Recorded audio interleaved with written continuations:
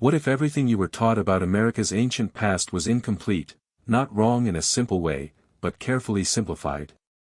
What if, scattered across forests, deserts, river valleys, and rolling hills, there are structures so old, so precise, and so massive that they quietly contradict the story we've accepted for generations? Not myths. Not legends. Real places.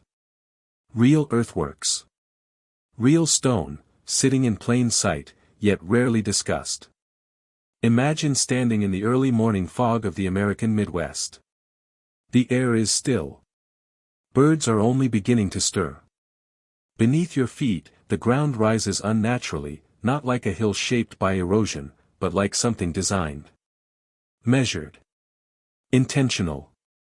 From above, this rise forms a perfect curve, one that only reveals its full shape when seen from the sky. A massive serpent, stretching hundreds of feet, aligned with the movements of the sun and stars. No written language left behind. No clear builders identified. Just silence, and geometry. Here's the unsettling part: according to the official timeline, this shouldn't exist. For most people, ancient America begins only a few thousand years ago, populated by small, nomadic groups moving with the seasons, hunting, gathering, surviving. We're told there were no cities. No monumental architecture. No large-scale engineering projects. Certainly nothing that rivals the ancient wonders of Egypt, Mesopotamia, or South America. And yet, the land itself tells a different story, one written not in books, but in stone and soil. Across the United States, there are enormous earthworks requiring millions of hours of labor. There are stone walls stretching for miles through forests where no farms ever existed. There are geometric formations so precise they suggest advanced surveying knowledge. There are sites aligned to solstices and equinoxes with a margin of error modern engineers would respect. And perhaps most disturbing of all, there are records, old maps, journals, newspaper articles, describing discoveries that seem to vanish the moment they challenge accepted history. This is not a story about aliens, fantasy, or wild speculation. It's something far more uncomfortable than that. This is a story about evidence that exists, but sits at the edges of mainstream discussion. Evidence that raises questions many would rather not ask. Because once you start pulling on this thread, the entire fabric of early human history in North America begins to loosen. Early European settlers didn't arrive to an untouched wilderness. They wrote about massive mounds rising above river valleys. They described ancient roads cut into landscapes no living people claimed to have built. Some found stone cities overtaken by forests so old that even the trees seemed unaware of who laid the foundations beneath them. At first, these discoveries caused awe. Then confusion. And eventually, something closer to discomfort. How do you explain a civilization no one remembers? As archaeology developed into a formal science in the 19th and early 20th centuries, there was a push to organize the past into clean, understandable stages. Labels were created. Timelines were fixed. And anything that didn't fit was either reinterpreted, or quietly ignored.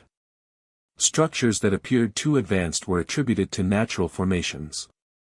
Others were explained away as the work of simple cultures whose complexity was downplayed. In some cases, sites were excavated, catalogued, and then sealed back up, never to be fully studied again. But the land doesn't forget.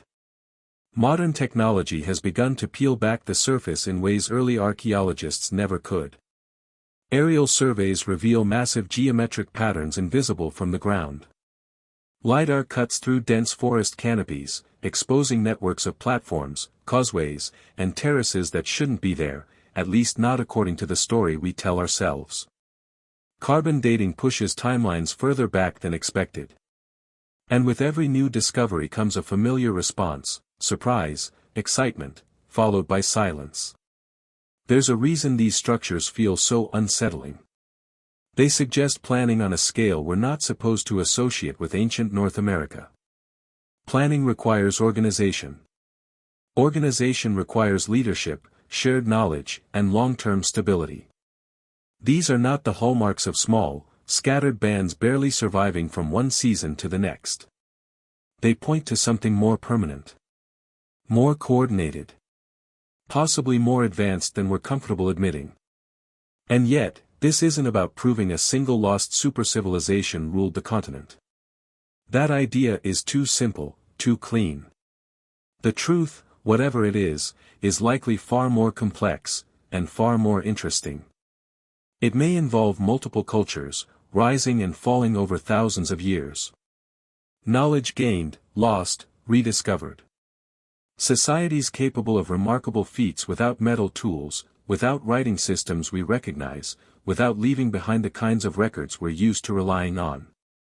Think about how fragile history really is. Entire libraries burned and antiquity erased civilizations from memory. Floods reshaped coastlines. Ice ages buried landscapes. Forests reclaimed stone. In just a few centuries, even modern cities can disappear beneath vegetation if left untended. Now stretch that process across 10,000 years. Or 20. Or more. What survives isn't the full story, only fragments. And fragments are easy to misinterpret. There's also a deeper, more human reason these discoveries provoke resistance. History isn't just about the past. It shapes identity. It defines who we think we are, where we come from, and what we believe our ancestors were capable of.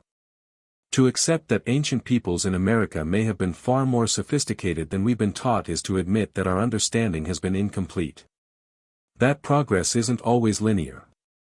That knowledge can be lost. That idea is unsettling, because it implies vulnerability. It suggests that modern civilization, for all its technology, is not immune to collapse or forgetting.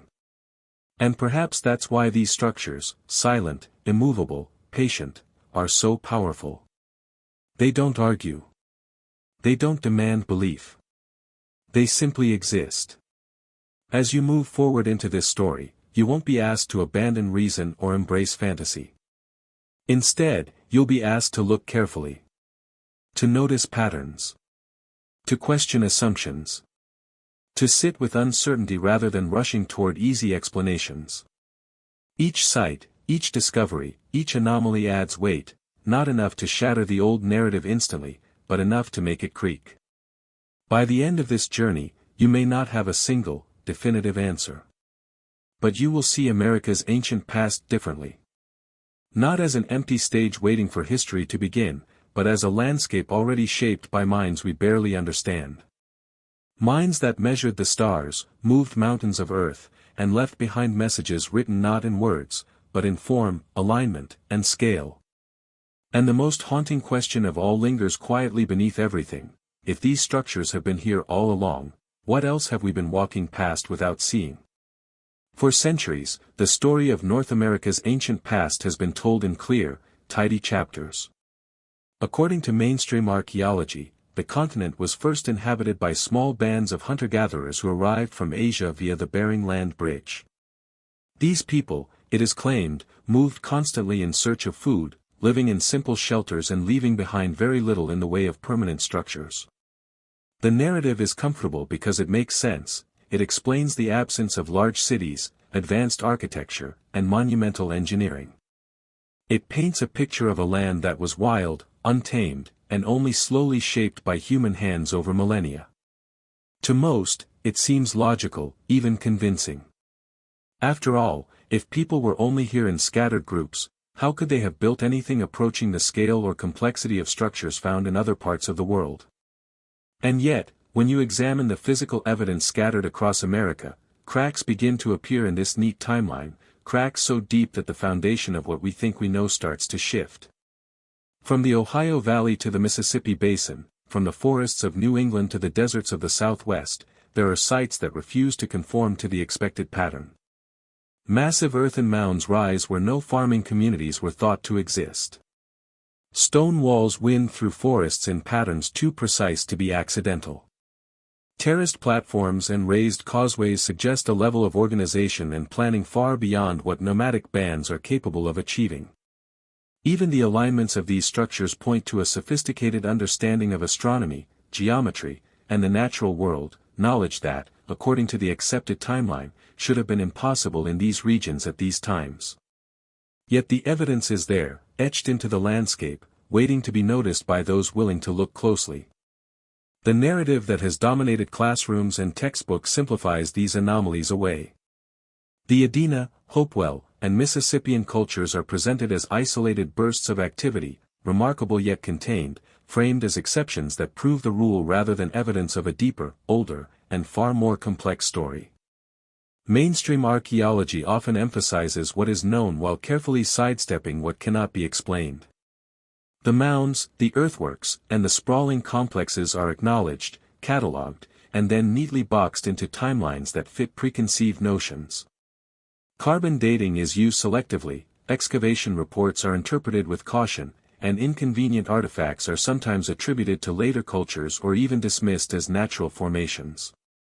This approach has produced a narrative that feels secure, almost airtight. It reassures us that history is orderly, that human development followed a linear path from simplicity to complexity, and that North America was a quiet, undeveloped canvas before European contact. But in doing so, it leaves little room for curiosity and even less room for mystery. And yet, if we allow ourselves to follow the traces of these structures without preconceptions, a different picture emerges.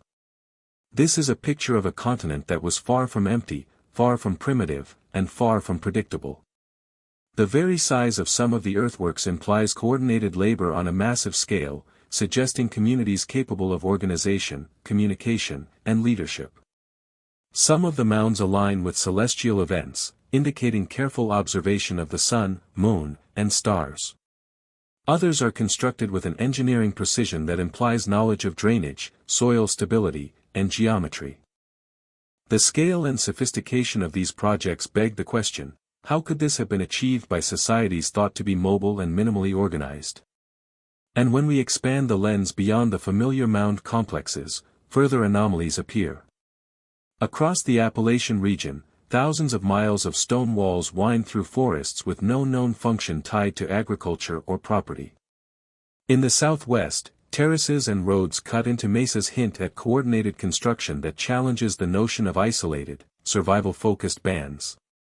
Along the coasts, submerged stone formations suggest that sea level changes may have hidden entire settlements from view, evidence of a human presence far older than the conventional timeline allows. Maps, too, contribute to this growing tension. Some early maps show settlements, roadways, or features that modern scholars struggle to explain. Written accounts from explorers, surveyors, and settlers describe structures they could not identify, often dismissed as exaggeration or error. In some cases, these records suggest that humans had been shaping the land long before the timeline textbooks assigned to civilization in America. And the more we examine these anomalies, the more we realize how selective interpretation has shaped our understanding of history. The mainstream narrative is maintained not merely by the absence of evidence but also by the strategic framing of what is acknowledged. Evidence that challenges orthodoxy is often minimized, reinterpreted, or ignored. Radiocarbon dates that suggest earlier occupation are questioned, anomalous artifacts are attributed to error or contamination. This creates a kind of historical tunnel vision in which only what fits the expected model is fully accepted, while everything else is relegated to the margins of inquiry. Yet, despite this, the anomalies persist. They cannot be fully explained by natural processes, coincidence, or misinterpretation alone. They are physical, measurable, and in many cases, undeniably sophisticated. Some mounds contain complex interior structures, carefully arranged burial sites, and artifacts whose craftsmanship implies advanced techniques. Other formations demonstrate precise alignment with lunar cycles or solar events, suggesting knowledge that rivals some of the oldest civilizations on other continents. Taken together, these structures form a web of evidence pointing to a past far more intricate than the accepted narrative allows. They hint at a story of societies that rose, built, and perhaps vanished long before historians imagined. And yet, this story is largely absent from public consciousness. Why? Part of the reason lies in the inertia of established authority. Once a framework is accepted, overturning it is difficult. Scholars face professional risk if they publicly endorse radical reinterpretations, while institutions may resist acknowledging anomalies that could rewrite the familiar narrative. Another reason is the fragmentary nature of the evidence itself. Structures are often eroded, incomplete, or buried, and isolated findings may seem unremarkable when viewed individually. Only when patterns are assembled, when anomalies are connected across regions and time periods, does the picture become impossible to ignore. This tension between evidence and accepted history is precisely what makes the study of America's ancient structures so compelling, and so unsettling. It suggests that our understanding of the continent's past is provisional, subject to revision as new discoveries come to light. It invites a reconsideration not just of what humans were capable of in North America, but of how we define civilization, progress, and history itself. The mainstream timeline has given us a version of the past that feels safe and familiar, but as we follow the traces of these earthworks, stone walls, and lost settlements, we encounter a different landscape, a landscape of ingenuity, coordination, and possibility. It is a past that refuses to be simplified, a history written not in neat chapters but in stone, soil, and shadow. And if we pay close attention, if we read the land itself rather than relying solely on established narratives, we begin to glimpse a reality that is far stranger, and far more astonishing, than most of us have ever imagined. Each site, each mound, each wall challenges the assumptions we hold, demanding that we look closer, think deeper, and remain open to the possibility that North America's ancient story is only beginning to be understood. By examining the accepted timeline critically, by listening to what the structures themselves reveal, and by acknowledging the limits of what we think we know, we prepare ourselves to confront the shocking discoveries that await. Because once the evidence is taken seriously, once patterns are allowed to speak, the history of the continent shifts from a series of tidy, chronological claims to a sprawling, mysterious, and often breathtaking tapestry of human achievement. And it is within that tapestry, woven from earth and stone, that the true story of ancient America begins to emerge, one that will challenge assumptions, ignite curiosity, and leave no one who encounters it unchanged. From the moment settlers and early surveyors first began mapping the interior of North America, there were signs that something extraordinary had been overlooked. Journal entries, letters, and early newspaper reports hint at structures so vast and sophisticated that they could not easily be explained by the small, mobile communities mainstream history credits with inhabiting the continent. Riversides were lined with massive earthen mounds, forests concealed stone walls winding in intricate patterns, and plains were interrupted by terraces and causeways that seemed engineered with intention. These discoveries did not fit the tidy story of nomadic hunters gradually learning to farm, building only rudimentary shelters and leaving behind minimal evidence. They demanded a reconsideration, yet too often, they were dismissed, forgotten, or reinterpreted to fit the established timeline. Consider the accounts of early explorers traveling through the Ohio and Mississippi valleys. They described enormous mounds, some larger than European castles, rising improbably from the earth. In one case, a surveyor wrote of a mound nearly 100 feet high, perfectly circular, its base spanning acres, with smaller mounds and ridges arranged around it in patterns that mirrored celestial alignments. Another described walls built from massive stones, laid without mortar, yet forming precise enclosures stretching for miles through terrain that seemed otherwise untouched by human hands. These structures, according to the records, were so meticulously constructed that some observers speculated they had been built by a lost, ancient civilization, an idea that mainstream scholars rejected out of hand. Newspaper reports from the mid-19th century add another layer of intrigue. Accounts of enormous skeletons, some reportedly more than 7 feet tall, were found near mound sites. While these reports were sensationalized, they were also taken seriously by some contemporary scientists, sparking debates in academic circles. Yet over time, these discoveries vanished from public consciousness. Artifacts were misplaced, skeletons were quietly stored in museums and never studied, and the stories faded, leaving the general public unaware that such anomalies had ever existed. The result is a historical record that feels incomplete, with glimpses of a hidden past glimpsed only through fragments and whispers. Beyond mounds and skeletons, early explorers and settlers encountered other anomalies that defied explanation.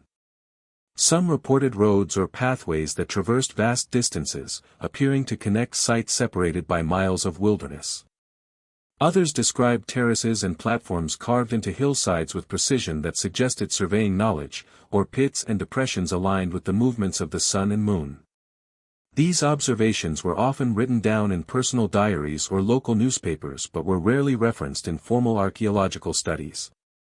In some cases, reports contradicted the emerging mainstream narrative so directly that they were ignored, their authors dismissed as credulous or mistaken. Despite the dismissal, these red flags persisted, compelling a small number of scholars and independent researchers to continue investigating. The pattern became increasingly difficult to ignore. Mounds across the Midwest displayed consistent shapes and alignments. Stone walls across the Appalachian region seemed far older and more intricate than colonial settlement could explain, and earthenworks along rivers appeared to have been deliberately positioned to mark astronomical events. Taken individually, each discovery could be rationalized or minimized. Taken together, they hint at a complex, continent-spanning knowledge system that has largely been lost to history. It is important to note that these discoveries were not always welcomed within the scientific community. Archaeology, like any discipline, operates under certain conventions and expectations. Anything that challenges established timelines or theories faces intense scrutiny. Early researchers who pointed to anomalous findings were often marginalized, their work quietly ignored or dismissed. Sometimes the political and cultural climate compounded the problem. Claiming that ancient structures predated known indigenous settlements was fraught with controversy, raising questions about ownership, heritage, and the legitimacy of Native American history. As a result, many early red flag discoveries were never fully explored, leaving large gaps in our understanding. Some sites, however, resisted erasure. In the Ohio Valley, massive complexes like the Newark earthworks continued to puzzle observers. The Great Circle, a structure over 1,000 feet in diameter, exhibits geometric precision and astronomical alignment that defies easy explanation. Surveyors noted the sophistication of its layout, yet mainstream history assigned it to a culture supposedly incapable of such planning. Similar anomalies appear elsewhere. In Louisiana, the complex at Poverty Point demonstrates engineering that required moving enormous quantities of earth, with precise arrangements of mounds and ridges designed for purposes still debated by archaeologists. Early observers recognized the scale and ingenuity of these constructions, but official timelines struggled to accommodate them. One of the most striking aspects of these early discoveries is how quickly they were sidelined once they conflicted with the prevailing narrative.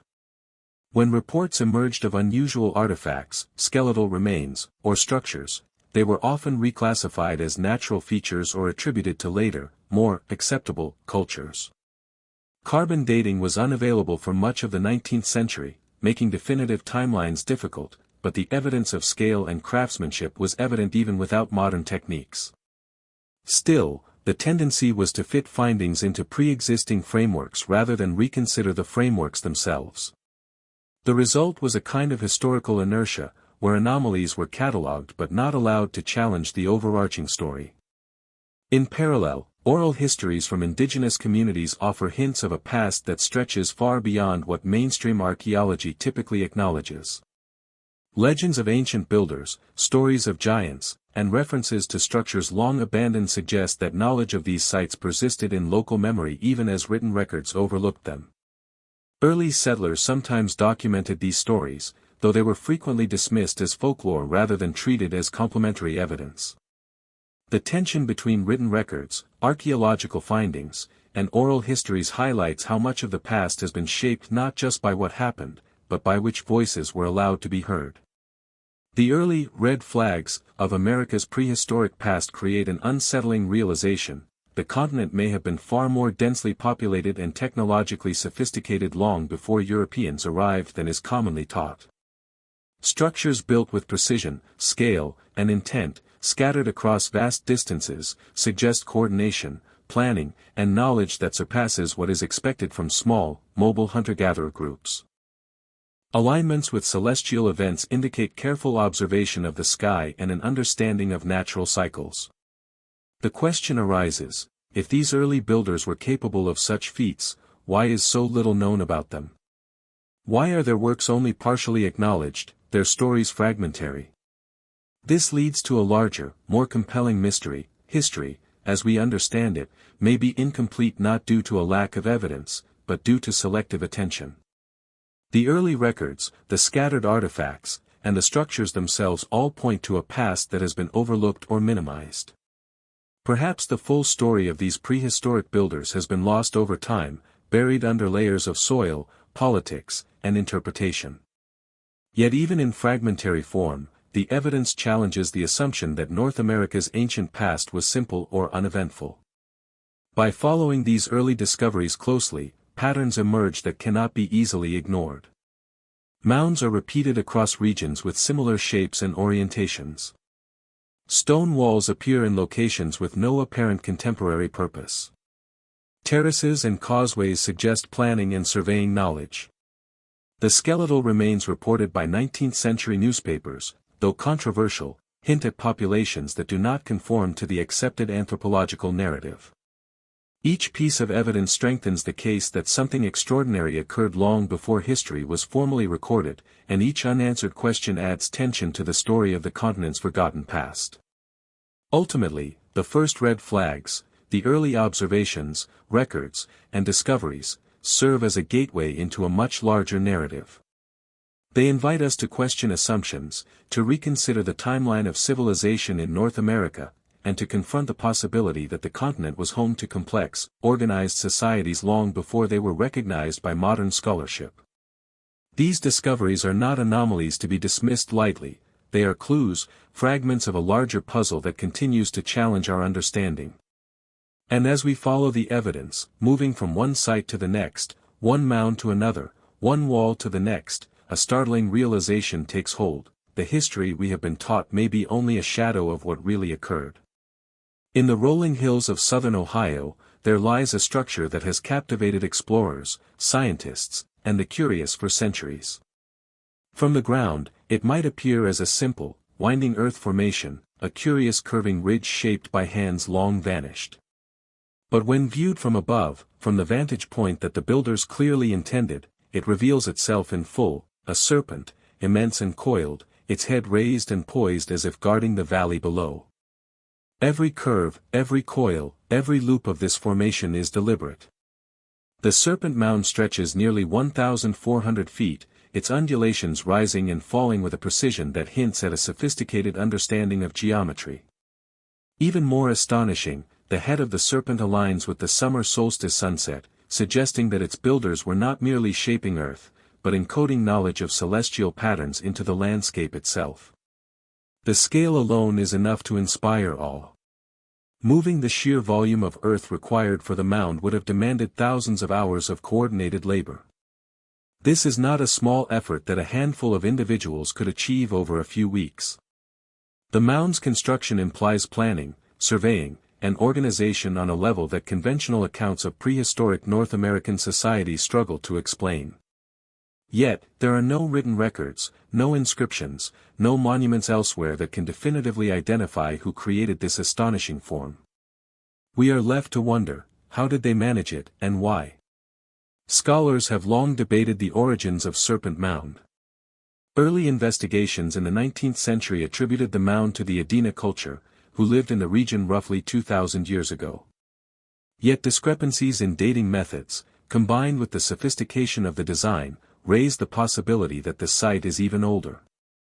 Radiocarbon analysis suggests that portions of the mound may have been constructed as far back as 3,000 years ago, predating much of the established understanding of mound building in the region. This creates a profound tension: either the Adena were far more advanced than previously thought, capable of monumental, geometrically precise constructions, or an entirely earlier culture, largely erased from history, left its mark on the landscape. The alignment of the serpent mound adds another layer of mystery. Its coils, when measured precisely, correspond not only to solstitial events but also to lunar cycles.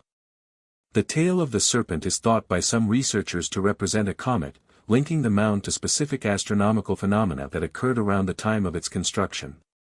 The very act of embedding this knowledge in earthwork suggests a culture deeply attuned to the cosmos, one that observed, calculated, and memorialized celestial movements without written language or modern instruments. It forces us to confront the uncomfortable possibility that prehistoric societies in North America may have possessed knowledge that rivals, and in some cases predates, similar astronomical constructions in Egypt, Mesopotamia, and Europe. Beyond astronomy, the construction methods themselves are staggering. The mound's earth was compacted and shaped in layers, with carefully chosen materials placed to ensure durability over millennia. Archaeologists note that the soil composition varies across different sections, suggesting deliberate sourcing from specific locations. The precision of the curves indicates some method of measurement and planning, yet no tools or techniques have survived that can fully explain how this was achieved. In essence, the serpent mound represents both a feat of engineering and a puzzle. It is simultaneously familiar in its artistry and alien in its sophistication. The cultural significance of the mound is equally enigmatic. Serpent imagery appears in indigenous art and symbolism across North America, often associated with fertility, water, and the underworld. This might suggest that the mound served a ceremonial or spiritual function. Some researchers propose that it was a site of gatherings or rituals timed to celestial events, linking human activity with cosmic cycles. Yet without written records or corroborating artifacts, the true meaning remains speculative. The sheer scale, however, indicates that it was of immense importance to those who built it. Constructing such a massive earthwork would have required communal effort, resources, and coordination, suggesting a society organized enough to mobilize labor for purposes beyond mere survival. What adds to the intrigue is the serpent mound's isolation. Unlike many other mound sites, it does not appear to be part of a densely populated settlement. There are few nearby structures that match its scale and precision, which raises the question of whether it was built by a central authority or by a society capable of large-scale coordination despite being dispersed.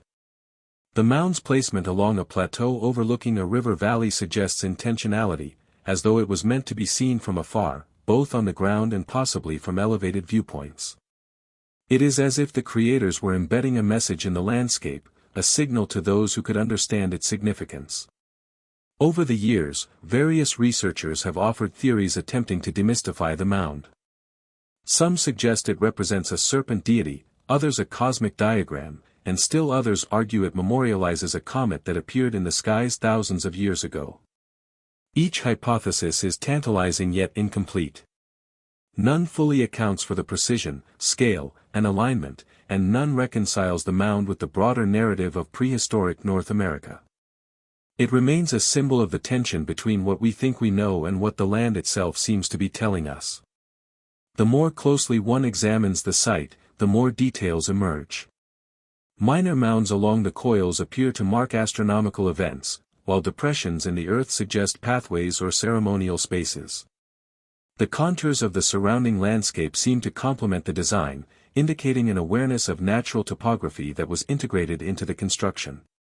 This is not random artistry, it is a deliberate, intentional, and sophisticated creation that required knowledge, vision, and a deep understanding of the environment. Modern technology has further complicated the picture. Aerial photography and 3D mapping reveal subtle features invisible from the ground, including alignments and gradients that would have been critical to the builders. LiDAR scans have uncovered faint terraces and subsidiary structures that suggest additional phases of construction over centuries. What becomes clear is that Serpent Mound is not a singular event but part of a continuum of prehistoric activity, a living testament to a society capable of planning and executing complex projects over time. Yet, despite its significance, Serpent Mound remains enigmatic. Questions of authorship, purpose, and cultural context linger. Was it the work of the Adena culture, or a predecessor lost to time? Was it ceremonial, astronomical, or both? And why, if such sophisticated knowledge existed here, does it appear to vanish from other sites, leaving isolated masterpieces scattered across the continent? These are questions that continue to challenge archaeologists and historians alike. Perhaps the most haunting aspect of Serpent Mound is its persistence. It has survived centuries of weather, erosion, agriculture, and urban development. It has endured as a silent witness to human history, outlasting the societies that built it and outlasting the assumptions of the scholars who study it. It does not speak, but it communicates nonetheless, in its curves, alignments, and sheer magnitude. It invites us to wonder about the capabilities of its builders, about the knowledge they possessed, and about the history we have yet to uncover. Standing at the edge of the mound, the viewer is struck not just by its physical size, but by its audacity. Here is a creation that challenges everything we think we know about prehistoric North America. It demands attention, respect, and careful study. The Serpent Mound is more than earth and soil, it is a message encoded across time, a reminder that the past is far richer, stranger, and more sophisticated than conventional narratives allow. As one gazes along the winding body of the serpent, it becomes impossible not to ask, what other structures lie hidden across the continent, waiting to rewrite the story of ancient America? Every step, every observation at Serpent Mound raises further questions and deepens the mystery. How did its builders measure so accurately without the tools we assume are necessary? How did they coordinate labor across such vast scales? How did they integrate celestial observation with landscape design? The answers remain elusive, and yet the questions themselves pull us deeper into a journey that stretches across continents and centuries.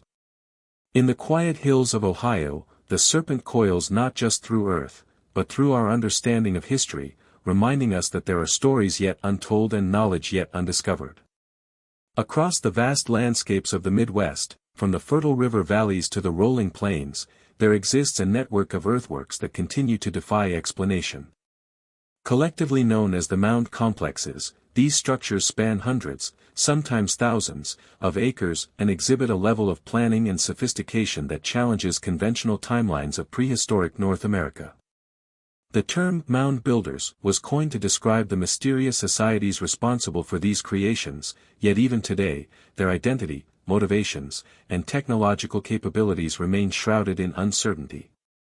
These are not isolated constructions, they are part of a systematic and expansive approach to altering the landscape in ways that suggest ceremonial, astronomical, and perhaps social significance far beyond what is typically associated with hunter-gatherer groups.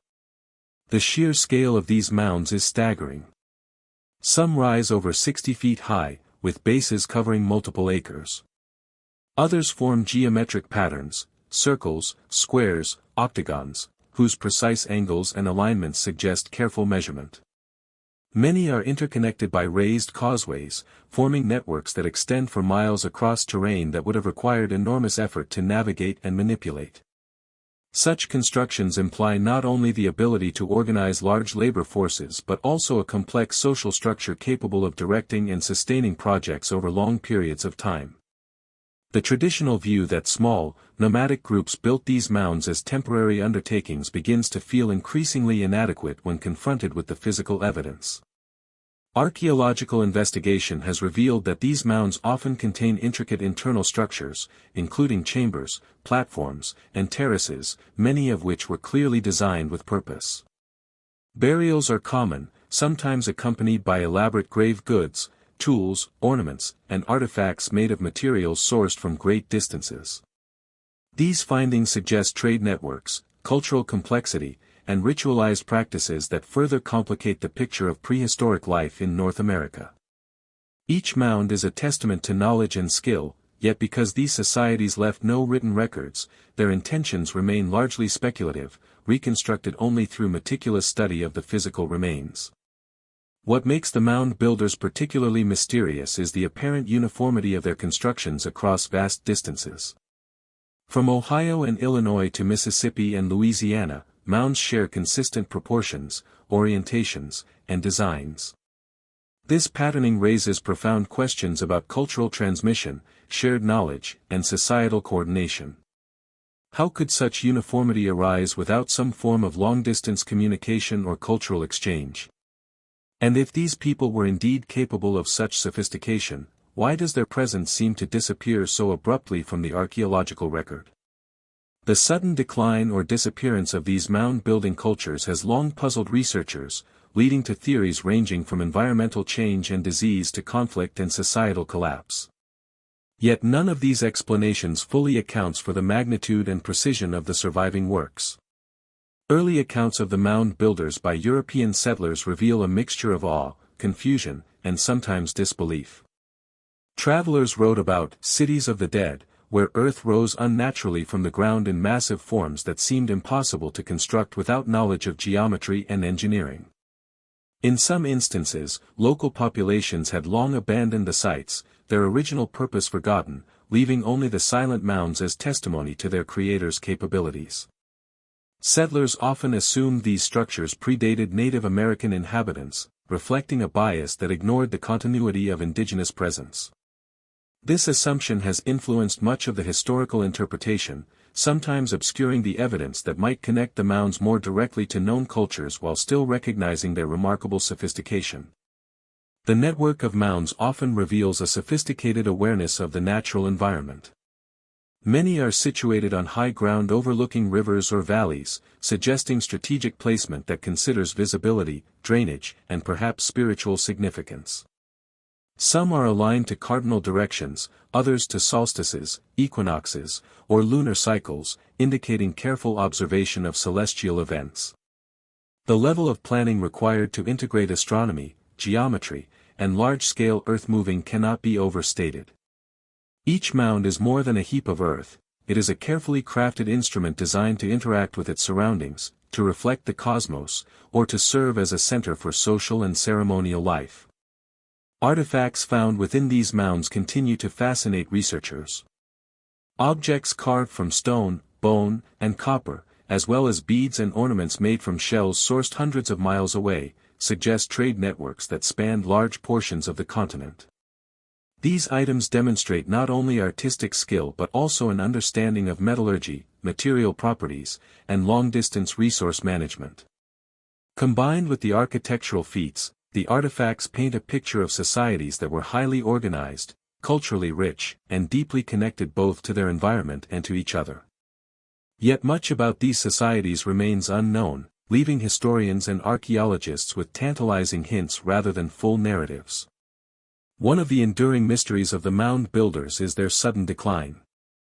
By the time European explorers arrived in large numbers, many of these complex mound sites were abandoned, overgrown, or destroyed. The reasons for this disappearance are still debated. Some argue environmental factors, such as flooding, soil depletion, or climate change, forced populations to migrate or reorganize. Others suggest social upheaval, disease, or conflict played a role. There is also the possibility that cultural shifts led to the cessation of mound-building practices, leaving behind only the structures themselves as evidence of a sophisticated society that once thrived. Regardless of the cause, the abrupt end adds to the sense of mystery, leaving questions about continuity, memory, and the preservation of knowledge. In addition to the physical evidence, early written records hint at even more extraordinary aspects of the mound builders. Accounts from explorers and surveyors sometimes describe skeletal remains that exceed the size of modern populations, along with ceremonial objects and architectural features that are inexplicable within the framework of conventional history. Newspapers from the 19th century reported discoveries of enormous burial chambers and artifacts crafted with such skill that they could not be easily reproduced even today. Many of these accounts were eventually dismissed, misfiled, or lost, yet they provide a tantalizing glimpse into the possible scope of the societies responsible for these mounds. Modern technology has begun to shed new light on these ancient earthworks. LiDAR scanning and aerial surveys have revealed previously hidden terraces, causeways, and subsidiary mounds that suggest a level of planning and complexity far beyond what was visible from the ground. These tools allow researchers to see patterns across regions, connecting individual sites into a broader network of construction that spans hundreds of miles. Each discovery reinforces the idea that mound building was not a series of isolated projects but a coordinated effort reflecting shared knowledge, cultural norms, and long-term societal goals. The study of the mound builders challenges assumptions about the trajectory of civilization in North America.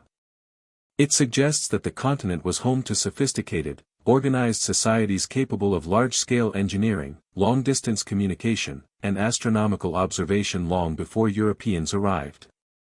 The complexity, scale, and precision of the mounds demand a reconsideration of what we define as civilization and challenge the notion that advanced social structures arose only in Europe, Asia, or the Americas' southern regions.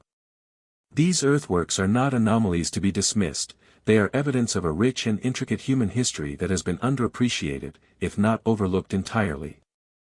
What emerges from studying the mound builders is a narrative of ingenuity, coordination, and ambition. These were societies that transformed landscapes, connected communities, and embedded their knowledge into the earth itself. They were aware of the stars, capable of monumental construction, and skilled in artistry and metallurgy. And yet, despite this extraordinary legacy, much of their story has been lost, buried beneath centuries of soil, forest, and selective historical attention. Each mound that survives is both a challenge and an invitation, a challenge to the assumptions of mainstream history, and an invitation to uncover the truths that lie hidden beneath layers of earth and time. By piecing together the evidence, the mounds, the artifacts, the alignments, and the historical records, we begin to glimpse a civilization that was far more sophisticated than previously recognized. The mound builders were not mere primitive communities struggling to survive, they were architects of landscapes, observers of the cosmos, and custodians of a cultural knowledge that demanded meticulous planning and extraordinary coordination. Their disappearance may obscure the full story, but the structures they left behind speak volumes about their capabilities, ambitions, and worldview. In the quiet valleys and forested hills where these mounds rise today, their presence is both haunting and inspiring. They remind us that history is never as simple as textbooks claim and that the past often holds secrets waiting to be uncovered. Every layer of soil, every alignment with the sun, every artifact found within these mounds serves as a testament to human creativity, organization, and knowledge. As we continue to explore, document, and understand these ancient earthworks, we are forced to confront the possibility that North America's prehistoric past was far richer, more complex, and more astonishing than we have ever been willing to admit. Throughout the 19th century, as mounds and earthworks continued to be uncovered across North America, another phenomenon began to emerge: reports of skeletal remains far larger than what modern humans typically exhibit. Newspapers, scientific journals, and local records contain accounts of unusually tall skeletons, sometimes described as standing 7, 8, or even 9 feet in height. These discoveries were often accompanied by stone or bronze artifacts, intricate burial chambers, and evidence of a society capable of ceremonial complexity. Yet, despite the sensational nature of these finds, they rarely made it into mainstream academic discourse, and over time, many of the reports vanished from public memory. What remains are fragments, mentions in old newspapers, letters between archaeologists, and isolated museum records, that hint at a puzzle no one has fully solved: could there have been a population of extraordinarily large humans, or giants, inhabiting prehistoric America, connected in some way to the mound-building societies whose works continue to astonish us? The reports of these enormous skeletons are striking not only for their size but also for the contexts in which they were found.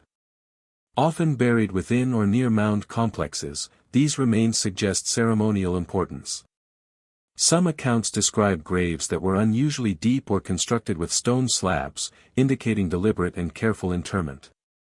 In many cases, these skeletons were accompanied by artifacts crafted with a sophistication consistent with the mound builder culture: tools, ornaments, and ceremonial items placed alongside the deceased.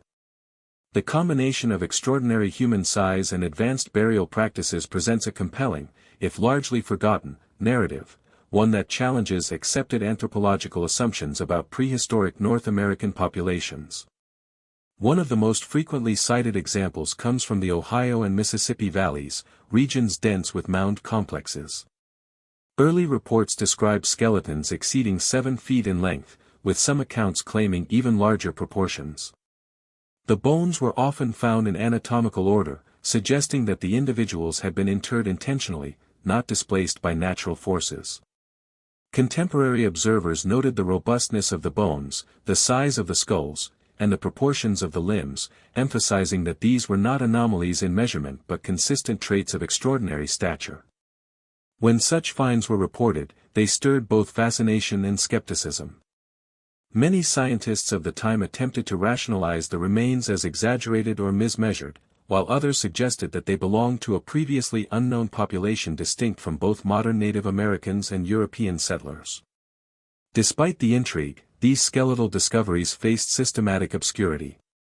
Skeptics, and later institutional authorities, often questioned the accuracy of the reports, labeling them as sensational journalism or the result of human error.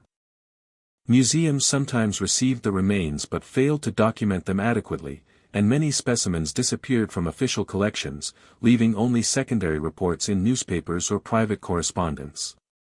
This pattern of disappearance has fueled speculation that the findings were intentionally suppressed to avoid challenging established narratives about human history in the Americas.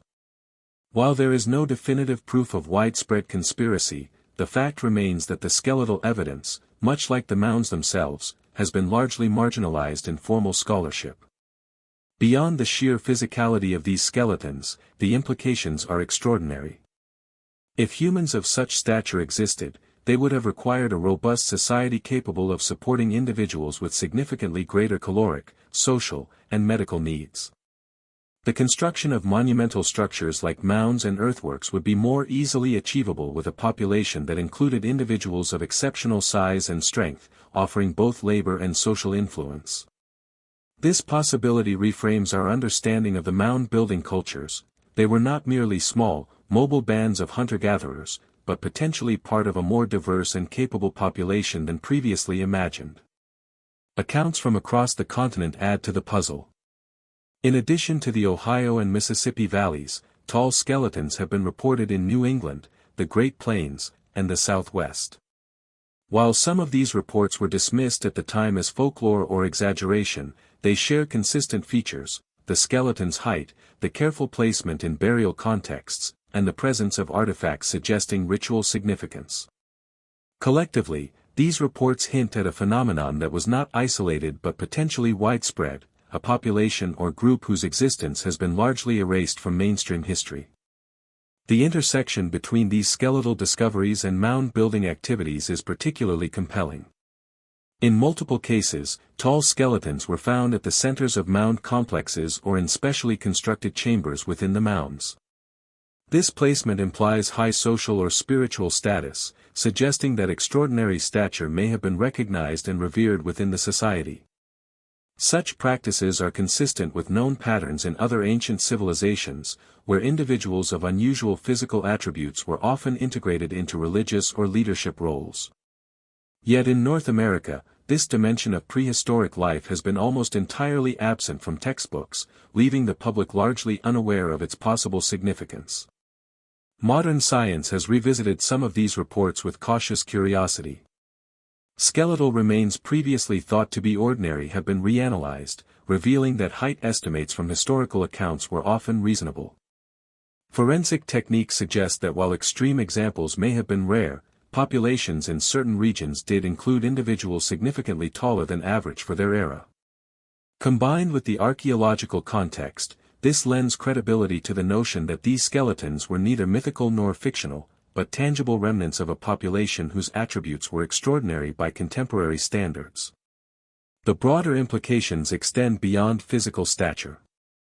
The combination of tall humans and monumental architecture hints at a society that was both socially complex and technologically capable. Labor organization, resource management, and ceremonial planning would all have been necessary to sustain such communities. Far from the image of simple, isolated hunter-gatherers, these people may have had cultural and social systems that rivaled those of ancient civilizations elsewhere in the world. The existence of such a population adds depth to the mystery of prehistoric North America, suggesting that knowledge, expertise, and cultural sophistication may have been far more advanced than previously recognized. Yet the mystery persists precisely because much of the evidence has been lost, overlooked, or dismissed. Skeletons once displayed in museums have disappeared. Newspapers that reported astonishing finds have faded into archives. Private collections were never catalogued. Even today, a significant portion of the evidence exists only in anecdotal form, leaving researchers to piece together fragments from secondary sources, illustrations, and letters. This absence of primary materials adds an almost spectral quality to the story, as though these individuals were erased not only from the historical record but from physical memory as well. The disappearance of these remains parallels the broader trend seen with mound complexes and other prehistoric structures. Sites that once thrived with activity are now quiet, their purpose and the people who built them largely unknown. Skeletal remains, instead of clarifying history, become a reminder of the limits of human knowledge, the fragility of cultural memory, and the gaps in the archaeological record. Yet it is precisely this tension, the mixture of evidence, loss, and speculation, that makes the story so compelling. It forces us to confront the possibility that the prehistoric past of North America was far stranger and more complex than conventional narratives allow. Whether one interprets the reports of giants literally or metaphorically, their presence in the historical record cannot be ignored. These skeletons, placed within the context of mound-building societies, suggest a world in which human populations were varied, capable, and culturally rich. They provide a window into societies that achieved remarkable feats, from monumental earthworks to ceremonial sophistication, long before Europeans arrived. They remind us that history is not linear, that complexity and innovation can emerge in unexpected places, and that human potential is far broader than a conventional timeline might suggest. The reports of these enormous skeletons also raise profound philosophical questions about memory, authority, and the recording of history. Who decides which discoveries are highlighted and which are ignored? How much of our understanding of the past is shaped by selective attention, institutional priorities, or societal biases? The skeletons themselves may be silent, but their existence speaks volumes about the fragility of knowledge and the consequences of overlooking evidence that challenges accepted narratives. They demand that we question not only what we know but how we know it, and that we remain open to the possibility that the prehistoric Americas were home to populations of extraordinary ability, organization, and stature. Standing metaphorically among these vanished giants, one begins to sense the enormity of the prehistoric world they inhabited. It was a world of labor, artistry, and cosmic awareness, of societies capable of monumental construction and ceremonial sophistication. The skeletal evidence, when considered alongside the earthworks and artifacts, paints a picture that is at once tantalizing and frustrating, an incomplete, fragmentary vision of a past both extraordinary and elusive. And it is this tension, this mix of revelation and mystery, that drives the search forward, compelling us to continue exploring, questioning, and imagining a North America far more complex than the textbooks suggest. Along the lower Mississippi River in Louisiana, there exists a site that pushes the limits of what we think is possible for prehistoric North America. Known as Poverty Point, this complex of earthen ridges and mounds spans more than 3,400 acres, making it one of the largest prehistoric construction projects on the continent. From the ground, the ridges appear as low, concentric arcs rising from the flat river plain, while massive mounds loom over the landscape. These structures are not only impressive in scale, they reveal an astonishing level of planning, organization, and technical skill. The largest mound, often called Mound A, rises over 70 feet high and covers 21 acres at its base, requiring the movement of hundreds of thousands of cubic meters of earth. The effort to construct such a site would have demanded careful coordination, labor management, and a deep understanding of the natural environment. What makes Poverty Point truly extraordinary is the precision and intentionality of its design.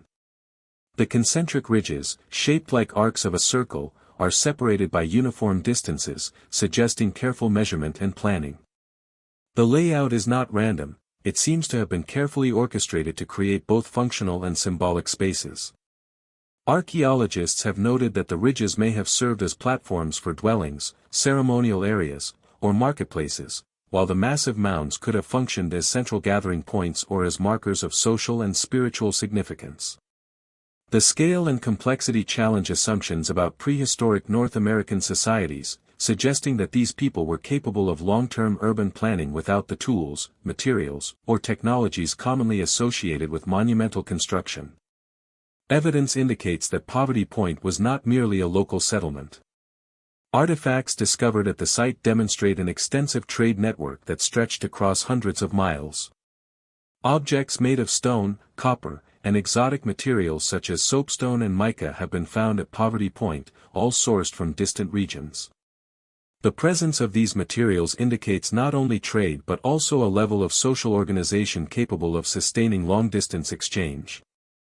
The inhabitants were part of a broader cultural and economic network, suggesting that North America was far from the isolated wilderness described in conventional history. The age of Poverty Point only deepens its mystery. Radiocarbon dating places the site at approximately 3,400 to 3,700 years old, making it older than the Great Pyramids of Egypt. This means that while civilizations in the Old World were building monumental stone structures, a highly sophisticated society was already thriving along the Mississippi River. Yet, unlike Egypt or Mesopotamia, Poverty Point's builders left no written records, no monumental inscriptions to explain their intentions. Their story is told only through the earth itself, in ridges, mounds, and the artifacts left behind. The silence of the site adds to its enigmatic allure, as if the landscape itself is keeping secrets that we are only beginning to decipher. The construction techniques at Poverty Point further demonstrate remarkable skill. The ridges were built with layers of clay, sand, and soil, compacted carefully to ensure stability over millennia. The largest mound required the labor of hundreds, if not thousands, of individuals over decades. Moving earth without modern tools would have been an enormous undertaking, implying not only physical effort but also knowledge of engineering principles and long-term project planning. Scholars have struggled to explain how such precision was achieved with simple tools, leading some to speculate that the builders possessed knowledge or techniques that have been lost to history. The site's layout also suggests an awareness of astronomy and the natural environment. While not as explicitly aligned as some other mound sites, subtle alignments and spatial patterns indicate that the builders may have observed celestial events and seasonal changes. The mound's placement relative to the river suggests careful consideration of flooding, soil stability, and visibility, highlighting a sophisticated understanding of landscape management. The integration of functional, ceremonial, and astronomical elements points to a culture deeply attuned to both social organization and the natural world. Artifacts at Poverty Point provide additional insight into the society's complexity. Stone tools crafted with extraordinary skill, intricate pottery, and decorative items suggest a population that valued craftsmanship and artistry. Some artifacts indicate specialized production areas, implying division of labor and perhaps early forms of social hierarchy. The artifacts' distribution throughout the site also suggests patterns of settlement and activity that were deliberately organized, rather than random or haphazard. This level of planning and sophistication is unexpected in a society that predates most other known urban centers in the Americas. Equally fascinating is the apparent longevity of the site. Poverty Point was occupied for centuries, with continuous construction, habitation, and modification of the ridges and mounds. This long-term occupation indicates not only stability but also resilience, suggesting a society capable of sustaining itself over generations. Maintaining a site of this scale would have required social cohesion, resource management, and cultural continuity, traits associated with advanced civilization. The persistence of the site over time contrasts sharply with the narrative of small, transient bands of hunter-gatherers traditionally attributed to prehistoric North America. Yet Poverty Point remains a puzzle because so much about the society that built it is unknown. There are no surviving records, no clear evidence of centralized governance, and no written language to explain the purpose of the mounds or the social structures that sustained them. The very things that would normally anchor our understanding of civilization, texts, inscriptions, monuments with explicit messages, are absent. What we are left with is the material culture itself, earthworks, artifacts, and patterns that hint at social complexity, trade, and cultural sophistication without giving us a full explanation. The site's discovery and study over the past century have generated both admiration and controversy. Early archaeologists marveled at the scale of construction, but the lack of comparable societies in the Americas led to skepticism. Some early scholars even speculated that the site must have been built by a lost race or outsiders from distant lands, ideas that were steeped in the prejudices of the time. Modern archaeology has largely dismissed these fringe theories, yet the very existence of Poverty Point continues to challenge assumptions about prehistoric North America. The combination of scale, precision, and social complexity simply does not fit the conventional narrative. One of the most compelling aspects of Poverty Point is its ability to connect disparate regions through evidence of trade and cultural exchange. Tools and materials from distant sources suggest that the inhabitants were part of a larger network spanning the eastern and central United States. The sophistication of this network implies knowledge, coordination, and communication over vast distances, highlighting a level of complexity often overlooked in discussions of prehistoric North America. The site is not an isolated phenomenon but part of a broader pattern of advanced societal development that invites reconsideration of the continent's ancient history. Walking the ridges and standing atop Mound A today, one is struck not only by the physical scale of the construction but by the ambition and vision it represents. This was a society capable of organizing labor on an unprecedented scale, planning complex constructions, managing resources, and sustaining cultural and ceremonial practices over centuries. Poverty Point is more than an archaeological site, it is a monument to human ingenuity, resilience, and vision in a time we often underestimate. The more we study Poverty Point, the more questions arise. How did these people plan such complex earthworks without written records or advanced tools? What social, spiritual, or political systems allowed them to coordinate labor and manage resources across generations? Why does the site seem to vanish from history, leaving little trace of the society that created it? Each unanswered question deepens the mystery, compelling researchers and enthusiasts alike to explore the landscape, trace the artifacts, and reconstruct the story from the fragments that remain. Poverty Point stands as a testament to the ingenuity and sophistication of prehistoric North America, challenging assumptions, expanding our understanding, and compelling us to rethink what we know about early human societies. It is a site that refuses to be dismissed, a monumental reminder that the prehistoric Americas were home to cultures capable of extraordinary achievement. The Earth itself bears witness, and as we continue to investigate, map, and study, we are forced to acknowledge that the story of North America's ancient past is far more complex, remarkable, and enigmatic than most history books would have us believe. Scattered across the rolling hills, river valleys, and plains of North America, there exist earthworks whose shapes defy expectations, taking the forms of animals, serpents, birds, and other creatures. These constructions, etched into the landscape with painstaking precision, challenge conventional interpretations of prehistoric societies and invite us to reconsider the cultural, spiritual, and technological capabilities of their builders. Among the most famous is the Great Serpent, already discussed, yet it is far from an isolated marvel. Similar constructions, though less well known, appear in Ohio, Illinois, Wisconsin, and beyond, suggesting a widespread tradition of monumental, animal-shaped earthworks that stretches across centuries and regions. Their existence raises questions that are both practical and profound. Why were these forms chosen, what purpose did they serve, and what does their sophistication reveal about the people who built them? The Great Serpent itself exemplifies a level of geometric and astronomical knowledge that is remarkable. Each coil is proportioned to create a sense of movement, a dynamic flow that gives the impression of life frozen in earth. Its head aligns with the summer solstice sunset, while subtle undulations along the body correspond to lunar cycles.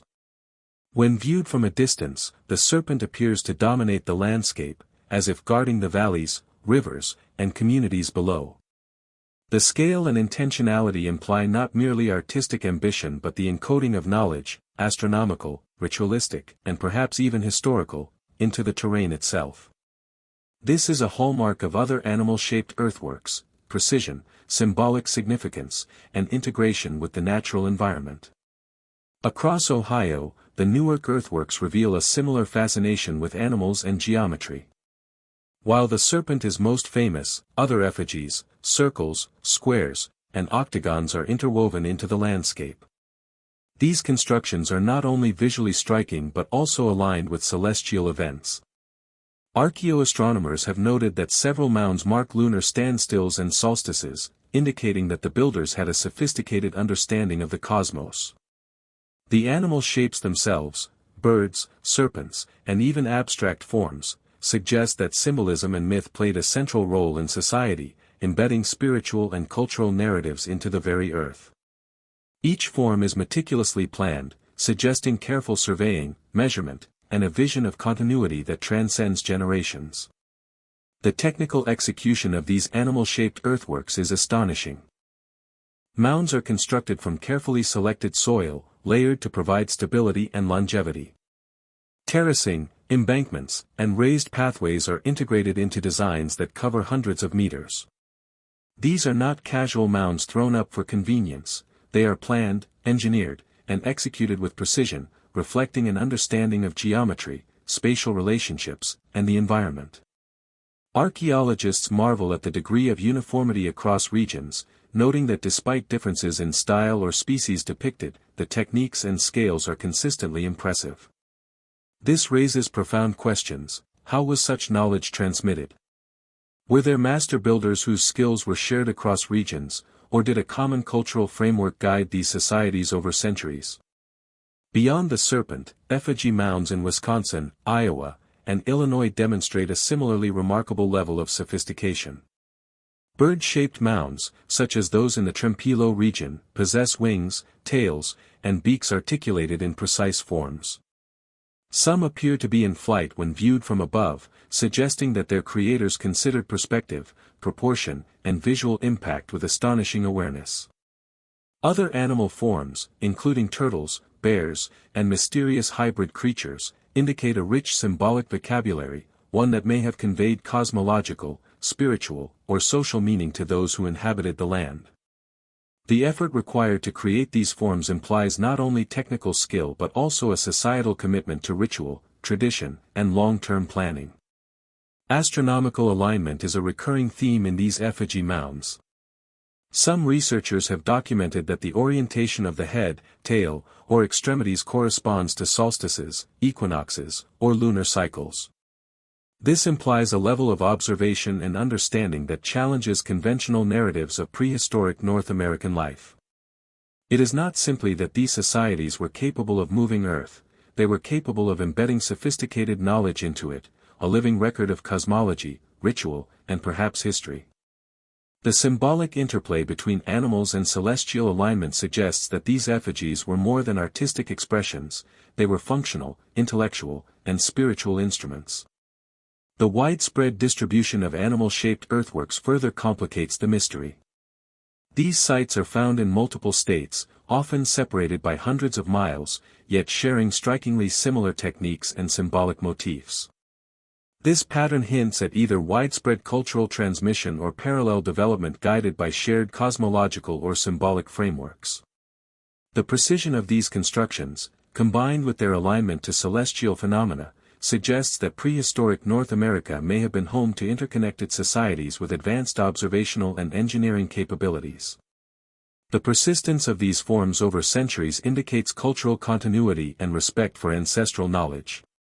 One of the most intriguing aspects of these effigy mounds is their integration with the natural environment. Builders appear to have carefully chosen topography to enhance visibility, symbolism, and environmental harmony. River valleys, elevated plateaus, and terraces were preferred, providing not only stability but also prominence. In some cases, natural features such as hills, ridges, and streams were incorporated into the designs, suggesting that the builders understood how to manipulate the landscape to create both functional and symbolic spaces. This holistic approach to construction challenges modern assumptions about prehistoric societies as simplistic or purely survival-driven. Artifacts associated with these sites further enrich the mystery. Stone tools, ornaments, and ceremonial objects found in and around effigy mounds suggest that these sites were hubs of social, spiritual, and economic activity. Some items indicate long-distance trade, hinting at networks that extended far beyond the immediate area. The combination of monumental construction, sophisticated planning, and complex material culture implies a society that was organized, hierarchical, and deeply engaged with both the cosmos and the land. Each animal-shaped mound is a microcosm of cultural knowledge, encoded in soil, stone, and careful design. Despite centuries of study, the meaning of these effigies remains largely speculative. Scholars have proposed interpretations ranging from religious symbolism to territorial markers, from representations of clan totems to astronomical observatories. Yet no single theory fully accounts for the scale, precision, and widespread distribution of animal-shaped earthworks.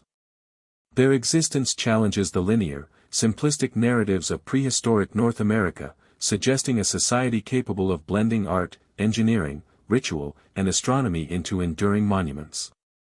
The Great Serpent and other effigies also raise questions about the people who created them. Who were they? How did they acquire the knowledge and resources to construct such intricate earthworks? Why do these forms appear across vast regions with consistent techniques and styles?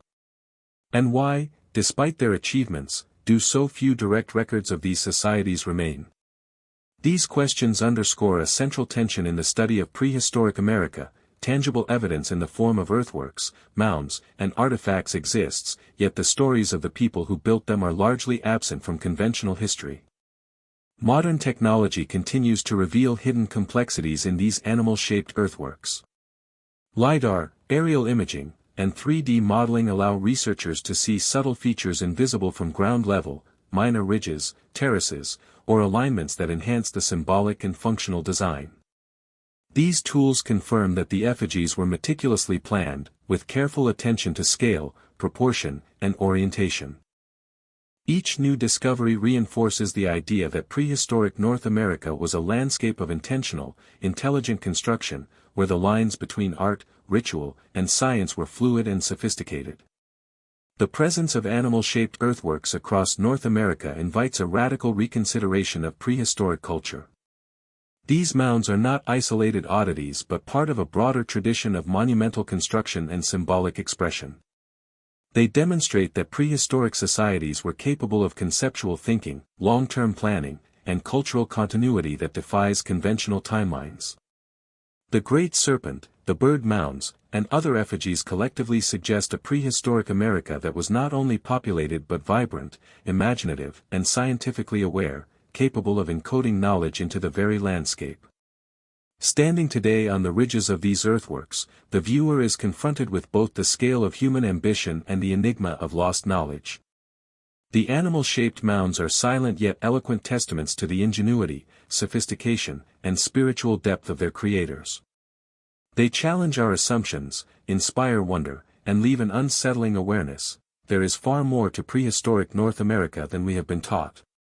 Each curve, ridge, and alignment is a reminder that the past may hold secrets even grander than we can imagine, waiting patiently for those willing to see, measure, and question the world as it once was.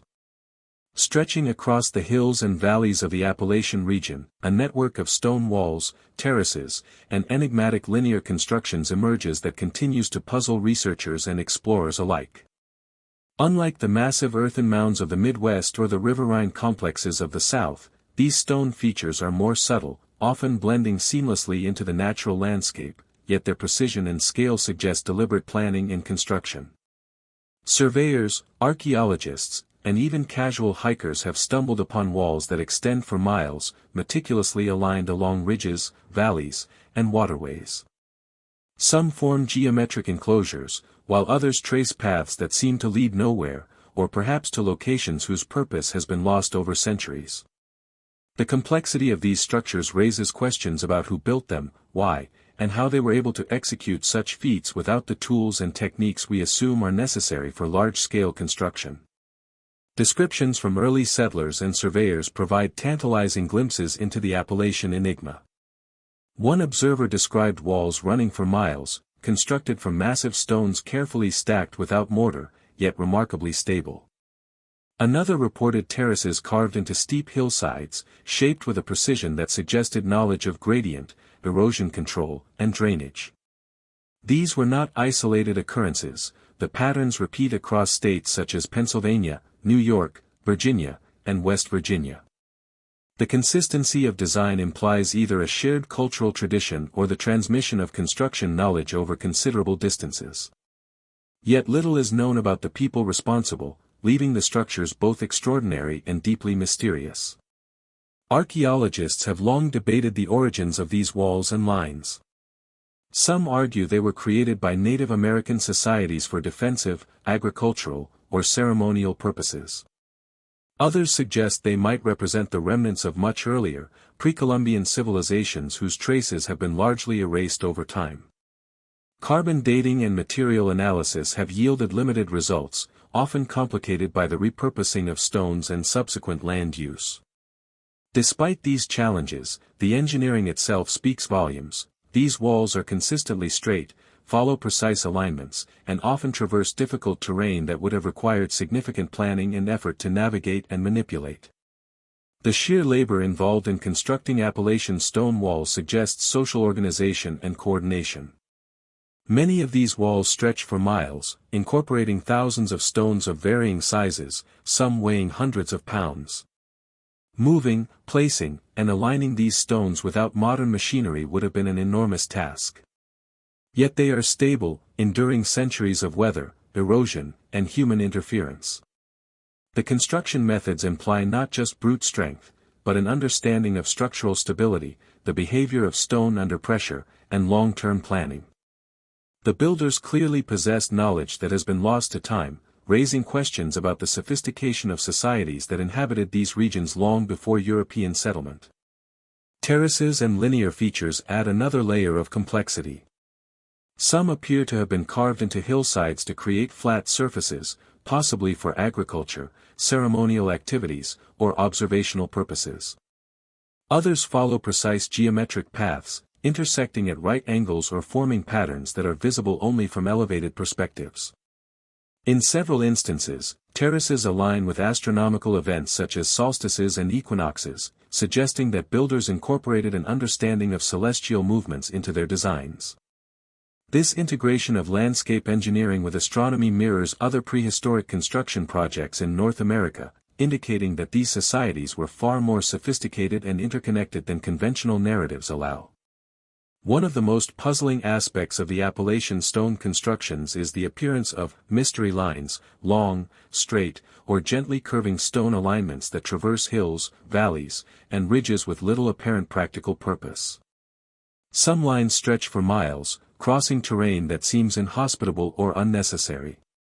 Others converge at specific points, perhaps marking ceremonial or astronomical significance, yet no consensus has been reached. The purpose of these lines remains unknown, fueling speculation about their function. Were they territorial markers, spiritual paths, surveying tools, or symbolic representations of cosmological beliefs? Each theory has merit, yet none fully accounts for the scale, consistency, and distribution of these enigmatic constructions. Artifacts and ancillary structures sometimes accompany these walls and lines, though they are rarer than at mound sites. Stone tools, pottery fragments, and fire pits suggest temporary or permanent occupation, while certain alignments imply ritual or observational significance. In some locations, terraces and walls are aligned with prominent natural features, mountains, rivers, or valleys, hinting at symbolic or functional purposes that remain elusive.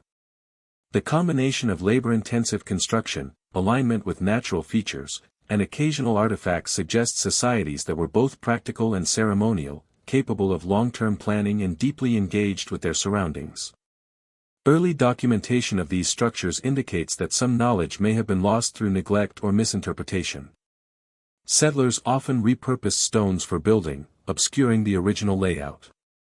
Farming, logging, and road construction altered terrain, destroying portions of terraces and walls. Even when preserved, the subtlety of the constructions made them easy to overlook. Many were mistaken for natural formations. This historical erasure complicates modern analysis but also adds an element of intrigue.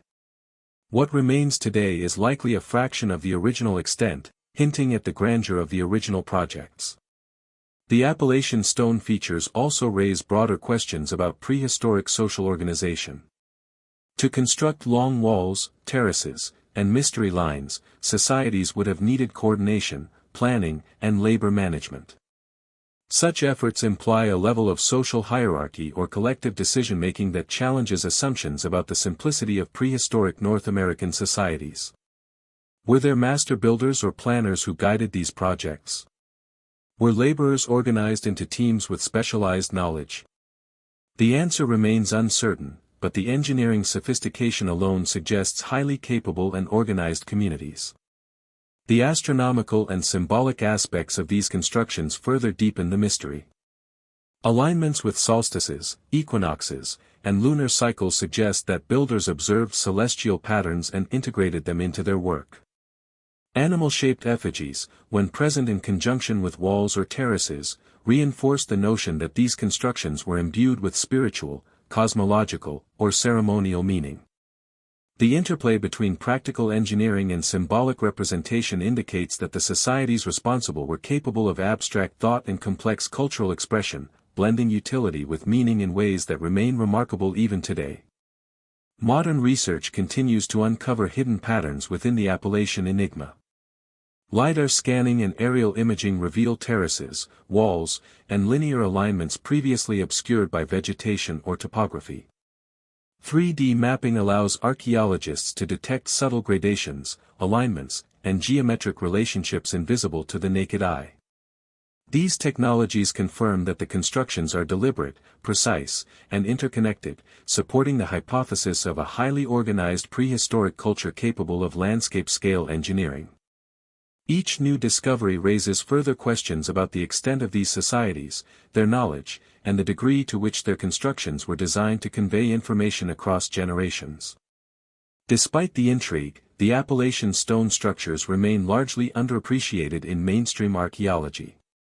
They are overshadowed by the grandeur of Midwestern mounds or southern megastructures, yet their subtlety belies a depth of planning, knowledge, and cultural sophistication that rivals these more famous sites.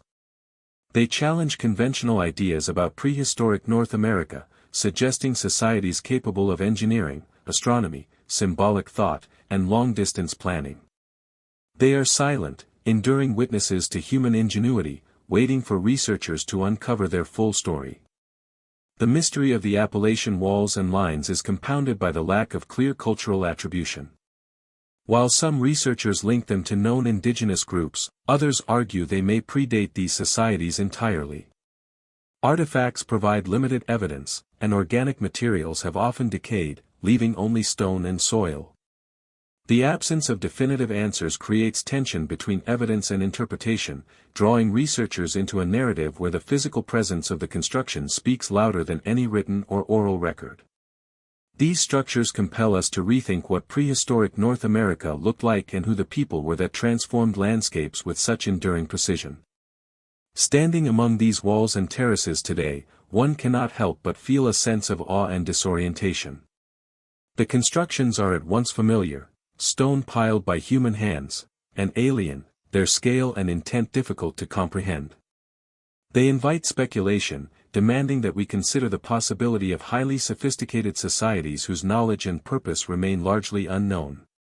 The Appalachian enigma is not just a puzzle of archaeology, it is a meditation on human capability, perseverance, and the persistence of memory across millennia. Each mile of stone walls, each terrace carved into a hillside, and each mystery line traced across valleys is a whisper from the past. They remind us that history is rarely linear or simple, that human societies can achieve extraordinary feats without leaving behind conventional records, and that the landscapes we inhabit carry stories that stretch far deeper than we often acknowledge. In these hills, the evidence of ingenuity, observation, and cultural complexity endures, a silent yet eloquent testimony to the extraordinary capabilities of the people who once shaped the land. Across North America, evidence of ancient roads, causeways, and extensive pathways emerges in locations that continue to challenge conventional archaeological understanding. These structures, some spanning tens of miles, indicate a level of planning, engineering, and connectivity previously unacknowledged in prehistoric societies. Unlike simple footpaths or trails, many of these routes are deliberately constructed, often raised above flood-prone terrain, bordered by stone or earth, and carefully aligned with natural features. From the swamps of Louisiana to the plains of Ohio and the hills of New England, these causeways demonstrate that prehistoric communities were not isolated but rather part of sophisticated networks designed to facilitate travel, trade, and possibly ceremonial movement. Their scale, design, and persistence across centuries suggest that the continent itself was traversed and organized in ways that we are only beginning to comprehend. One of the most striking examples is the network of causeways associated with Poverty Point in Louisiana. These raised earthen pathways extend for miles across marshy river plains, connecting mounds, habitation areas, and potential ceremonial sites. Constructing such causeways would have required immense labor, precise planning, and an understanding of soil stability, drainage, and long-term maintenance. The pathways are more than utilitarian. They suggest a society deeply attuned to its environment, capable of manipulating the landscape to achieve practical and symbolic purposes simultaneously. These causeways may have facilitated the movement of people, goods, and ideas, effectively linking distant communities into a cohesive cultural network. Further north, in the Ohio River Valley and the Great Lakes region, evidence of ancient roads and ridges emerges in association with mound complexes and ceremonial sites. Surveyors and archaeologists have documented raised linear structures that connect distant earthworks, sometimes spanning dozens of miles. Some appear as compacted earth, while others incorporate stone edging, terraces, or leveled surfaces. The precision and durability of these constructions suggest not temporary or improvised travel routes, but long-term planning and sustained use. These paths reinforce the notion that prehistoric societies were not isolated bands but part of broader networks capable of coordination, communication, and mobility over considerable distances. The presence of these ancient roads raises profound questions about social organization. To construct and maintain causeways of such scale, societies would have required coordinated labor, resource management, and long-term planning. This implies not only technical skill but also a degree of societal complexity that has often been underestimated. Leadership, communal effort, and shared knowledge would have been essential to execute these projects, suggesting that prehistoric North America hosted societies capable of long-term infrastructural planning and collective achievement. These networks would have allowed for the movement of people, goods, and ceremonial processions, integrating disparate communities into a cohesive social and economic system. Artifacts found along these pathways further illuminate their importance. Stone tools, pottery fragments, and ornamental objects appear at regular intervals, sometimes near mounds or other ritual sites connected by the causeways. Some materials, including exotic stones, shells, and metals, indicate long-distance trade and the movement of resources across vast regions. This suggests that the causeways were more than simple travel routes. They were arteries of cultural, economic, and spiritual exchange. By connecting communities, these roads facilitated the flow of knowledge, technology, and religious practice, creating an intricate web of interaction that shaped prehistoric life across the continent. The sophistication of ancient North American road networks is reinforced by the consistency of construction techniques. Raised earth, leveled surfaces, drainage features, and alignments with natural topography demonstrate careful planning and engineering knowledge. Builders understood how to stabilize soft soil, manage erosion, and create durable pathways capable of surviving floods, weather, and centuries of use. In some cases, the paths integrate with astronomical alignments, suggesting that they may have served ceremonial or calendrical functions as well as practical transportation needs. These pathways embody a blending of function, symbolism, and long-term planning, revealing a level of foresight and ingenuity that is astonishing given the absence of written records or advanced technology. In the southeastern United States, the causeways and roads extend beyond local ceremonial centers, connecting distant mound complexes and habitation areas across hundreds of miles. Researchers have noted that some networks appear intentionally designed to traverse challenging terrain, using ridges, elevated terraces, and natural landforms to optimize stability and visibility. The alignment of these pathways suggests both practical and symbolic considerations, integrating the landscape into the broader cultural and spiritual life of the societies that built them. These routes, often invisible from the ground without careful surveying, speak to a continental vision of connectivity and social organization rarely recognized in mainstream narratives of prehistoric North America. Historical accounts provide additional, though sometimes fragmentary, evidence of ancient roads. Early European explorers and settlers occasionally described ancient trails, or stone causeways, that crisscrossed valleys and river plains. While some of these reports were dismissed as folklore, modern archaeology has confirmed that many of these features were real and intentionally constructed. The persistence of these pathways, despite centuries of agriculture, urban development, and natural erosion, highlights the durability and strategic significance of their original design. It also underscores the degree to which the built environment of prehistoric North America was deliberately organized, not random, as often assumed. The discovery of causeways and roads in association with monumental sites suggests a level of continental coordination. Sites such as Poverty Point, Serpent Mound, and other mound complexes were not isolated projects, they were integrated into broader networks facilitating movement and communication. This implies that prehistoric societies were capable of conceptualizing large-scale infrastructure, linking ceremonial, residential, and economic spaces into coherent systems. Such planning challenges conventional assumptions that these societies were small, dispersed, or technologically limited. Instead, they demonstrate that complex social and logistical networks existed long before European contact, integrating labor, knowledge, and cultural practice over vast distances. In addition to practical and ceremonial functions, these roads may have had symbolic or cosmological significance. Alignments with rivers, ridges, and celestial events suggest that movement along these paths could have been ritualized, transforming travel into a spiritual journey.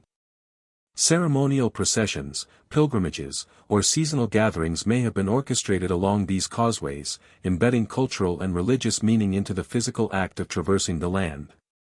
The integration of infrastructure, ritual, and landscape reveals a worldview in which the environment, society, and spirituality were intimately intertwined, reflecting a depth of cultural sophistication that modern observers are only beginning to appreciate.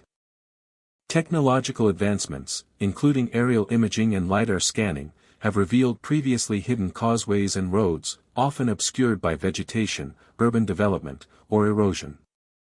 These tools have enabled archaeologists to trace extensive networks, uncover alignments with mounds and ceremonial sites, and identify subtle features such as terraces, raised embankments, and drainage systems. Each new discovery reinforces the idea that prehistoric North America was crisscrossed with intentional infrastructure, connecting distant communities, supporting trade and ritual, and reflecting an intricate understanding of landscape management. The implications of these ancient roads extend beyond archaeology. They force a reconsideration of the social, cultural, and technological capabilities of prehistoric North American societies. These pathways suggest a population capable of sustained collaboration, strategic planning, and long-term vision. They challenge the narrative that advanced civilization in the Americas emerged only after European contact or only in specific regions like Mesoamerica. Instead, they point to a prehistoric continent rich with ingenuity, organization, and connectivity, where societies were capable of monumental construction, sophisticated planning, and cultural integration on a continental scale. Standing along one of these ancient causeways today, one is struck by both the scale and subtlety of human achievement. The raised earth, carefully aligned with the terrain, evokes a sense of purpose, labor, and vision that transcends time. These paths, once arteries of movement, trade, and ceremony, now serve as silent witnesses to a prehistoric world that was far more interconnected, complex, and sophisticated than conventional history acknowledges. They remind us that the landscapes we traverse today carry the imprint of past ingenuity, inviting us to imagine the lives, knowledge, and ambitions of the people who first shaped them. Each mile of these ancient roads is more than a path, it is a statement of societal capability, a testament to observation, coordination, and cultural vision. They bridge the gaps between mounds, effigies, settlements, and ceremonial centers, suggesting a continent-spanning network of connectivity. The evidence challenges us to think differently about prehistoric North America, encouraging us to recognize that its societies were not isolated or primitive but capable of achieving extraordinary feats of engineering, organization, and cultural expression. The causeways, in their enduring quiet, speak to a human history far richer and more remarkable than most have ever imagined. Scattered across the rugged hills, dense forests, and rocky ridges of New England lie enigmatic stone and quartz structures whose purpose and origin remain shrouded in mystery. Unlike the monumental mounds of the Midwest or the expansive causeways of the South, these formations are often smaller, subtler, and easily overlooked, yet their intentional arrangement and precision reveal a level of sophistication that cannot be ignored. Ancient walls, chambers, cairns, and alignments composed of massive stones and glittering quartz outcrops have been documented throughout Massachusetts, Connecticut, New Hampshire, and beyond. For centuries, explorers, historians, and amateur researchers have puzzled over these sites, noting their geometric patterns, astronomical alignments, and the deliberate selection of materials that sparkle in sunlight, hinting at ceremonial or symbolic significance. The more one investigates, the clearer it becomes that these structures are not random collections of rocks but carefully constructed installations that served a purpose now largely lost to time. Quartz, in particular, seems to hold a special place within these ancient constructions. Unlike ordinary stone, quartz has a reflective, almost ethereal quality, catching light and drawing the eye, suggesting that its placement was intentional and imbued with meaning. Many formations are composed partially or entirely of quartz, arranged to catch the sun at specific times of day, or positioned along ridgelines where they can be seen from great distances. Some researchers have speculated that these stones marked ceremonial pathways, acted as spiritual markers, or served as signals between distant communities. The gleaming quality of quartz may have enhanced the symbolic power of these sites, transforming ordinary landscapes into places of ritual, observation, or cultural significance. The arrangement of stones across New England landscapes is often geometric, defying the randomness of natural accumulation. Chambers and cairns are frequently rectangular or circular, with entrances aligned to cardinal points or notable celestial events. Some stone alignments trace arcs, straight lines, or complex patterns that extend across hills and valleys, sometimes connecting with other distant formations. This precision implies careful surveying and a clear conceptual plan, suggesting that the builders possessed both technical knowledge and a cultural framework that guided construction. The repetition of geometric forms across multiple sites indicates that these were not isolated experiments but part of a broader tradition of prehistoric engineering and ritual expression. Many of the New England stone structures have been associated with burial practices, although evidence remains fragmentary. Small chambers and cairns occasionally contain human remains or artifacts, including stone tools, pottery fragments, or ornamental items. These findings suggest that some of the constructions served as ceremonial or funerary spaces, marking significant individuals or events within prehistoric communities. Yet the limited number of such discoveries leaves much to speculation, raising questions about whether these sites were exclusively for burial, or whether they had multifunctional purposes, blending ritual, observation, and social significance in ways that are difficult to reconstruct today. One of the most remarkable features of these structures is their integration with the surrounding landscape. Builders appear to have carefully chosen locations with strategic visibility, proximity to water sources, or alignment with ridgelines and peaks. In some cases, structures are sited to maximize exposure to sunlight, shadow patterns, or reflection off quartz surfaces. Such careful placement suggests that these prehistoric societies had a deep awareness of the natural environment, and they intentionally shaped the landscape to serve both functional and symbolic purposes. The interplay between terrain, material, and construction demonstrates an impressive understanding of spatial relationships and environmental interaction. The astronomical dimension of many of these structures adds yet another layer of intrigue.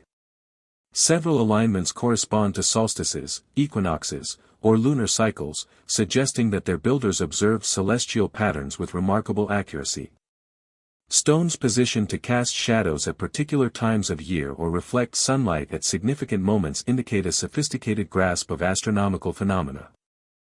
Such knowledge may have been used to track seasons, regulate agricultural cycles, or time ceremonial events, integrating the natural world with cultural and spiritual practice. The precision required for these alignments implies long-term observation, measurement, and transmission of knowledge across generations, reflecting a society deeply attuned to both the cosmos and the terrestrial environment. Historical accounts provide glimpses into these structures' continued significance over centuries. Early European settlers frequently remarked on the mysterious walls, cairns, and stone arrangements they encountered, often speculating about their origins. Some believed they were the work of lost civilizations, while others attributed them to indigenous peoples, though their exact purpose remained elusive. In some cases, oral traditions preserved by Native American communities may have provided insight into the ritual or ceremonial significance of certain sites, although much knowledge was likely lost due to displacement and cultural disruption. The combination of written, oral, and archaeological evidence underscores both the continuity and the mystery of these structures.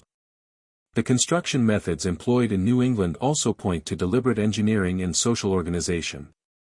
Stones were not haphazardly piled, many are carefully stacked to create stable chambers or precise alignments. Large boulders were transported, positioned, and sometimes shaped to fit the design. This work required labor coordination, skill, and perhaps specialized knowledge passed through generations. Even without written records or metal tools, prehistoric builders achieved a remarkable level of precision, demonstrating ingenuity and practical understanding of materials and structural stability. The persistence of these structures for centuries testifies to their careful construction and enduring significance. Some researchers have noted patterns that suggest long-distance connectivity. Quartz and other stone materials sometimes appear to originate from locations several miles away, implying that prehistoric peoples transported these resources intentionally. The effort required to move such materials across rugged terrain indicates social cooperation, planning, and a cultural valuation of specific materials and sites. This further emphasizes the sophistication of these communities and challenges assumptions that they were small, isolated groups with limited technological capability. Despite centuries of study, the purpose of many New England stone structures remains speculative. Theories range from ceremonial and burial functions to territorial markers, astronomical observatories, or ritualized pathways. Some sites may have served multiple roles, functioning as social, spiritual, and practical centers within prehistoric communities. The combination of geometric precision, material choice, and landscape integration suggests that these structures were part of a coherent cultural vision, reflecting beliefs, practices, and knowledge encoded directly into the land. Modern technology has begun to reveal features previously hidden by forest cover, erosion, or modern development. LiDAR surveys and aerial imaging have uncovered linear arrangements, terraces, and previously undocumented cairns, expanding our understanding of the scope and sophistication of these structures. These tools reveal subtle patterns invisible at ground level, allowing archaeologists to trace alignments, connections, and geometric forms that may span miles. Each discovery reinforces the idea that New England's prehistoric societies were capable of advanced planning, observation, and landscape modification, challenging conventional narratives of the region's ancient past. Standing among these quartz-lined chambers, cairns, and stone walls today, one senses the meticulous care and intentionality of their builders. The sparkle of quartz, the alignment with ridgelines, and the geometric arrangements evoke a profound understanding of both the physical and symbolic landscape.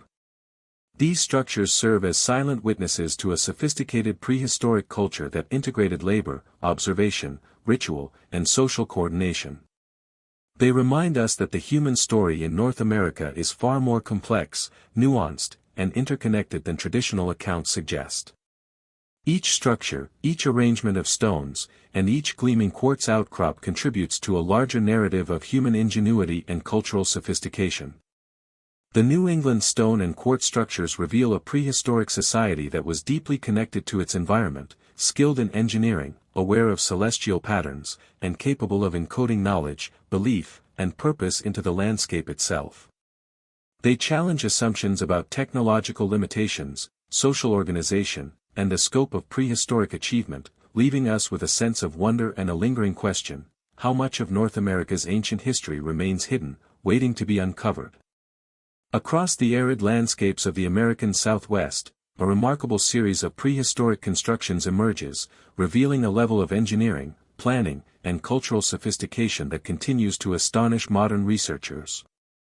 Stretching across Arizona, New Mexico, Colorado, and Utah, the desert complexes created by the ancestral Puebloans, Hohokam, Mogollon, and other ancient societies demonstrate an extraordinary understanding of architecture, hydrology, and landscape management. Towering cliff dwellings, sprawling adobe villages, ceremonial kivas, and intricate road networks all testify to societies capable of organizing labor, managing scarce resources, and integrating spiritual, social, and practical needs into their built environment. These constructions, often situated in seemingly inhospitable terrain, speak to human ingenuity and determination, as well as a sophisticated awareness of environmental constraints and opportunities. One of the most striking features of the Southwest's ancient complexes is their architectural diversity. Cliff dwellings, such as those found in Mesa Verde and Bandelier, are built into natural alcoves, utilizing the rock for structural support, insulation, and protection.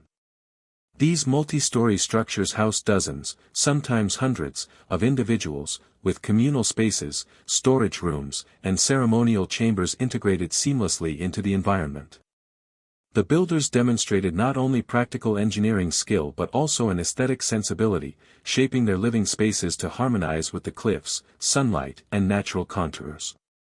The precise construction techniques, careful stone masonry, expertly formed adobe, and sophisticated drainage systems, highlight a level of technical knowledge that rivals that of contemporary civilizations in other parts of the world.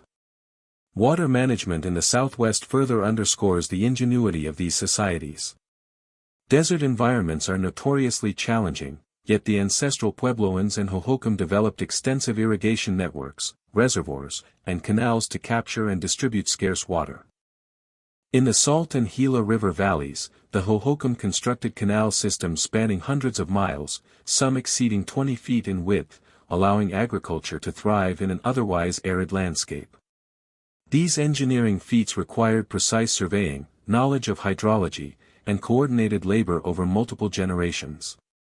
The integration of these systems with residential, ceremonial, and communal structures suggests that the desert complexes were not isolated villages but hubs of organized social and technological activity, capable of supporting dense populations in harsh conditions. Ceremonial and social structures also feature prominently in these complexes. Kivas, circular subterranean chambers often used for religious rituals, are a recurring element in ancestral Puebloan sites. Some kivas are elaborately constructed with internal benches, hearths, ventilation shafts, and symbolic features, reflecting complex ritual practices and cosmological knowledge. Great kivas, measuring over 60 feet in diameter, indicate communal gatherings of significant size, requiring coordination, resource management, and long-term planning. The alignment of certain kivas and plazas with celestial events, such as solstices and equinoxes, suggests that astronomical observation was integrated into social and ceremonial life, echoing patterns seen in other prehistoric constructions across the continent. The road networks of the Southwest add another layer of complexity. The ancestral Puebloans constructed stone-paved or compacted pathways connecting villages, ceremonial centers, and resource areas. Some of these roads extend for miles, facilitating trade, social interaction, and coordinated ceremonial movement. Researchers have noted that certain pathways lead to astronomical markers, mountaintop shrines, or sacred landscapes, indicating that travel itself may have held spiritual significance. These routes demonstrate a capacity for regional planning and a vision of connectivity, suggesting that prehistoric societies in the Southwest were part of a broader, organized network rather than isolated communities. The use of topography and geology in construction reveals an intuitive understanding of materials and natural forces. Cliff dwellings leverage natural alcoves for protection from the elements, while terraces, retaining walls, and stone platforms stabilize hillsides and prevent erosion. Adobe and stone masonry are carefully engineered to withstand temperature fluctuations, earthquakes, and centuries of exposure. This knowledge reflects not only trial-and-error learning but also the transmission of technical expertise across generations. The builders were not merely surviving in a harsh environment, they were shaping it intelligently, creating enduring settlements that harmonized with both terrain and climate. Artifacts recovered from these desert complexes further illuminate the sophistication of these societies. Pottery, textiles, tools, and ornaments indicate specialization of labor, artistic expression, and long-distance trade. Exotic materials, including shells from the Pacific and turquoise from northern mines, suggest expansive trade networks that connected disparate regions. This trade facilitated not only economic exchange but also cultural transmission, enabling shared knowledge, ritual practices, and technological innovations to spread across vast distances. The presence of high-quality craftsmanship alongside monumental architecture underscores the integration of cultural, spiritual, and practical life into cohesive communities. Astronomical and cosmological considerations are deeply embedded in desert complex designs. Certain structures, plazas, and alignments correspond to solstices, equinoxes, lunar cycles, and stellar events, revealing precise observational knowledge. At Chaco Canyon, for example, buildings, walls, and kivas are oriented to solar and lunar phenomena, suggesting that the construction of the complex was guided by both practical and ceremonial imperatives.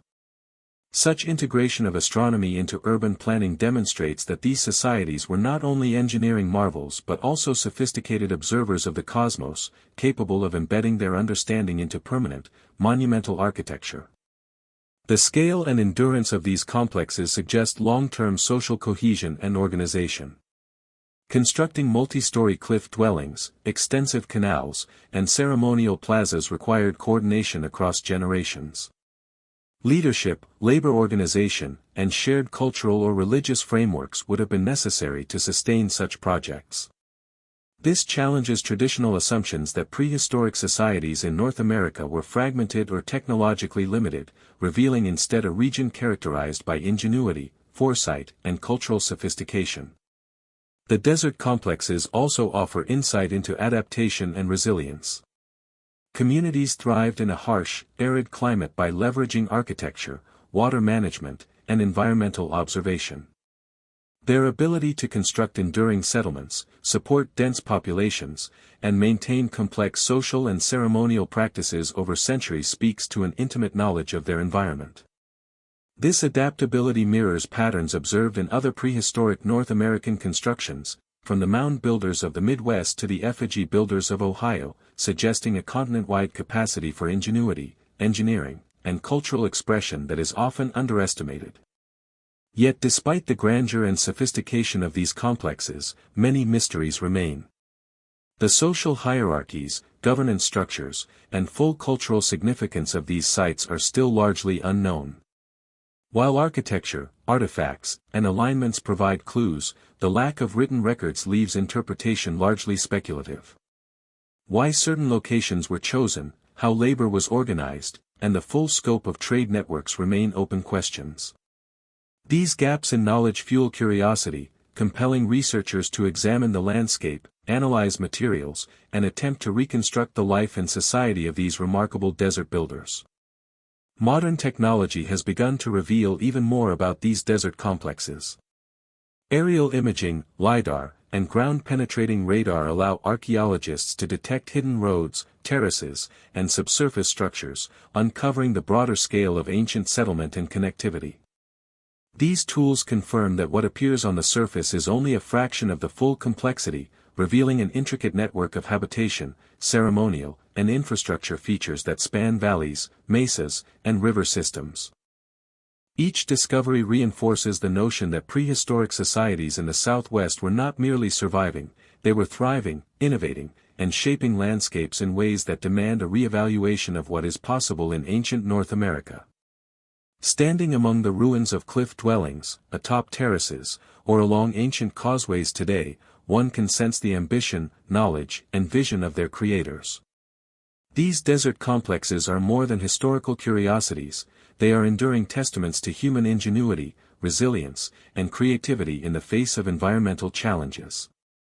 The careful alignment of structures, integration with the landscape, and sophistication of engineering reveal a society capable of monumental achievement, astronomical observation, and complex social organization, all without modern tools or written records.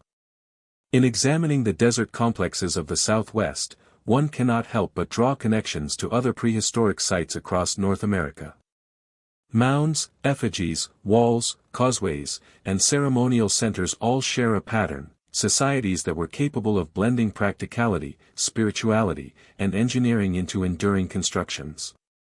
These complexes remind us that prehistoric North America was not a continent of isolated, simple societies, but a landscape of interconnected, sophisticated cultures, each leaving a legacy in stone, earth, and ingenuity. Each cliff dwelling, terrace, canal, and ceremonial plaza contributes to a larger narrative, a story of human creativity, adaptation, and ambition that transcends time. The desert complexes challenge assumptions, provoke wonder, and invite us to reconsider the full extent of prehistoric knowledge, skill, and organization. They are silent teachers, urging us to recognize that the people who once inhabited these arid landscapes were architects, engineers, astronomers, and visionaries whose achievements continue to resonate across the centuries, etched indelibly into the desert itself. Scattered along the misty coasts, dense forests, and rugged mountains of the Pacific Northwest lie mysterious megaliths whose origin, purpose, and construction continue to baffle archaeologists and explorers. Unlike the earthen mounds of the Midwest or the desert complexes of the Southwest, these massive stone structures often appear in isolation, seemingly untouched by the patterns of later civilizations. Yet upon closer examination, their sheer scale, precise placement, and occasional alignment with natural and celestial features suggest deliberate construction by a society with sophisticated knowledge of engineering, geometry, and landscape integration. These megaliths, some weighing hundreds of tons, are often positioned atop ridges, within valleys, or along river courses, commanding a presence that is both awe-inspiring and mysterious.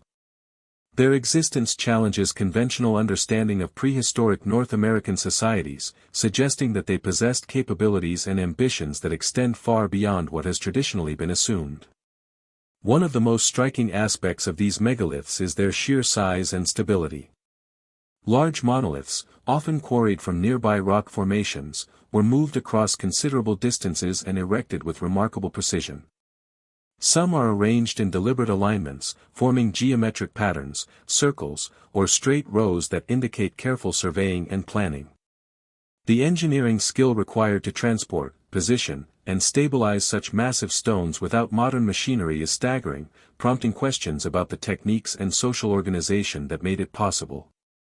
The effort involved implies coordinated labor, specialized knowledge, and a societal structure capable of sustaining large-scale projects over extended periods. Beyond their engineering, the positioning of these megaliths often suggests spiritual, ceremonial, or observational purposes. Many megaliths are situated along ridgelines or within sightlines to significant natural features such as rivers, mountains, or waterfalls. This strategic placement indicates an awareness of both visual and symbolic impact, as if the stones were deliberately integrated into the broader landscape to mark sacred spaces, territorial boundaries, or astronomical phenomena. Some megaliths appear to interact with sunlight and shadow, catching the first or last rays of the sun at particular times of the year, hinting at a sophisticated understanding of solar cycles and celestial events. These alignments are not isolated. They form part of a broader pattern across the Northwest, suggesting a shared cultural or ritualistic framework that guided their construction. The Northwest megaliths also bear evidence of craftsmanship that goes beyond mere piling or stacking. Certain monoliths exhibit smoothing, carving, or shaping, indicating that the builders manipulated the raw stone to achieve specific aesthetic, symbolic, or functional outcomes. Some carvings hint at representations of animals, celestial symbols, or abstract motifs, though erosion has obscured many details over time. These embellishments suggest a society that valued artistic expression alongside engineering prowess, blending practical construction with spiritual and cultural significance. The integration of artistry, ritual, and monumental construction points to a holistic worldview in which human effort, nature, and cosmic cycles were intimately connected. Archaeological investigations in the region have uncovered ancillary features that hint at broader settlement patterns and networks. Stone circles, terraces, and pathways sometimes accompany megalithic sites, suggesting that these were not isolated monuments but nodes within a larger cultural landscape. Tools, pottery fragments, and ceremonial objects found nearby indicate that human activity, habitation, and ritual use were intertwined with these massive stones. The distribution of materials across multiple sites implies long-distance travel, trade, or cultural exchange, reinforcing the idea that prehistoric societies in the Northwest were interconnected, capable of coordinating complex projects across significant distances. The megaliths also provoke questions about chronology and cultural attribution. Some structures predate known indigenous settlements, while others appear contemporaneous, blurring the lines between documented history and prehistory. Radiocarbon dating and stratigraphic analysis have provided limited but intriguing data, often indicating that construction may have occurred over several centuries, suggesting long-term cultural continuity. The absence of written records or definitive inscriptions leaves interpretation largely speculative, yet the physical evidence speaks to a society that was deliberate, skilled, and highly organized, capable of monumental architectural achievements that endure to this day. The scale and distribution of the megaliths further amplify the mystery. Some stones are isolated in remote locations, their purpose seemingly hidden from immediate view. Others form alignments or patterns visible only from elevated vantage points, suggesting that the full significance of these constructions may have been intended for those who could perceive them from above, perhaps for spiritual leaders, astronomical observation, or ritual participants. This deliberate concealment or selective visibility indicates a sophisticated understanding of perspective, symbolism, and social or ceremonial hierarchy, where access and observation may have been controlled or ritualized. Some researchers have speculated that the megaliths may have served multiple functions simultaneously. They could have acted as ceremonial centers, territorial markers, astronomical observatories, or memory sites, encoding cultural knowledge into the landscape itself. The integration of functionality and symbolism demonstrates a worldview in which practical engineering, spiritual practice, and social organization were intertwined. This mirrors patterns observed in other North American prehistoric constructions, from the animal effigies of Ohio to the desert complexes of the Southwest, suggesting a continent-wide tradition of monumental design that blends utility, ritual, and knowledge. The environmental context of the Northwest megaliths also reveals remarkable adaptation and resourcefulness. Many structures are located in areas prone to earthquakes, heavy rainfall, or dense vegetation, yet they have endured for centuries. Builders appear to have understood how to select and prepare stone, stabilize foundations, and construct in harmony with local geology. This environmental awareness indicates a level of empirical observation and technical skill that underscores the sophistication of prehistoric engineering. The ability to create lasting monuments in challenging terrain suggests that these societies possessed not only ambition but also a deep understanding of materials, forces, and landscape dynamics. Artifacts associated with these megaliths, though limited, provide additional insights. Tools for quarrying, shaping, and moving stones indicate technological knowledge, while ceremonial objects suggest ritual activity. Some materials found at sites, such as obsidian, mica, or exotic stones, imply trade and cultural exchange with distant regions.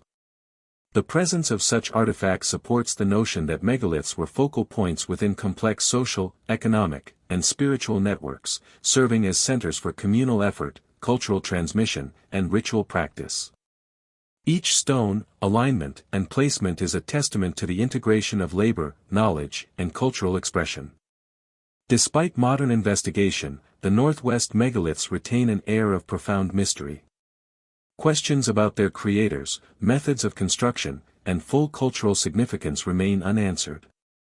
Unlike monumental sites in the Midwest or Southwest, the lack of extensive habitation evidence or written records makes interpretation challenging. Yet the very existence of these stones, their precision, and their enduring presence demand recognition of a prehistoric society capable of extraordinary achievement.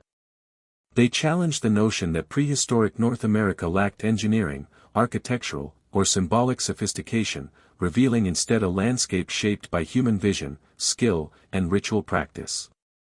Technological advancements, such as LiDAR, ground-penetrating radar, and aerial imaging, have begun to uncover previously hidden features of these megaliths. Subtle alignments, terraces, and ancillary structures invisible at ground level are now detectable, revealing a complexity that was once impossible to perceive. These discoveries confirm that the megaliths were not isolated anomalies but part of an intentional, sophisticated system of construction, observation, and cultural expression. Each new revelation deepens the mystery, suggesting that the prehistoric peoples of the Northwest were connected, knowledgeable, and capable of monumental architectural feats that rival those elsewhere in the Americas. Standing among these towering stones today, one cannot help but feel a sense of awe and reverence. The megaliths are silent witnesses to human ingenuity, endurance, and creativity, reminding us that prehistoric North America was home to societies capable of extraordinary accomplishments. Their scale, precision, and enduring presence challenge conventional narratives, inviting us to reconsider the cultural, technological, and spiritual sophistication of the continent's earliest builders. Each megalith is more than stone, it is a testament to vision, labor, and the human drive to leave a mark upon the world. The megaliths of the Northwest, in their mystery and majesty, demand that we rethink the prehistoric landscape of North America. They reveal a tradition of monumental construction, sophisticated observation, and cultural expression that extends far beyond simple survival. By integrating engineering, artistry, astronomy, and ritual, these structures offer a glimpse into a society that was organized, knowledgeable, and deeply attuned to both the natural and spiritual world. Each stone, each alignment, and each site is a fragment of a story that challenges us to imagine the full extent of prehistoric human achievement, and to acknowledge that much of North America's ancient past remains hidden, waiting for discovery. Scattered across the shores and hinterlands of the Great Lakes, a series of enigmatic earthworks, burial mounds, and ceremonial constructions stand as silent witnesses to a prehistoric past that continues to defy conventional explanation. From the windswept shores of Lake Superior to the fertile valleys of Lake Erie, these mounds rise from the landscape in geometric precision, often aligned with celestial phenomena, rivers, or prominent landforms. Unlike the more widely recognized effigies of the Midwest or the desert complexes of the Southwest, the Great Lakes earthworks are less monumental in size but no less sophisticated, reflecting a deep understanding of astronomy, geometry, and ritual practice.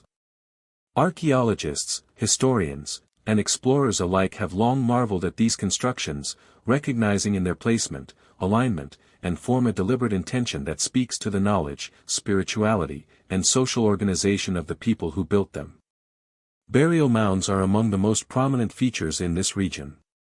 Some are simple conical shapes, while others are complex, multi-tiered constructions incorporating terraces, ramp-like access points, and surrounding embankments.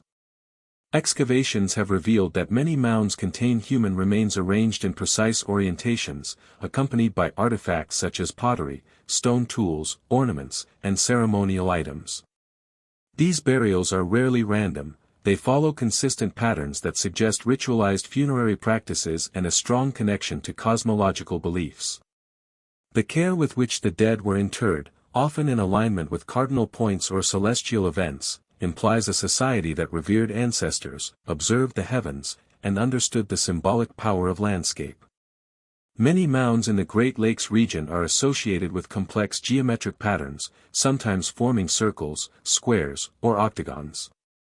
Some researchers argue that these configurations serve dual purposes, functioning both as ceremonial spaces and as astronomical observatories. Observations indicate that certain mounds are aligned to mark solstices, equinoxes, and significant lunar events.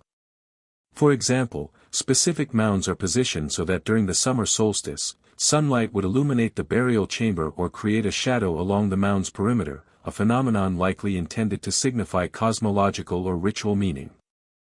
This interplay between the heavens and the earth underscores the sophisticated observational skills of these prehistoric societies, whose knowledge of celestial cycles guided both their construction and ceremonial life. The Great Lakes earthworks also reveal a deep integration with the natural landscape. Builders carefully selected locations that offered visibility, prominence, and symbolic significance. Mounds are often positioned on elevated terraces overlooking rivers, lakes, or valleys, commanding both physical and spiritual perspective. The surrounding terrain may have been modified subtly to create terraces, pathways, or viewing platforms, enhancing the ceremonial impact of the mounds. This intentional integration of construction and environment reflects a worldview in which human action, spiritual practice, and natural features were interconnected, suggesting a cultural sophistication that challenges conventional assumptions about prehistoric North America. Artifacts recovered from these sites provide further insight into the societies that constructed them. Pottery, stone implements, ornamental shells, copper objects, and ceremonial items indicate that these communities were not only skilled in construction but also engaged in trade, artistry, and ritual practice. Some materials, such as copper from Lake Superior mines or shells from distant regions, suggest extensive trade networks that connected disparate communities across the continent. This implies a degree of social complexity, economic exchange, and cultural integration that contrasts sharply with outdated notions of small, isolated bands of prehistoric inhabitants. The mounds and artifacts together point to societies that were organized, connected, and capable of sustaining long-term projects across generations. Astronomical alignments play a particularly intriguing role in the Great Lakes enigma. Some mounds are precisely oriented to align with lunar standstills, marking the extreme positions of the moon over its 18-6-year cycle. Others are situated to observe solar events, such as sunrise on the equinox or solstice, casting light along specific pathways or illuminating symbolic features within the mounds. These alignments suggest that prehistoric peoples in this region were keen observers of the sky, integrating their understanding of celestial cycles into both ceremonial practice and monument construction. The precision required for such alignments indicates long-term observation, meticulous measurement, and the transmission of knowledge across generations, a remarkable achievement for societies often mischaracterized as technologically limited. Beyond burial and astronomical functions, some mounds and earthworks appear to have served social or political purposes. Large mounds may have acted as gathering places, venues for ritual performance, or markers of territorial boundaries. The labor required to construct them implies coordinated effort, social hierarchy, and shared cultural values. These constructions, sometimes visible from miles away, would have served as powerful symbols of identity, authority, and spiritual presence within the landscape. In this sense, the Great Lakes mounds were not merely functional but also communicative, conveying cultural meaning to both contemporary inhabitants and future generations. The distribution and variety of these constructions suggest interconnectedness across the region. Mounds with similar forms, alignments, and construction techniques are found across multiple states, indicating shared cultural practices or communication between communities. Such coordination implies a level of organization and knowledge exchange that mirrors patterns observed elsewhere in North America, from the effigy mounds of Ohio to the desert complexes of the Southwest. The Great Lakes sites are therefore part of a broader continental tradition of monumental construction, sophisticated observation, and cultural integration. Despite the centuries of research, many questions remain. The precise cultural identity of the builders of some mounds is still debated, and the full significance of their astronomical and geometric features is not fully understood. Organic materials have often decayed, leaving only stone and soil, while later settlement and agriculture have disrupted some sites. Yet even in their partially preserved state, the mounds convey an undeniable message: prehistoric North America was home to societies capable of complex engineering, spiritual sophistication, and astronomical observation, producing monuments that continue to inspire wonder and challenge conventional narratives. Modern technology has begun to shed new light on these enigmatic sites. LiDAR scanning, aerial imaging, and 3D modeling allow researchers to detect subtle patterns, alignments, and features invisible at ground level. These tools reveal terraces, pathways, and connections between mounds that were previously undetectable, suggesting broader networks of settlement, ceremonial activity, and landscape management. Each new discovery reinforces the idea that the Great Lakes region was a hub of prehistoric ingenuity, where communities integrated labor, knowledge, and ritual into enduring constructions that bridged the natural and celestial worlds. Standing today among the Great Lakes mounds, one cannot help but feel a profound sense of awe and mystery.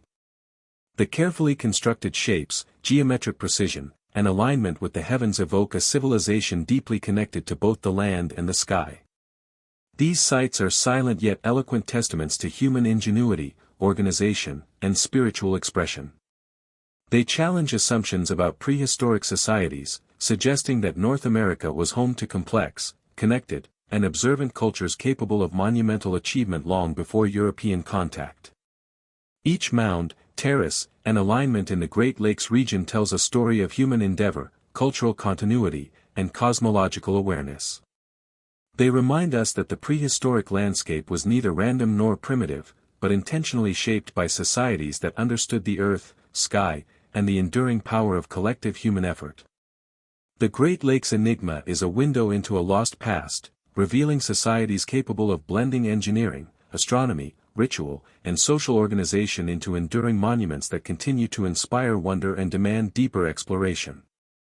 Stretching across the fertile floodplains of the Mississippi River near modern-day St. Louis, the Cahokia complex emerges as one of North America's most extraordinary and enigmatic prehistoric sites. At its peak, between 1050 and 1350 CE, Cahokia was a thriving city, home to tens of thousands of people, with monumental mounds, sprawling plazas, and intricate infrastructure that rivals contemporary civilizations elsewhere in the world. Unlike smaller, dispersed settlements scattered across the continent, Cahokia represents a concentrated urban environment, meticulously planned and engineered, reflecting sophisticated social organization, spiritual practice, and long-distance connectivity. Its sheer scale and complexity challenge conventional assumptions about prehistoric North America, offering a glimpse into a civilization capable of monumental architecture, precise astronomical observation, and advanced societal coordination. Central to Cahokia's intrigue are its massive earthen mounds, the largest of which, Monk's Mound, rises over 100 feet above the surrounding landscape, covering 14 acres at its base. Constructed with millions of cubic meters of soil, carefully compacted in layers over generations, Monk's Mound is a testament to the labor, planning, and engineering skill of the Cahokian society.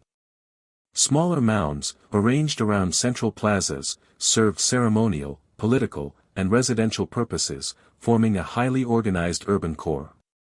The construction of these mounds required not only physical labor but also sophisticated knowledge of soil compaction, drainage, and structural stability, ensuring their longevity despite flooding, erosion, and centuries of environmental change. The city's layout reveals remarkable planning and intentionality. Central plazas, aligned with cardinal directions and prominent mounds, provided communal spaces for gatherings, ceremonies, and marketplaces. Residential areas were systematically arranged, and defensive features, including ditches and palisades, protected the city from external threats. The integration of ceremonial, residential, and defensive structures suggests a society that understood the interplay of social, spiritual, and practical needs, weaving them into a cohesive urban plan. The careful organization of Cahokia reflects not only architectural knowledge but also the capacity to coordinate large-scale labor across diverse societal roles. Astronomical alignments further underscore the sophistication of Cahokia's builders. Certain mounds and plazas are positioned to track solar and lunar cycles, solstices, equinoxes, and other celestial events. Woodhenge, a series of timber circles within the city, may have functioned as a solar calendar, allowing inhabitants to mark seasonal changes critical for agriculture, ceremony, and social planning. These alignments demonstrate a deep understanding of astronomical phenomena and their practical and symbolic significance. The integration of such knowledge into the city's architecture reflects a culture in which observation of the cosmos was central to daily life, ritual practice, and long-term societal coordination. The scale of labor and organization required to build Cahokia suggests a highly structured society with social hierarchies and specialized roles. Coordinating the construction of massive mounds, timber circles, plazas, and residential zones required planning, resource management, and sustained effort over generations. Leadership and labor organization were likely sophisticated, with distinct societal roles ensuring the successful execution of monumental projects. The city's enduring legacy highlights not only the ingenuity of its builders but also the ability of prehistoric North American societies to mobilize human effort at a scale often underestimated by conventional history. Artifacts recovered from Cahokia offer a glimpse into the cultural richness and economic complexity of the city. Pottery, stone tools, ornaments, copper items, and exotic materials indicate trade networks that stretched across the continent. Shells from the Gulf of Mexico, mica from the Appalachians, and copper from the Great Lakes reveal a city deeply integrated into a wider network of exchange, culture, and influence. Such trade suggests not only economic activity but also cultural transmission, enabling the spread of technological innovation, artistic styles, and ritual knowledge across vast distances. Cahokia, therefore, was not an isolated urban center but a hub within a continent-wide network of interconnected societies. Cahokia also reveals the ceremonial and spiritual life of its inhabitants. Large plazas, processional avenues, and mound alignments suggest organized ritual activity, including seasonal festivals, religious ceremonies, and communal gatherings. The placement of mounds, some featuring burials of elite individuals with elaborate grave goods, indicates a society deeply invested in cosmology, ancestor veneration, and ritual performance. The interplay of social, political, and spiritual structures reflects a worldview in which daily life, governance, and ceremonial practice were intertwined, with monumental architecture serving as a tangible expression of cultural beliefs and societal organization. The decline of Cahokia remains a subject of debate, adding another layer of mystery to its story. Environmental factors, including flooding, resource depletion, and climate fluctuations, likely played a role, alongside social pressures, political conflict, or disease. By the 14th century, the city was largely abandoned, leaving behind its monumental mounds, plazas, and artifacts as silent testimony to a once thriving civilization. This sudden disappearance magnifies the enigma of Cahokia, prompting questions about the resilience and vulnerability of complex prehistoric societies and the lessons their rise and fall may hold for understanding human adaptation and planning. Modern research and technology have illuminated aspects of Cahokia previously hidden from view. LiDAR mapping, ground-penetrating radar, and aerial surveys reveal the full extent of the city, uncovering previously unknown mounds, residential zones, and infrastructure. These tools confirm that the urban footprint was far larger than initially assumed, encompassing thousands of structures, extensive roadways, and sophisticated land use planning. Each discovery reinforces the narrative of Cahokia as a preeminent center of prehistoric North America, revealing a society capable of monumental achievement, scientific observation, and cultural complexity rivaling civilizations elsewhere in the world. Standing among the mounds and plazas of Cahokia today, one cannot escape the sense of awe and wonder that these ancient structures evoke. The scale, precision, and ingenuity embedded in each mound, avenue, and timber circle reflect the vision, skill, and labor of a society that transformed the Mississippi floodplain into a vibrant, organized urban center. Cahokia challenges assumptions about the technological and social capabilities of prehistoric North American civilizations, revealing a culture capable of monumental construction, astronomical observation, and complex social organization long before European contact. Each mound, plaza, and artifact at Cahokia tells a story of ambition, knowledge, and human ingenuity. The city serves as a bridge between the tangible and the symbolic, connecting the practical needs of urban life with the spiritual and cosmological vision of its builders.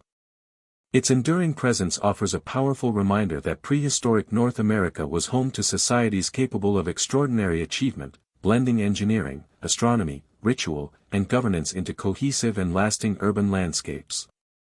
The mystery of Cahokia continues to inspire exploration, research, and reflection, inviting us to reconsider the depth, sophistication, and scale of human achievement in the pre-Columbian Americas. Cahokia is more than an archaeological site, it is a window into a world of organized labor, spiritual observation, and societal ingenuity. It challenges the notion of prehistoric North America as a continent of scattered, simple communities, revealing instead a civilization capable of urban planning, monumental construction, and long-distance influence. In every carefully constructed mound, aligned plaza, and ceremonial timber circle, Cahokia speaks across centuries, reminding us that the ingenuity, vision, and cultural complexity of its people remain an enduring legacy, waiting to be fully understood and appreciated. Winding across the rolling hills of southern Ohio, the Serpent Mound stretches for over 1,000 feet in sinuous elegance, a prehistoric effigy whose origin, purpose, and meaning continue to fascinate and perplex researchers. Unlike simple burial mounds or isolated stone structures, Serpent Mound represents an intricate combination of art, engineering, and astronomical alignment, a monumental statement of cultural, spiritual, and intellectual achievement. Constructed from carefully piled earth, its undulating coils, spiraling tail, and open-mouthed head evoke the form of a serpent, an animal often associated with power, transformation, and the natural cycles of life. Standing at the edge of the mound, one cannot help but feel the deliberate intent of its creators, who manipulated the landscape itself to convey meaning, mark cosmological events, or perform rituals that have echoed across centuries. The scale and precision of Serpent Mound are extraordinary. The effigy rises subtly from the terrain, its contours following the natural topography while maintaining a deliberate geometric and symbolic form. Researchers have noted that its coils and curves are not random but meticulously calculated, suggesting knowledge of surveying, measurement, and design. The mound's head is oriented toward the summer solstice sunset, while other features correspond to lunar standstills, equinoxes, and seasonal markers. This intricate alignment with celestial events indicates a sophisticated understanding of astronomy, reflecting a society attuned to the rhythms of the sun, moon, and earth. Such precision implies sustained observation, generational knowledge, and an ability to translate complex astronomical data into monumental earthworks. While the Serpent Mound is perhaps the most famous effigy in Ohio, it is far from the only example of effigy construction in the region. Across the Ohio Valley, numerous animal-shaped mounds have been documented, representing birds, bears, turtles, and other creatures.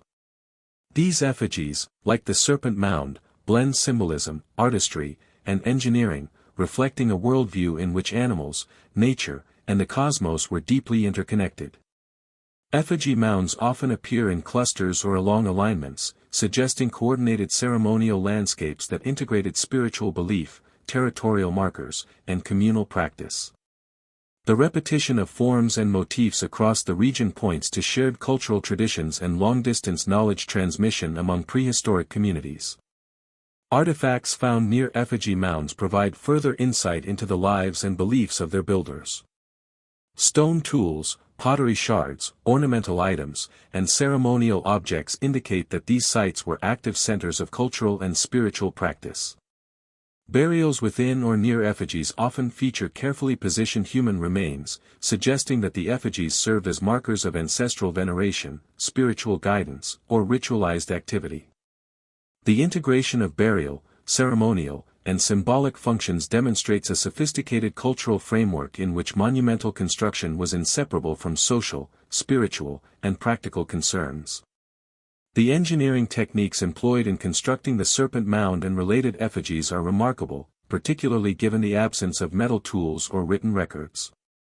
Builders relied on knowledge of soil composition, compaction, and long-term stability to create mounds that could endure for centuries. The earth was shaped, layered, and sometimes reinforced to maintain form and resist erosion, revealing an empirical understanding of material behavior. Such skill underscores the ingenuity of prehistoric societies, highlighting their capacity for observation, experimentation, and the transmission of technical knowledge across generations. Astronomical alignment appears to be a central theme in effigy construction. The Serpent Mound, in particular, reflects solar, lunar, and possibly stellar cycles. Researchers have noted that its curves and coils may correspond to key points in the lunar cycle, while its head and tail align with solstitial events. This precision suggests that the mound functioned as a calendar or observatory, allowing prehistoric peoples to track seasonal changes, agricultural cycles, and ceremonial timing. The integration of celestial knowledge into monumental earthworks reflects a society in which observation of the heavens was both practical and symbolic, shaping cultural and spiritual life in profound ways. The spatial distribution of effigy mounds across Ohio and the broader Midwest indicates complex regional planning and coordination. Some effigies are connected by causeways or alignments with natural features such as rivers, ridges, and valleys, suggesting networks of movement, communication, and ritual practice. The placement of effigies within the landscape reveals strategic awareness, selecting locations with visual prominence, symbolic resonance, and environmental stability.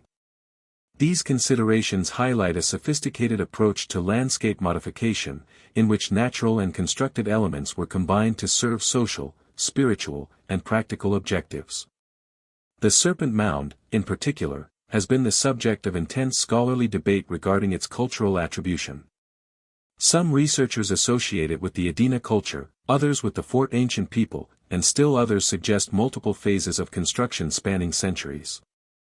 The lack of definitive artifacts or written records complicates the picture, but radiocarbon dating and stratigraphic analysis indicate that the mound's construction may have involved multiple generations, reflecting long-term cultural continuity and adaptation. This layering of construction and use highlights the dynamic nature of prehistoric societies, capable of evolving, modifying, and maintaining monumental works over time. Beyond technical and astronomical considerations, effigy mounds carry profound symbolic significance. The serpent, as a recurring motif, is often associated with fertility, transformation, protection, or cosmic energy in indigenous and ancient traditions. Its undulating form may represent rivers, cycles of life, or spiritual pathways, embedding cultural meaning directly into the landscape. The deliberate shaping of the earth into such symbolic forms reflects a worldview in which humans, animals, and the cosmos were intimately connected, and in which monumental architecture served as both a physical and spiritual marker of cultural identity. Modern technology has revealed additional layers of complexity in the effigy landscape. LiDAR, aerial imaging, and GIS mapping have uncovered previously hidden terraces, alignments, and related earthworks, suggesting that the Serpent Mound is part of a broader ceremonial network. These tools allow researchers to detect subtle patterns invisible at ground level, revealing interconnections between effigies, burial mounds, and natural features. The emerging picture portrays a prehistoric landscape deliberately designed to integrate social, spiritual, and observational functions, demonstrating a level of sophistication that challenges conventional assumptions about ancient North American societies. Standing atop the rolling hills surrounding the Serpent Mound, one can sense the deliberate intent of its builders. The curves, coils, and alignment with celestial events convey not just technical skill but a profound cultural vision. Each footstep along the mound echoes the labor, observation, and ritual purpose invested in its creation, offering a tangible connection to the minds and spirits of those who shaped it centuries ago. The Serpent Mound is more than an archaeological site, it is a living testament to human ingenuity, cosmological awareness, and cultural expression, preserved in the contours of the earth itself. The effigy mounds of Ohio, led by the Serpent Mound, remind us that prehistoric North America was home to sophisticated, observant, and spiritually engaged societies. These communities possessed the technical knowledge, organizational capacity, and cultural vision necessary to transform the landscape into enduring monuments of meaning. They integrated engineering, astronomy, ritual, and social coordination into constructions that continue to inspire awe, challenge assumptions, and provoke curiosity. Each mound is both a puzzle and a revelation, offering insight into a world that blends practical ingenuity with symbolic depth, connecting the human experience across centuries.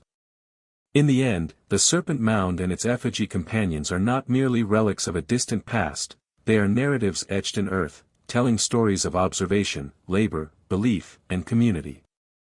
They challenge us to reconsider the sophistication of prehistoric societies, to recognize the depth of their knowledge, and to acknowledge the ingenuity embedded in every coil, curve, and alignment. These monuments stand as enduring reminders that the human drive to create, observe, and symbolize transcends time, leaving traces that continue to captivate, mystify, and inspire exploration. Hidden beneath the thick canopy of the Midwest's forests, stretching across fertile river valleys and the expansive plains, lies the legacy of a civilization whose identity and reach remain shrouded in mystery.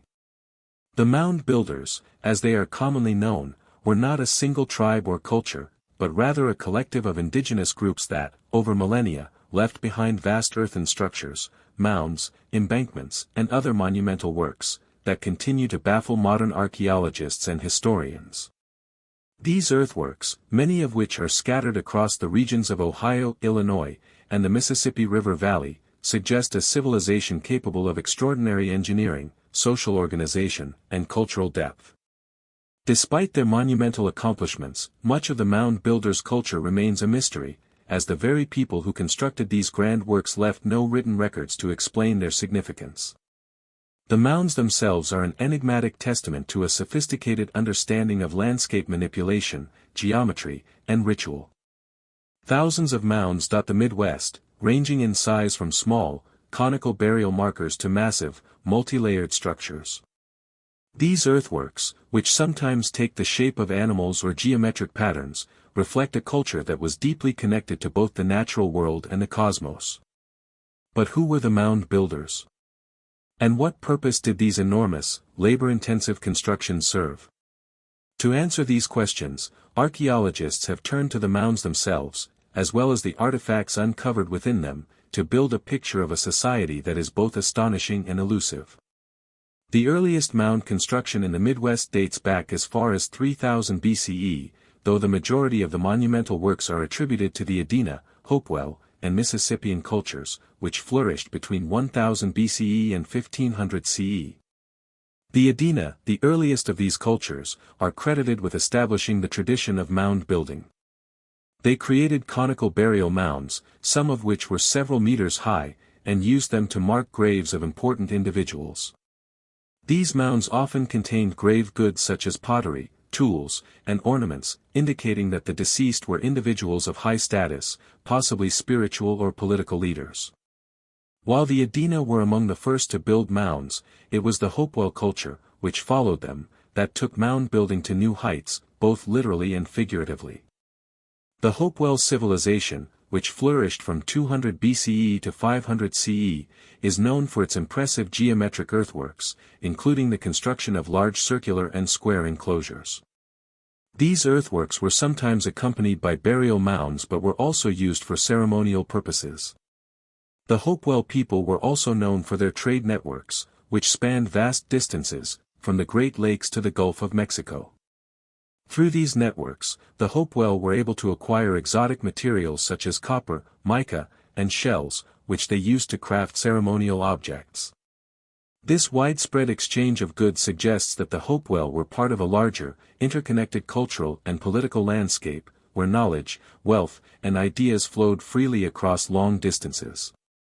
The Mississippian culture, which arose around 800 CE and reached its peak between 1050 and 1300 CE, is perhaps best known for the construction of large, complex mound systems, such as those found at Cahokia, the largest prehistoric city in North America. Unlike the earlier Adena and Hopewell peoples, the Mississippians built flat-topped platform mounds, many of which were used as bases for elite residences, temples, or other important buildings. The Mississippian culture's urbanism, with its sprawling cities, plazas, and elaborate ceremonial structures, marks a significant leap in social organization and technological development. In many ways, the Mississippians took the ideas of the earlier mound builders and transformed them into a sprawling urban landscape, one that combined both ritual and daily life in a manner that would later influence other indigenous cultures. Despite the advancements in architecture and urbanization seen among the Mississippians, much about the construction and function of the mounds and earthworks remains unknown. The fact that these people left no written records means that modern archaeologists are left to piece together their history through material culture, oral traditions, and the earthworks themselves. What is clear, however, is that the mounds were not simply burial sites, but ceremonial centers that held great spiritual and political significance. One of the most remarkable aspects of the mound builders' works is the sheer scale of their construction projects. The largest mound in the Midwest, Monk's Mound at Cahokia, covers more than 14 acres and rises more than 100 feet above the surrounding land. It is believed that the construction of such massive earthworks required an immense labor force, organized and coordinated over many generations. Some estimates suggest that it would have taken thousands of people working for decades to build the massive mounds, which raises questions about the social organization, leadership, and labor systems of these ancient societies. How did the mound builders mobilize such vast numbers of people? What forms of governance or social hierarchy allowed for such coordinated effort? And how were these monumental projects maintained over time? The answer to these questions may lie in the way the mound builders organized their societies. Archaeological evidence suggests that these cultures were hierarchical, with leaders and elite individuals who likely controlled large portions of the labor force. In Mississippian society, the elite were thought to live atop the large platform mounds, with priests or rulers who presided over both the political and religious life of the community. These leaders may have used the earthworks to solidify their power, both symbolically and physically. By constructing massive mounds in their honor or to house their religious ceremonies, these elites could visually and physically demonstrate their dominance and their divine connection to the natural world and the gods. Additionally, the mound builders seem to have had a complex relationship with the natural world, using the earthworks as a means to interact with cosmic forces. Many of the mounds and earthworks are aligned with the movements of the sun, moon, and stars. Some of the most famous examples, like those at Cahokia, are believed to have served as astronomical observatories, allowing the mound builders to track the passage of time, mark the changing of seasons, and plan agricultural cycles. The integration of such celestial knowledge into their monumental works underscores the intellectual and spiritual depth of these ancient societies, suggesting that they saw themselves as part of a greater cosmic order. The relationship between the mound builders and their surrounding environment is also evident in their use of natural resources. Many of the mounds were constructed from locally available soil, but some, particularly those associated with the Hopewell and Mississippian cultures, incorporated materials from far-flung regions. Trade networks connected these communities with the distant reaches of the continent, facilitating the exchange of exotic goods and materials like copper, mica, and shells. This exchange was not just for material wealth, it also allowed for the sharing of knowledge, artistic styles, and religious practices, creating a cultural mosaic that spanned vast distances.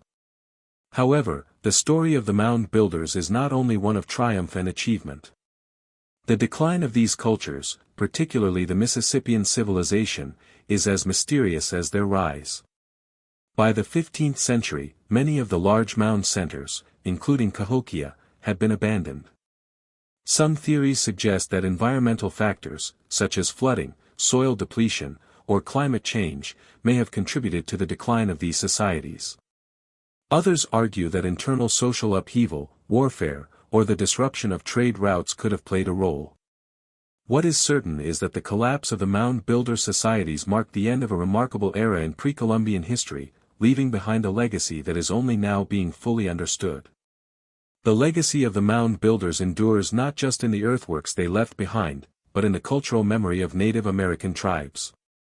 Many modern indigenous communities trace their origins to the mound builders, and their traditions, beliefs, and practices carry echoes of the monumental societies that came before them. Today, archaeologists and historians continue to uncover the secrets of the mound builders, using new technologies such as LiDAR and ground-penetrating radar to explore buried mounds and unearth artifacts that deepen our understanding of these ancient peoples. With each new discovery, the story of the mound builders becomes clearer, revealing a society whose achievements in architecture, social organization, and spirituality rival those of ancient civilizations across the world. The mound builders were not merely people of the past, they were visionaries who shaped their landscape with profound knowledge and spiritual intent.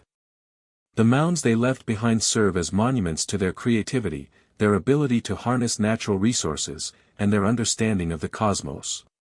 These earthworks, far from being relics of a forgotten past, continue to tell the story of a people whose legacy is still unfolding in the present. As we continue to explore their works and unravel the mysteries of their civilizations, the mound builders remind us of the deep and enduring connection between humanity, the earth, and the stars. In the high desert of northwestern New Mexico, surrounded by the vast, arid landscapes of the American Southwest, lies one of the most mysterious and awe-inspiring archaeological sites in North America, Chaco Canyon.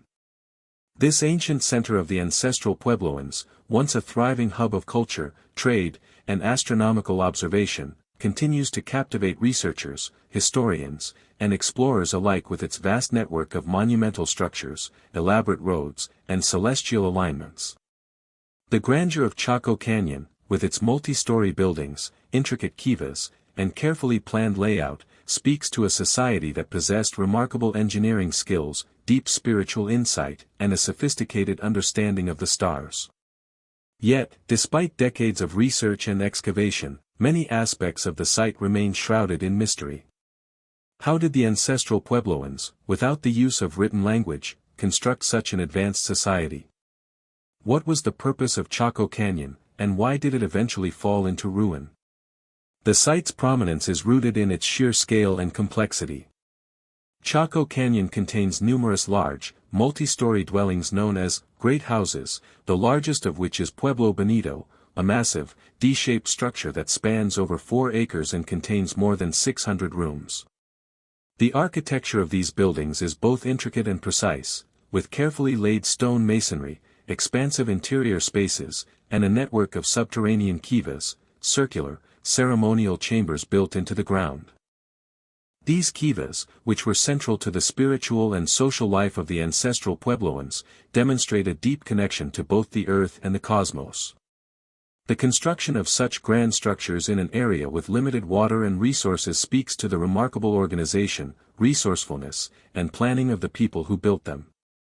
Chaco Canyon was not just a settlement, it was a hub of communication, commerce, and ritual activity that spanned across hundreds of miles. At its height, between 900 and 1150 CE, the canyon served as the center of a vast network of roads, some of which stretched for over 30 miles, connecting Chaco to distant communities in Arizona, Colorado, and Utah. These roads, built with extraordinary precision, were not just functional, they appear to have held ceremonial and symbolic significance. The alignment of some of these roads with celestial events, such as the solstices and equinoxes, suggests that the ancestral Puebloans viewed Chaco Canyon as a sacred space where the forces of the earth and sky converged. These roads, which often radiate outward from Chaco like spokes on a wheel, may have been used by pilgrims who journeyed to the canyon for religious ceremonies, trade, or communal gatherings, reinforcing Chaco's role as a cultural and spiritual center. The astronomical significance of Chaco Canyon cannot be overstated. The layout of the great houses, the positioning of the kivas, and the alignment of the roads all seem to reflect a deep understanding of celestial cycles. Researchers have noted that the windows and doors of many of the structures are aligned with the solstices and equinoxes, while certain sites within the canyon appear to track the movement of the sun, moon, and stars. One of the most intriguing features of Chaco Canyon is the sun dagger, a series of petroglyphs carved into a rock face that marks the position of the sun at various points during the year. During the solstices, sunlight shines through narrow gaps in the rocks, illuminating the petroglyphs in a way that corresponds with the changing position of the sun. This precise knowledge of celestial movements reflects a society that was not only capable of monumental architecture but also possessed advanced astronomical knowledge. In addition to its architectural and astronomical feats, Chaco Canyon was also a center of trade and cultural exchange. Artifacts found at the site, including turquoise, shell beads, and macaw feathers, suggest that Chaco was part of an extensive trade network that stretched as far as Mesoamerica. The turquoise, which was highly prized for its use in jewelry and ceremonial items, was sourced from distant mines in what is now Arizona, while the shell beads came from the Gulf of California. The presence of macaw feathers indicates contact with the tropical regions of southern Mexico, as these exotic birds were not native to the high desert environment of Chaco. This network of trade allowed the ancestral Puebloans to acquire not only valuable materials but also new ideas, technologies, and cultural practices, further enriching the social and spiritual life of Chaco Canyon. Despite its prominence, Chaco Canyon eventually fell into decline, and by the end of the 12th century, the once thriving center was largely abandoned.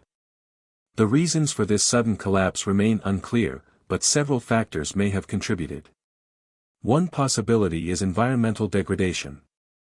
Chaco's location in a semi-arid region made it particularly vulnerable to changes in climate, and evidence suggests that the region experienced periods of drought during the time of Chaco's decline. The intensive farming and resource extraction required to support a large population may have led to soil erosion and depletion of local resources, making it difficult to sustain the community. Additionally, the vast trade network that once connected Chaco to distant regions may have begun to unravel, weakening the economy and disrupting the cultural exchange that had once flourished. Social and political factors may also have played a role in the decline of Chaco Canyon. The intricate network of roads, ceremonial spaces, and great houses suggests a highly organized and hierarchical society. It is possible that shifts in political power, internal conflict, or competition for resources contributed to the collapse of the once unified center. Archaeological evidence suggests that the ancestral Puebloans abandoned Chaco and moved to other locations in the surrounding region, including the nearby Mesa Verde and the Rio Grande Valley. This migration, which may have been driven by environmental pressures or social upheaval, marked the end of Chaco Canyon's prominence as a cultural and spiritual hub. The mysteries surrounding Chaco Canyon are compounded by the fact that, unlike other ancient civilizations, the ancestral Puebloans left no written records. What little we know about the site has been pieced together through excavation, artifact analysis, and the study of oral traditions passed down by Native American tribes. Some theories suggest that Chaco was not only a physical center of power but also a spiritual one, with the ancestral Puebloans viewing the canyon as a sacred site where the earth and the sky came together. The canyon's orientation to celestial events, its ceremonial architecture, and its role as a pilgrimage destination all point to a deep spiritual connection with the natural world. Yet, the reasons for its abandonment remain unclear. Was it the result of environmental collapse, social upheaval, or a combination of both? And why did the ancestral Puebloans choose to leave such a remarkable site behind? In recent years, advances in technology have shed new light on Chaco Canyon, offering new clues to its purpose and significance. LiDAR imaging, which uses laser technology to map the landscape, has revealed previously unknown structures and roads, suggesting that Chaco was even larger and more complex than previously believed. These discoveries raise new questions about the scale of Chaco's influence and its role within the broader ancestral Puebloan world. The ongoing study of Chaco Canyon, along with the collaboration of archaeologists and Native American communities, continues to deepen our understanding of this fascinating site. Chaco Canyon's legacy extends far beyond its walls. The ancestral Puebloans' remarkable achievements in architecture, astronomy, and trade are a testament to their resilience, ingenuity, and cultural depth. The site continues to serve as a symbol of the enduring connection between people, place, and the cosmos, and it stands as a reminder of the complexity and richness of pre-Columbian North America. While many questions remain, Chaco Canyon continues to captivate the imagination, inviting us to explore the mysteries of the past and reflect on the cultural, spiritual, and intellectual legacy of the people who built it. The story of Chaco Canyon is one of grandeur and mystery, a tale of a civilization that reached unprecedented heights before fading into obscurity. It is a story of cosmic alignment, of monumental architecture, and of a society deeply connected to the rhythms of the natural world.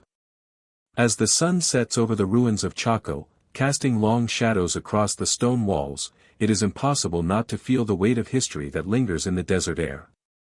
The canyon, silent and ancient, holds its secrets close, waiting for those who are willing to listen, to observe, and to uncover the mysteries that lie within. The dry, rugged terrain of the American Southwest hides some of the most profound archaeological mysteries of pre-Columbian North America. From the canyons and mesas of Arizona to the remote cliffs of Utah, the region is dotted with ancient ruins, petroglyphs, and earthworks that challenge conventional understanding of early Native American civilizations. These lost civilizations, which once flourished in the arid landscapes of the Southwest, have left behind a series of enigmatic structures and symbols, some of which remain largely unexplored, their true purpose and significance still a matter of intense debate. It is here, in the heart of the desert, that the legacy of the ancestral Puebloans, the Hohokam, and other cultures can be found, societies that built vast cities, intricate irrigation systems, and ceremonial complexes without the aid of metal tools or written records.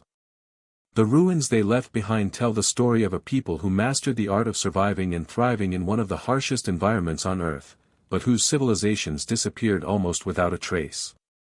In Arizona, the ancient city of Casa Grande, nestled in the Sonoran Desert, provides a window into one of the most remarkable cultures to have inhabited the Southwest. The site, which features a massive four-story structure made from adobe and mortar, is one of the largest known Hohokam sites. The Great House, as it is called, stands as a testament to the engineering and architectural prowess of the Hohokam people, who built an intricate system of canals to irrigate their crops in an environment that receives less than 10 inches of rain annually. These canals, which stretched over 100 miles, were feats of engineering that allowed the Hohokam to support a thriving agricultural society, cultivating cotton, maize, and beans in an otherwise barren landscape. Yet, despite the ingenuity required to build such complex systems, the Hohokam civilization mysteriously declined around 1450 CE, leaving their once great cities abandoned and their irrigation systems in disrepair. What caused this sudden disappearance? Was it environmental change, social upheaval, or perhaps a combination of both?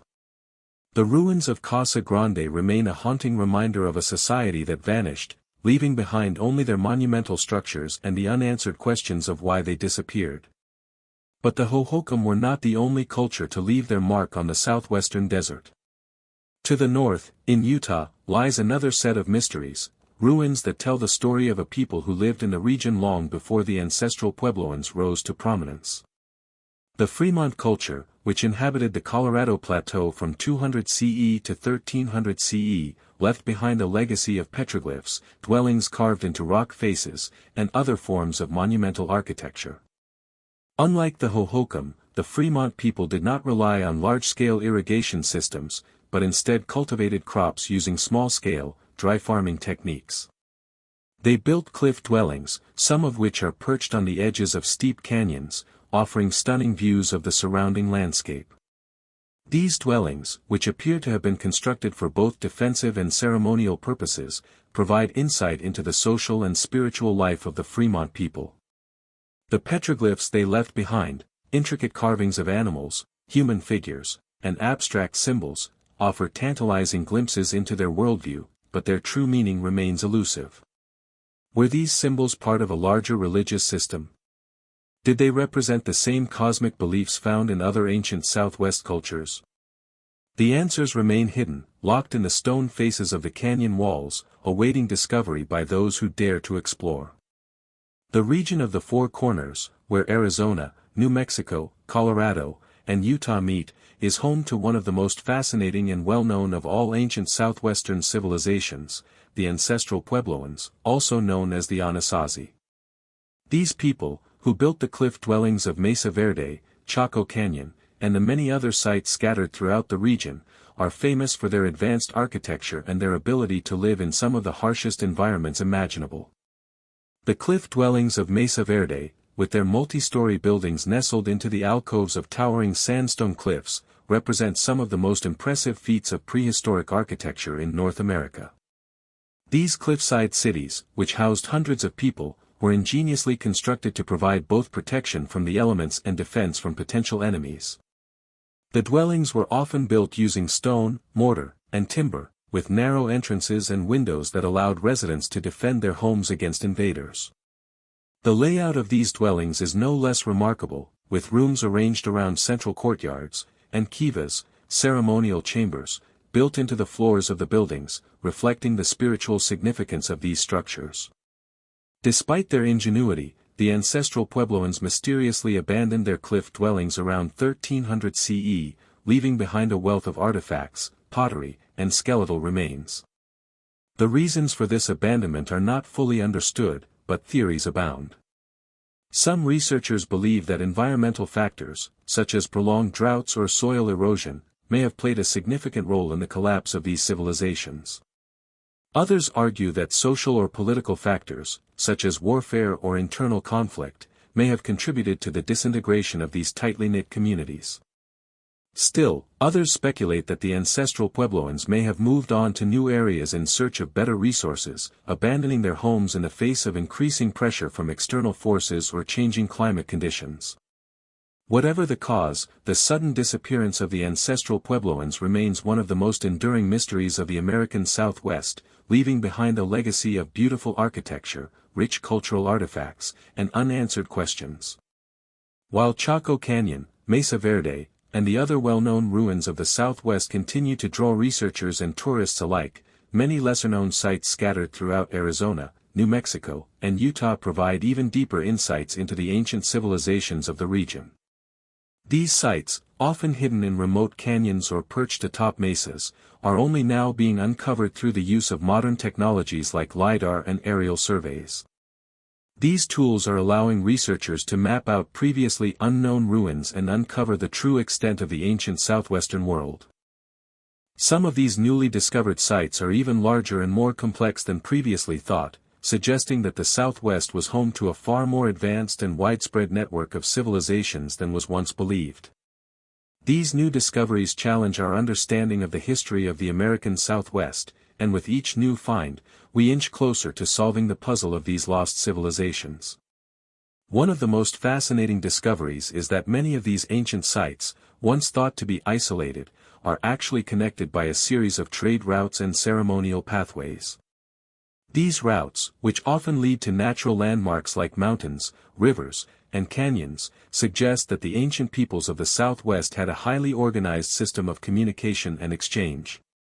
The trade networks that spanned across the region allowed these societies to share not only goods like turquoise, pottery, and macaw feathers but also ideas, technologies, and spiritual beliefs. This interconnectedness speaks to a level of sophistication and organization that was previously underestimated by researchers. The ancient civilizations of the Southwest were not just isolated tribes but part of a complex and interwoven cultural landscape. Today, as archaeologists continue to explore the remote canyons and mesas of the Southwest, the ruins and artifacts left behind by these ancient peoples continue to offer clues about their lives and beliefs. The petroglyphs, dwellings, and trade routes are like pieces of a larger puzzle, and with each new discovery, we get closer to understanding the mysteries of these lost civilizations. What was the spiritual significance of the petroglyphs and rock art that dot the canyon walls? How did these people manage to survive in such a harsh and unforgiving environment? What led to the sudden collapse of these once thriving civilizations? The answers may be buried in the sands of time, waiting to be uncovered by future generations. In the heart of Mesoamerica, where the lush jungles of Mexico meet the vast plains, lies the ancient city of Teotihuacan, a place whose grandeur and mystery continue to captivate archaeologists and historians alike.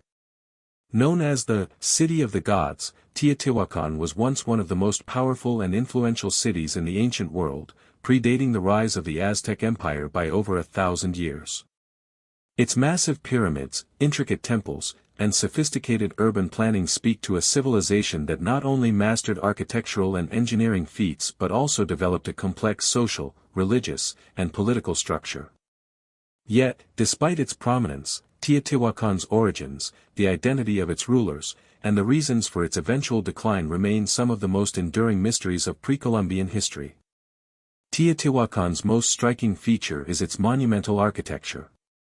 The city, which once sprawled across more than 20 square kilometers, was laid out in a carefully organized grid pattern, with wide streets, plazas, and massive public buildings. At the heart of the city stands the Pyramid of the Sun, a colossal structure that rises over 200 feet above the surrounding landscape, dominating the skyline. It is one of the largest pyramids in the world, built with millions of tons of stone and rubble, and aligned precisely with the movements of the sun. Close by is the Pyramid of the Moon, which mirrors the shape and alignment of the Sun pyramid, suggesting a deliberate cosmological design. These pyramids, along with the city's other structures, were not just architectural marvels, they were also deeply symbolic, representing the relationship between the people, the gods, and the cosmos. The layout of Teotihuacan itself reflects a deep understanding of urban planning and societal organization.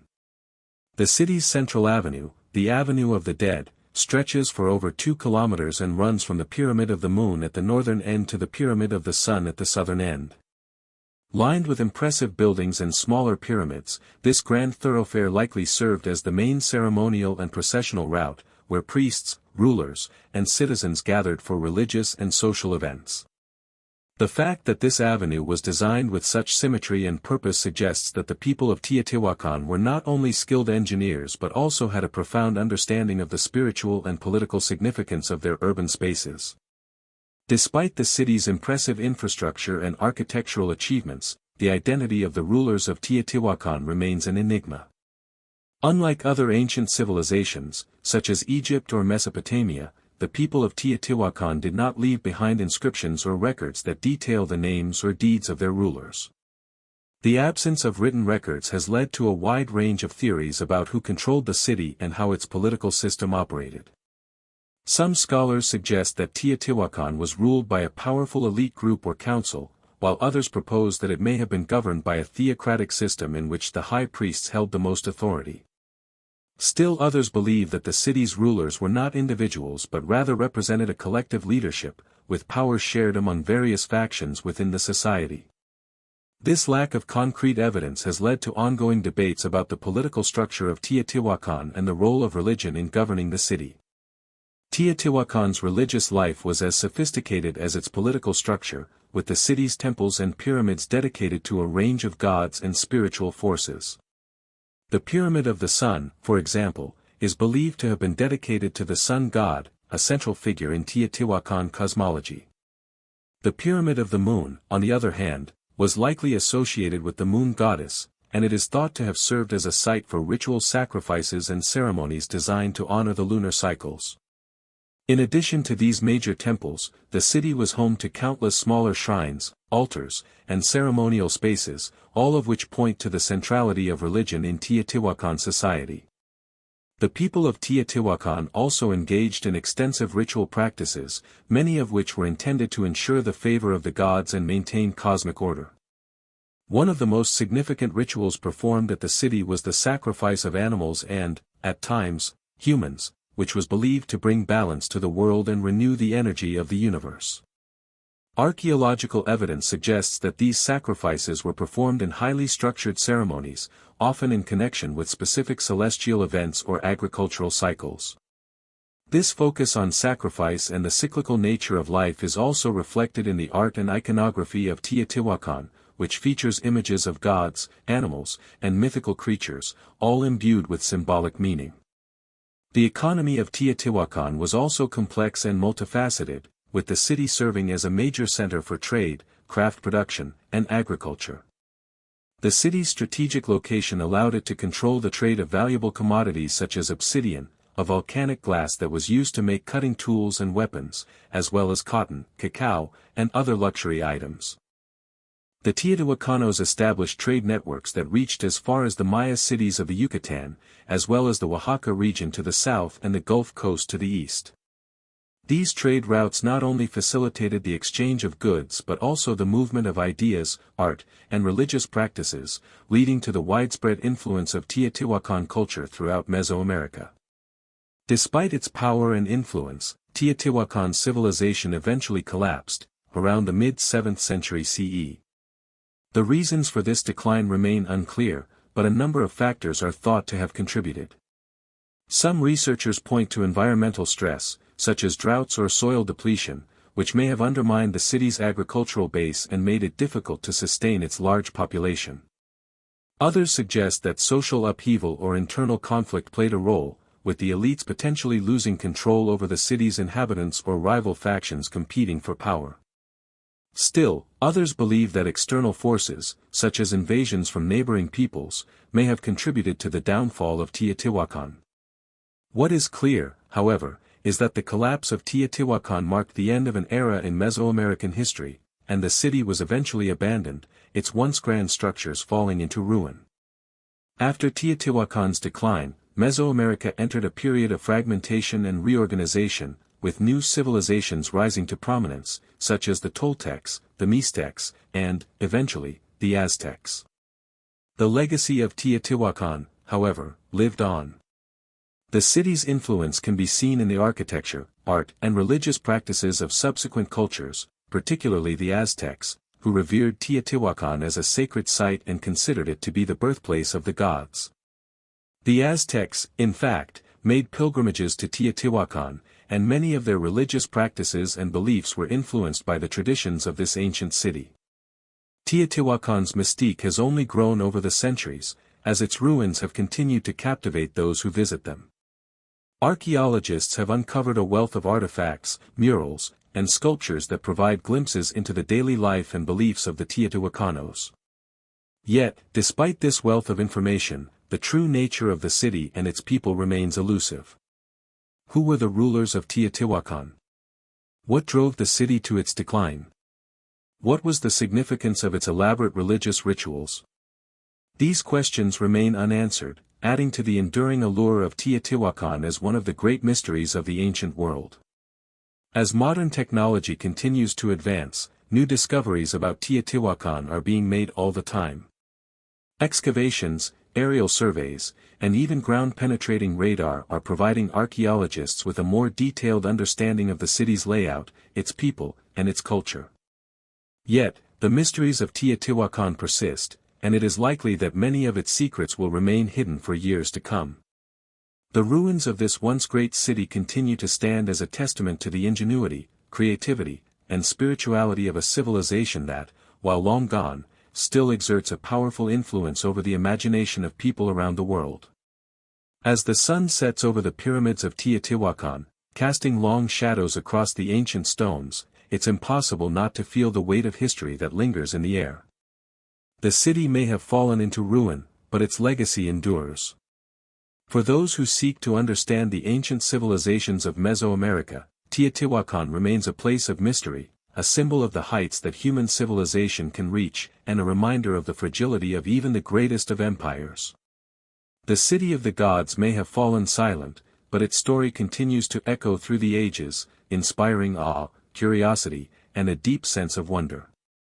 Deep within the dense jungles of the Yucatan Peninsula lies a civilization whose history is as mysterious as it is magnificent. The Maya, known for their advanced knowledge of astronomy, mathematics, and architecture, built some of the most stunning cities in ancient Mesoamerica. Yet, despite their intellectual and cultural achievements, the story of the Maya is also one of decline and abandonment, marked by the sudden and unexplained disappearance of some of their greatest cities. The rise and fall of the Maya civilization has puzzled historians and archaeologists for centuries, with countless theories attempting to explain the factors behind the decline of one of the most advanced societies of the ancient world. The Maya civilization emerged around 2000 BCE, but it reached its peak during the Classic period, from approximately 250 to 900 CE. During this time, the Maya constructed vast cities, developed a complex writing system, and made significant advancements in astronomy, calendar systems, and mathematics. Their cities, such as Tikal, Palenque, Copan, and Calakmul, were not only political and religious centers but also hubs of culture, trade, and scientific innovation. The Maya were able to harness the natural resources of the dense jungles, developing intricate agricultural systems that allowed them to support large urban populations. Through the use of advanced terracing, irrigation, and crop rotation, they grew maize, beans, and squash, which formed the backbone of their diet and economy. One of the most remarkable aspects of Maya civilization is their understanding of time and the cosmos. The Maya developed an incredibly accurate calendar system, which was based on both solar and lunar cycles. They also made significant advances in astronomy, mapping the movements of the sun, moon, and stars with great precision. The Maya were able to predict solar and lunar eclipses, track the movements of Venus, and even calculate the length of the solar year to within a fraction of a day. Their knowledge of the heavens was not merely academic, it was deeply intertwined with their religious beliefs. The Maya believed that the movements of the celestial bodies had a direct influence on life on Earth, and their cities were often laid out in alignment with astronomical phenomena. Temples and pyramids were constructed to honor the gods and mark important celestial events, such as the solstices and equinoxes, reinforcing the Maya worldview that the cosmos and the Earth were inseparably connected. Despite their technological and intellectual achievements, the Maya were not immune to the forces of nature and the challenges of the environment. The lush jungles that provided sustenance and shelter for the Maya also presented significant obstacles. The region's climate was unpredictable, with long periods of drought interspersed with heavy rains. This created challenges for the Maya in terms of water management and agriculture. In some regions, the Maya developed elaborate canal systems to manage water flow and irrigate crops, but these systems were often strained by fluctuating rainfall patterns. As the Maya cities grew in size and power, their agricultural systems were increasingly taxed, and the depletion of soil fertility and the spread of disease may have further exacerbated the stresses on their society. The Maya were also a deeply hierarchical society, with a complex social structure that placed the elite at the top. Rulers and priests were considered to be divine intermediaries between the gods and the people, and their power was reinforced through religious rituals, including human sacrifice. The Maya built elaborate pyramids and temples as part of their religious practices, where they performed ceremonies to honor their gods and ensure the prosperity of their city. The rulers, often associated with specific gods, claimed divine right to govern, and their authority was further legitimized by the construction of monumental architecture that showcased their wealth and power. The Maya civilization was also a network of competing city-states, each with its own ruler and political agenda. These cities often engaged in wars of conquest, competing for resources, territory, and political influence. While the Maya were at the height of their civilization during the Classic period, the end of this era remains one of the greatest mysteries in the history of the Americas. Around the 9th century, many of the southern cities, such as Tikal, Palenque, and Copan, were abandoned. The reasons for this sudden decline remain the subject of intense debate, with several factors believed to have contributed to the collapse. Environmental factors, particularly prolonged droughts, are thought to have played a significant role. Paleoclimatic data suggests that the region experienced severe droughts during this period, which would have put immense strain on the Maya's agricultural systems. With water becoming scarce, crops would have failed, and food shortages could have led to famine and social unrest. Additionally, deforestation due to agricultural expansion may have compounded the effects of the drought. The Maya were heavily dependent on the dense forests surrounding their cities for resources such as wood for construction and fuel.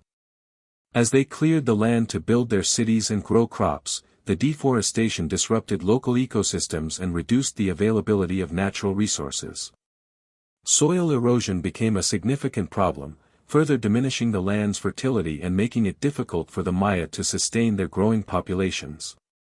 While environmental factors certainly played a role, it is unlikely that they were the sole cause of the collapse. Social and political factors were also likely at play.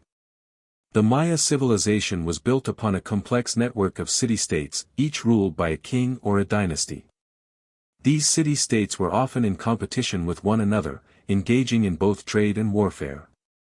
As the resources in the region became more strained, conflicts between the cities may have escalated. The collapse of one or more major city-states could have triggered a domino effect, destabilizing the entire region.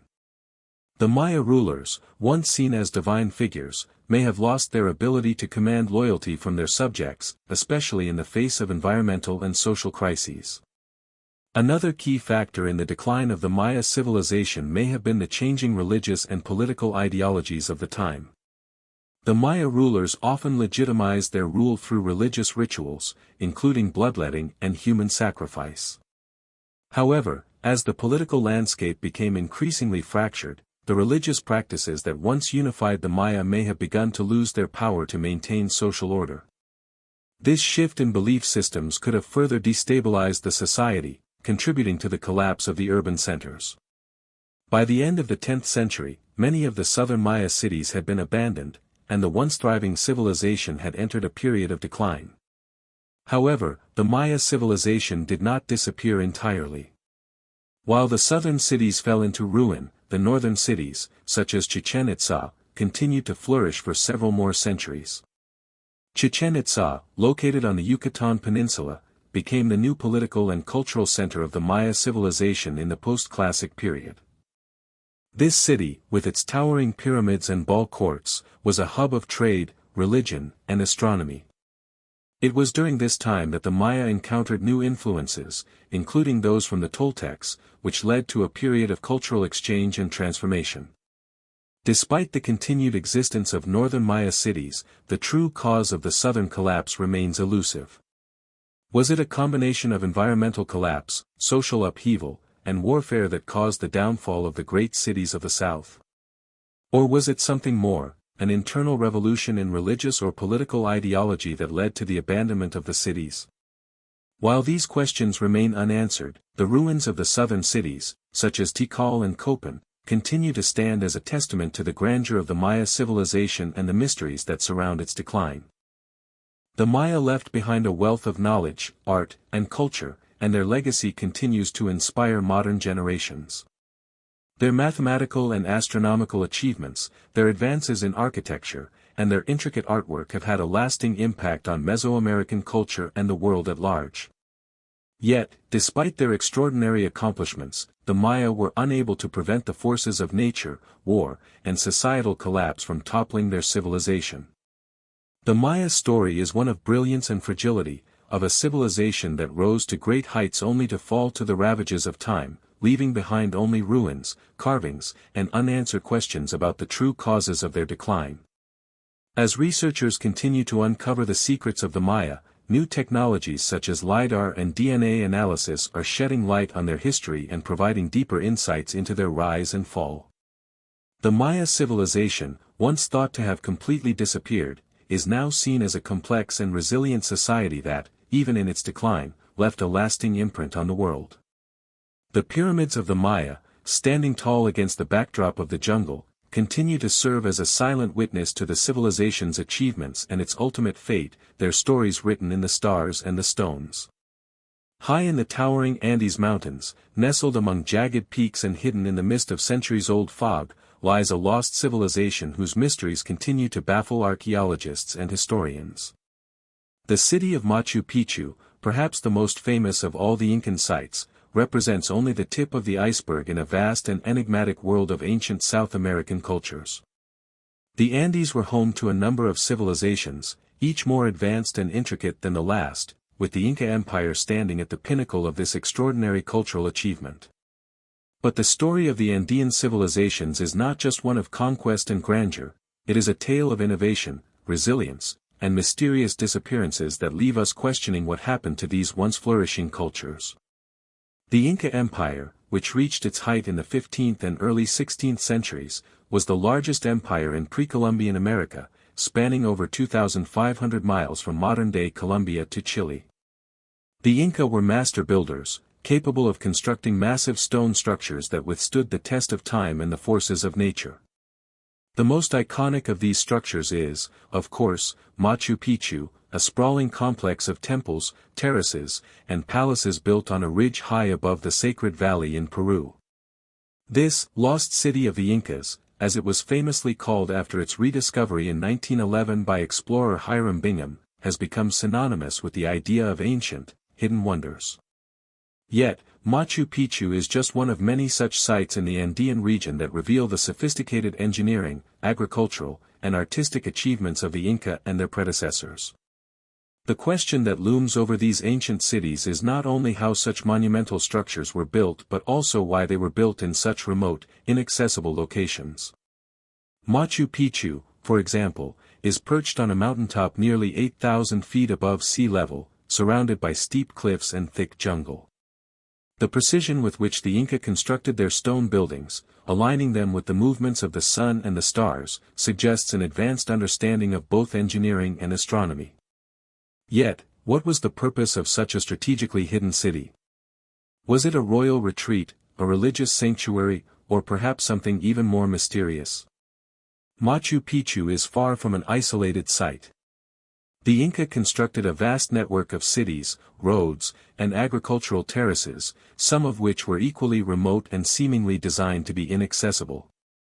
These cities were not just centers of politics and commerce, they were also places of spiritual significance, where the forces of nature, such as the sun, the moon, and the mountains, were honored and revered.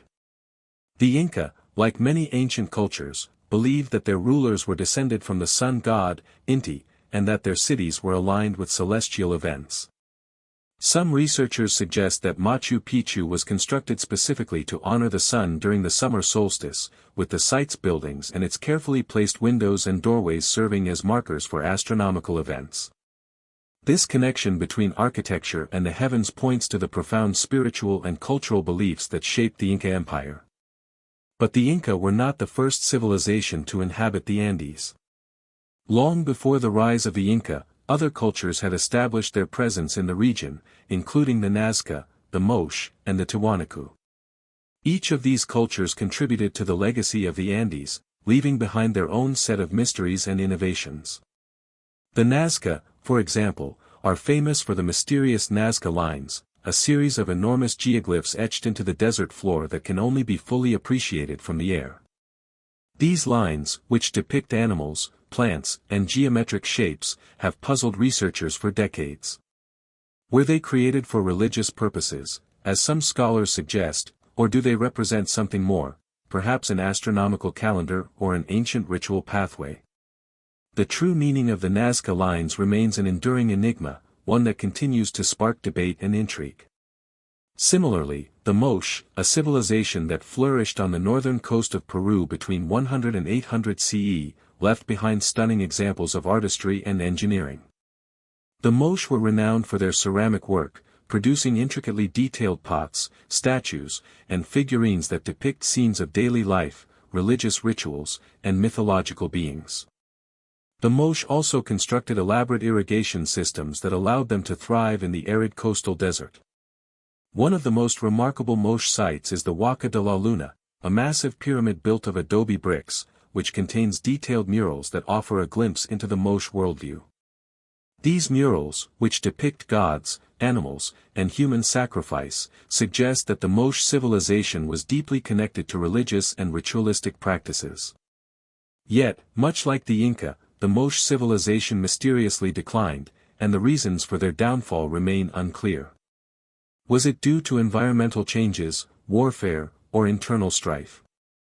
The fate of the Moche, like so many ancient cultures, is one of lost knowledge and unanswered questions. Perhaps even more puzzling is the rise and fall of the Tiwanaku civilization, which flourished near the shores of Lake Titicaca in what is now Bolivia.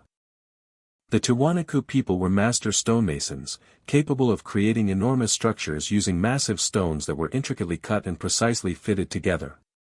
The site of Tiwanaku, with its monumental gateways, sunken temples, and mysterious stone statues, is one of the most enigmatic sites in the Andes. The Tiwanaku civilization is believed to have played a major role in the development of the Andean highlands, but like the Moche and the Inca, it eventually disappeared.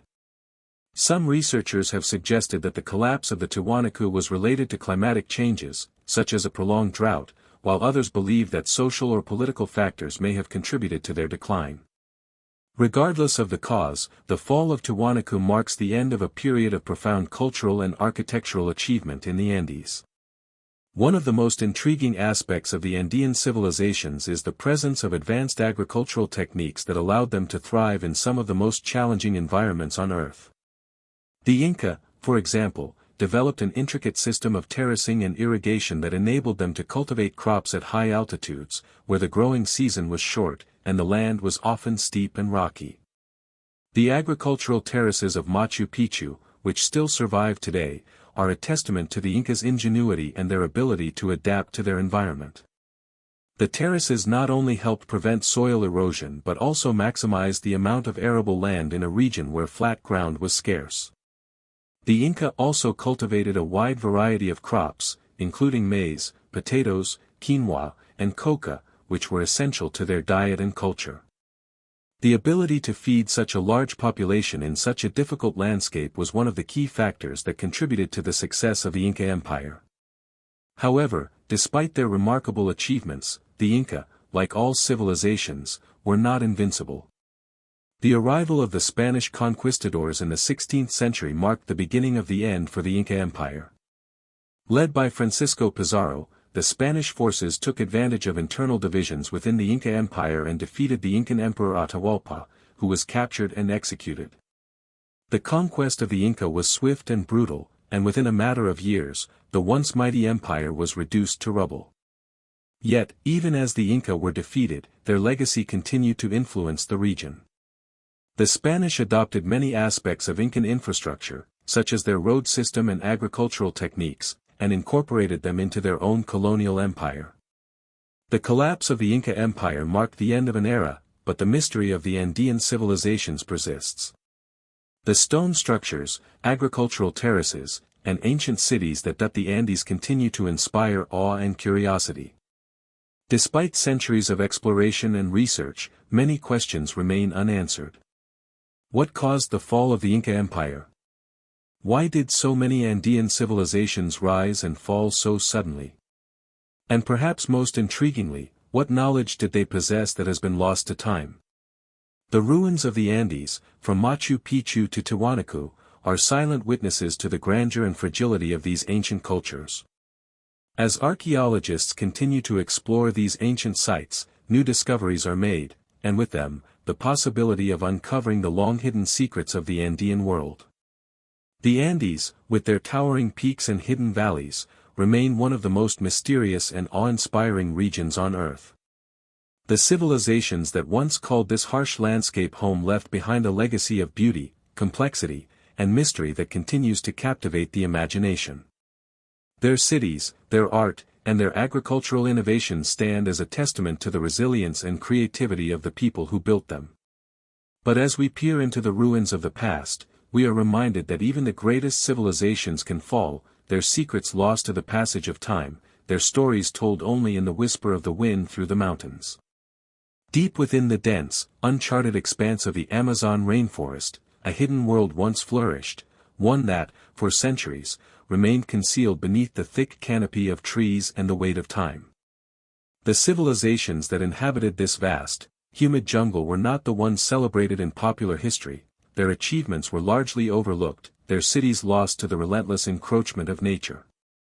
But through modern archaeological methods, the existence of complex societies in the Amazon has come to light, forever challenging the conventional narrative of pre-Columbian civilizations in the Americas. For years, the prevailing belief was that the Amazon was home to scattered, nomadic tribes who lived in isolation, relying on simple, subsistence-level agriculture. The idea of a vast, complex civilization thriving in the heart of the jungle seemed almost impossible. After all, the Amazon rainforest, with its dense vegetation, erratic flooding, and nutrient-poor soils, didn't seem to lend itself to the creation of large-scale societies.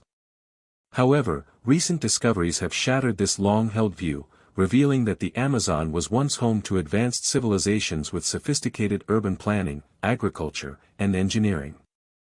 These discoveries have opened a new chapter in the study of pre-Columbian America, showing that the Amazon was not just a wilderness, but a vibrant, thriving region that supported an intricate web of interconnected societies.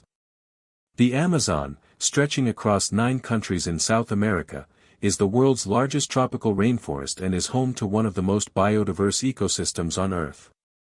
For centuries, it remained largely unexplored by outsiders, its depths a mystery even to those who lived on its periphery. The very idea that ancient civilizations could have thrived in such an environment was dismissed for a long time, as the dense forest canopy and unpredictable climate seemed to make large-scale agriculture, infrastructure, and permanent settlement impossible. Yet, as research in the region has intensified, a new picture is emerging, one that reveals a much more complex and sophisticated history than previously imagined. Archaeologists now believe that the Amazon was home to a network of civilizations that used the natural landscape to their advantage, creating a world of sprawling cities, intricate road systems, and impressive agricultural systems. These ancient peoples, it turns out, were far more resourceful and innovative than anyone had ever imagined. In fact, many of their agricultural techniques were ahead of their time, allowing them to transform the jungle into a fertile landscape capable of supporting large populations. They used a method known as terra preta, or black earth, a form of highly fertile, man-made soil that allowed them to grow crops in an otherwise nutrient-poor environment. This soil, rich in charcoal, bone, and other organic materials, retained moisture and nutrients, making it ideal for agriculture. The discovery of terra preta has been revolutionary in understanding how these ancient peoples not only survived but thrived in one of the most difficult environments on Earth. In addition to their agricultural innovations, these civilizations also constructed impressive urban centers, many of which remain hidden deep within the forest. The city of Marajo, for example, located at the mouth of the Amazon River, was home to one of the largest pre-Columbian societies in South America. The Marajoans, as they are known, built massive earthworks, large ceremonial mounds, and elaborate road systems, all of which were designed to accommodate the ever-changing water levels of the Amazon basin. These earthworks, many of which are still visible today, suggest a highly organized and centralized society, capable of complex planning and construction. The Marajoans were also skilled in pottery, and their intricate ceramic works offer a glimpse into their daily life and cultural practices. Equally fascinating are the discoveries in the Brazilian state of Acre, where archaeological surveys have uncovered evidence of large settlements that date back over 5,000 years. These sites, including the mysterious geoglyphs of Acre, consist of hundreds of earthen structures, mounds, ditches, and walls, that seem to have been arranged in geometric patterns. These structures, while still shrouded in mystery, suggest that the region was once home to a highly organized society with an advanced understanding of land use, agriculture, and construction. The geoglyphs themselves, carved into the earth, resemble the geoglyphs found in other parts of the world, such as the Nazca lines in Peru, and have raised questions about the purpose they served. Were they ceremonial, astronomical, or perhaps a form of communication? Another remarkable discovery is the series of ancient settlements along the Xingu River in Brazil, which were part of a vast network of interconnected cities. These settlements, which have been dated to at least 1,000 years ago, are characterized by large, rectangular earthworks and canals, which were used to manage water and facilitate trade. The existence of these settlements suggests that the Amazon was not just a region of scattered, isolated tribes, but a place where people lived in highly organized, urban environments. The Xingu River settlements were interconnected by a system of roads, canals, and trade routes, allowing goods and ideas to flow freely throughout the region. The ancient people of the Xingu were skilled agriculturalists, and their extensive use of terracing and irrigation allowed them to cultivate a wide variety of crops, including manioc, bananas, and fruit trees. The evidence for large-scale settlement and urbanization in the Amazon rainforest has dramatically changed the way historians and archaeologists view the pre-Columbian Americas. It is now clear that ancient civilizations in the Amazon were not only capable of surviving in this challenging environment but also of thriving in ways that were previously unimaginable. This discovery forces us to reconsider the historical narrative of the Americas, as it challenges the traditional view that civilizations in the Americas were confined to Mesoamerica and the Andes. The cities of the Amazon, once thought to be mythological, are now being recognized as important centers of culture and innovation in their own right. However, despite these groundbreaking discoveries, much about the ancient civilizations of the Amazon remains shrouded in mystery. Who were these people? What happened to their cities? Why did such advanced societies, capable of building monumental structures and mastering the environment, disappear from the historical record? One theory is that the arrival of European colonists, particularly the Portuguese and Spanish, may have played a significant role in the collapse of these civilizations. The introduction of diseases such as smallpox, along with the forced labor and displacement caused by European expansion, may have decimated the native populations of the Amazon. The once thriving cities, left vulnerable to disease and external threats, may have been abandoned or destroyed, leaving only faint traces of their existence behind. Another factor in the decline of these civilizations could have been environmental changes. While the ancient peoples of the Amazon were undoubtedly skilled at managing their environment, they may have overexploited certain resources, leading to soil depletion and deforestation. The pressures of population growth and agricultural expansion could have strained the delicate balance of the Amazon ecosystem, leading to the collapse of these societies. Furthermore, the unpredictable nature of the Amazon's climate, with its seasonal flooding and droughts, may have made it difficult for these civilizations to maintain their agricultural systems over time. Despite the many challenges faced by these civilizations, their achievements continue to inspire awe and fascination. The discovery of their cities, agricultural innovations, and cultural practices has forced archaeologists to rethink the history of the Americas. The Amazon, once thought to be a vast, untamed wilderness, is now recognized as the cradle of a complex and sophisticated civilization, one that existed long before European contact and whose legacy continues to shape our understanding of ancient human history. As new technologies, such as LiDAR, light detection and ranging, continue to shed light on the hidden landscapes of the Amazon, more ancient cities and structures are being uncovered. These discoveries are revolutionizing our understanding of the Amazon and its role in the history of the Americas. The dense rainforest, once thought to have concealed only a primitive and isolated culture, is now revealing a rich tapestry of human achievement, one that has the potential to change everything we know about ancient civilizations. The lost cities of the Amazon are not just relics of a forgotten past, they are symbols of human ingenuity and resilience. They remind us that even in the harshest of environments, humans have the ability to adapt, innovate, and build lasting societies. The mystery of the Amazon's ancient civilizations is far from solved, but with each new discovery, we are getting closer to understanding the full extent of their greatness. Beneath the vast skies of the American Midwest lies a hidden world of ancient earthworks, complex and sprawling, whose true purpose and origin remain shrouded in mystery. The Mound Builders, as they are now known, were a group of indigenous peoples who constructed massive earthen mounds across the landscape, creating monumental structures that span vast regions of North America. These mounds, some of which are still standing today, are among the most impressive archaeological features in the United States, yet their builders, their cultures, and their reasons for constructing such immense structures have long puzzled researchers. The mound builders left behind no written records, so their story has been pieced together through excavation, oral tradition, and scholarly interpretation, but many questions remain unanswered.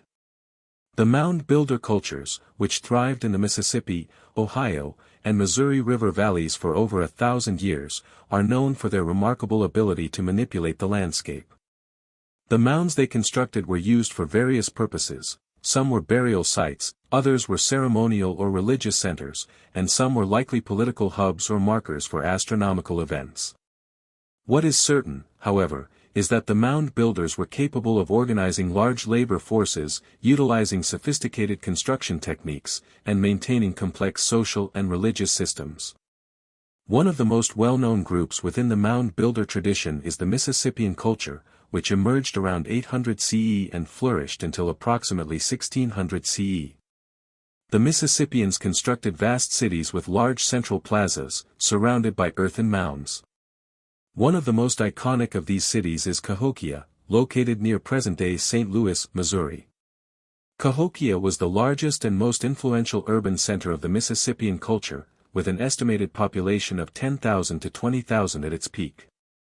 The city, which covered over 6 square miles, was a hub of political, religious, and economic activity, and its layout was carefully planned to reflect the cosmological beliefs of the people who lived there. At the center of Cahokia was the massive Monk's Mound, a step pyramid that rises nearly 100 feet above the surrounding landscape. Monk's Mound is the largest pre-Columbian earthwork in North America, and its sheer size and precision are a testament to the advanced engineering skills of the Mississippians. The mound was likely used for ceremonial and religious purposes, and it is believed to have been the site of important rituals, including the possible burial of rulers or other elite individuals. Surrounding Monk's Mound were dozens of smaller mounds, which were arranged in a way that reflected the spiritual and political order of the Mississippian society. These mounds were used for a variety of purposes, including burials, religious ceremonies, and the marking of key astronomical events. The Mississippian culture was not isolated to Cahokia. The mound builders left a vast network of mounds across the Midwest, extending from the Mississippi River to the Great Lakes and beyond. The city of Moundville, located in present-day Alabama, was another major center of Mississippian culture. Moundville, like Cahokia, featured large earthen mounds arranged in a specific pattern, likely reflecting the people's cosmological and religious beliefs. Archaeological evidence suggests that Moundville was a political and religious center, with a complex hierarchy and a focus on ritual and ceremony. The mounds at Moundville were used for both burial and ceremonial purposes, with some of the larger mounds likely serving as the burial places of elite individuals or rulers. As with Cahokia and Moundville, the earthworks created by the mound builders were not just physical structures, they were deeply symbolic. The mounds themselves were often aligned with the movements of the sun, moon, and stars, indicating that the mound builders had a sophisticated understanding of astronomy. Some researchers believe that the mounds were used as observatories or were designed to mark important solar and lunar events, such as the solstices and equinoxes. The construction of these mounds required an intricate knowledge of geometry and engineering, suggesting that the mound builders had a well-developed system of organization and planning. Despite the impressive achievements of the mound builders, their culture eventually declined. By the time European settlers arrived in the Americas in the 16th century, many of the large mound builder cities had been abandoned or were in a state of decline. The reasons for this collapse remain the subject of ongoing research and debate. Some scholars suggest that environmental factors, such as soil depletion, climate change, or flooding, may have contributed to the decline of the Mississippian culture. Others argue that social factors, such as warfare, internal conflict, or the breakdown of political systems, may have played a role in the collapse. What is clear, however, is that the legacy of the mound builders lives on, as their earthworks continue to awe and inspire people today. The mystery of the mound builders is further compounded by the fact that much of their history has been lost or destroyed over time. When European settlers arrived in North America, they often viewed the mounds as remnants of an ancient, unknown civilization. Many of the mounds were destroyed or looted for construction materials, and the cultures that built them were marginalized or wiped out through disease and conflict. As a result, much of the history of the mound builders was erased, and their achievements were overlooked for centuries. It wasn't until the late 19th and early 20th centuries, when archaeologists began to study these earthworks in more detail, that the true significance of the mounds began to emerge. One of the most intriguing aspects of the mound builder civilizations is the lack of written records. Unlike the ancient Egyptians or the Maya, the mound builders left behind no inscriptions or written texts that could provide insight into their culture, politics, or religious beliefs. As a result, archaeologists have had to rely on the physical evidence left behind, such as the mounds themselves, the artifacts found within them, and the patterns of their construction, to piece together the story of these ancient peoples. In addition, the oral traditions of indigenous peoples, some of whom are believed to be descendants of the mound builders, have provided valuable insight into the culture and beliefs of these ancient societies. As new technologies and methods of analysis are applied to the study of mound builder sites, archaeologists are uncovering new layers of information about these ancient cultures. For example, recent advances in LiDAR, light detection and ranging, technology have allowed researchers to scan the landscape beneath the dense tree cover of the Midwest, revealing hidden mounds, roads, and settlements that were previously undetectable. These new discoveries are helping to paint a more complete picture of the mound builder civilizations and their far-reaching influence on the history of North America. The enduring legacy of the mound builders is evident in the continued fascination with their earthworks. Many of the mounds, including those at Cahokia and Moundville, have been designated as UNESCO World Heritage Sites, ensuring that they are preserved for future generations. These ancient mounds, which have stood for over 1,000 years, are a testament to the ingenuity, creativity, and resilience of the people who built them. Yet, despite their importance, the full extent of the mound builders' achievements remains an open question, one that continues to intrigue and inspire both scholars and the public alike. In a world where much of history has been written down and documented, the mound builders remind us that there are still vast portions of our past that remain unknown. The mystery of who they were, why they built such monumental structures, and what ultimately led to their disappearance is a puzzle that may never be fully solved. But as we continue to uncover new evidence and explore the earthworks they left behind, we are reminded of the incredible complexity and sophistication of these ancient cultures, whose legacy continues to shape our understanding of North America's past. The mounds, though weathered by time and nature, still stand as silent witnesses to a remarkable chapter in human history. They are not just relics of a bygone era, but rather symbols of a culture that once flourished, leaving behind a legacy that defies time and continues to spark curiosity. In the quiet of the American Midwest, the mounds stand tall, offering a glimpse into a world long lost but never forgotten. In the lush, humid lowlands of ancient Mesoamerica, a civilization arose that would leave an indelible mark on the cultural and historical landscape of the Americas. Known as the Olmec, this enigmatic culture is often referred to as the mother culture of Mesoamerica due to its profound influence on subsequent civilizations such as the Maya, the Zapotec, and the Aztec. However, despite their importance, the Olmecs remain shrouded in mystery. Little is known about their origins, their society, or their eventual decline. What remains, however, are colossal stone heads, intricate jade carvings, and the legacy of their cultural innovations, traces that hint at a civilization that was both remarkably advanced and strangely elusive. The Olmec civilization emerged around 1200 BCE in the region that is now southern Mexico, specifically in the Gulf Coast area. This was an era of profound cultural development, when the foundations for many of the cultural traits we associate with Mesoamerican civilizations began to take shape. The Olmec, though not the only culture in the region at the time, are considered to be the first major Mesoamerican civilization, and their influence would reverberate throughout the region for centuries.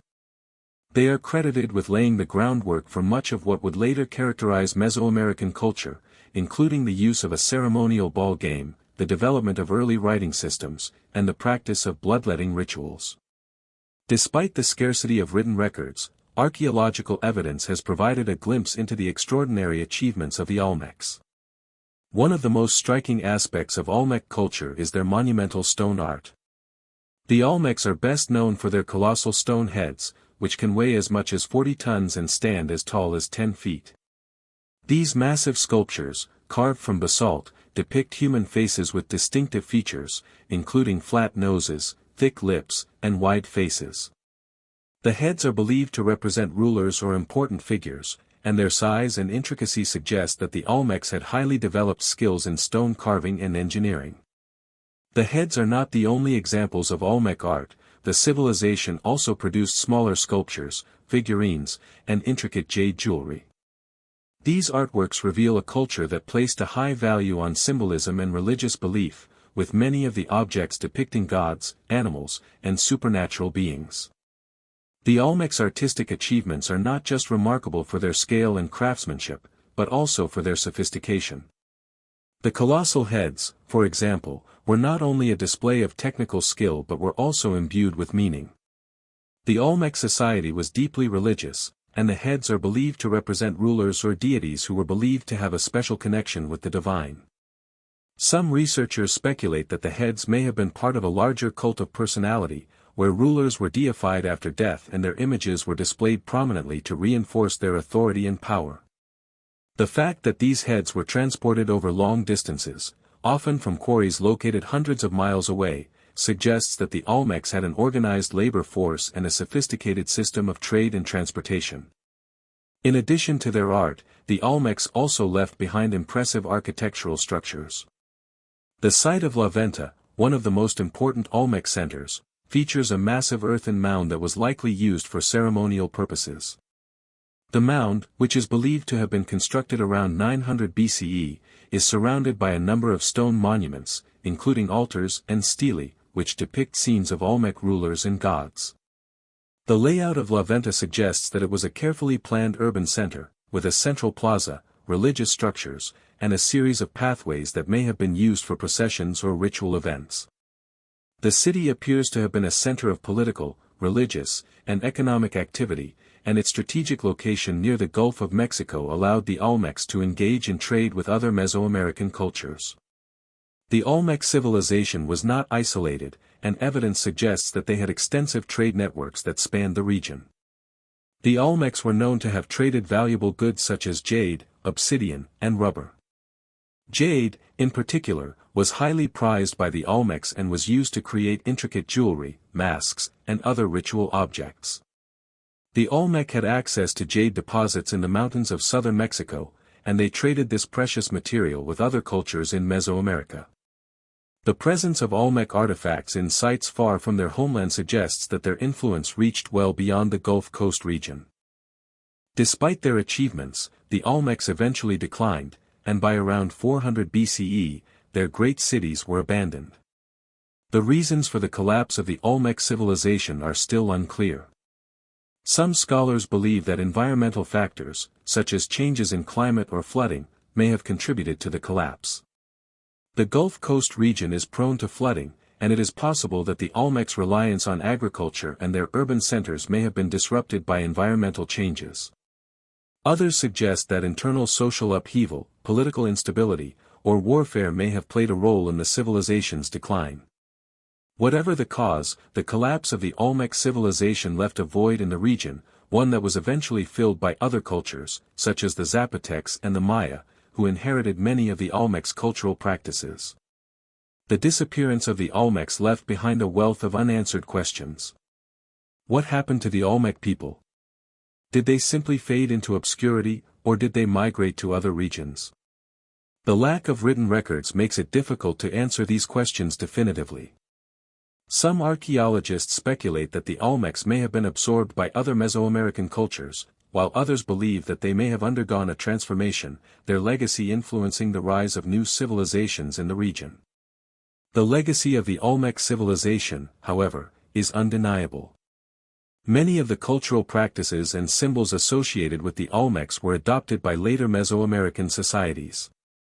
The Maya, for example, are believed to have been influenced by Olmec iconography, and the concept of the sacred ball game, which the Olmecs may have invented, was adopted by many other cultures in Mesoamerica. The Olmec also played a crucial role in the development of early Mesoamerican writing systems. While the Olmecs did not have a fully developed written language, they created a form of glyphs and symbols that are thought to have influenced later writing systems, including the Maya script. In many ways, the Olmecs represent the first chapter in the long and complex history of Mesoamerica. They were the pioneers, laying the groundwork for the cultures that would follow them.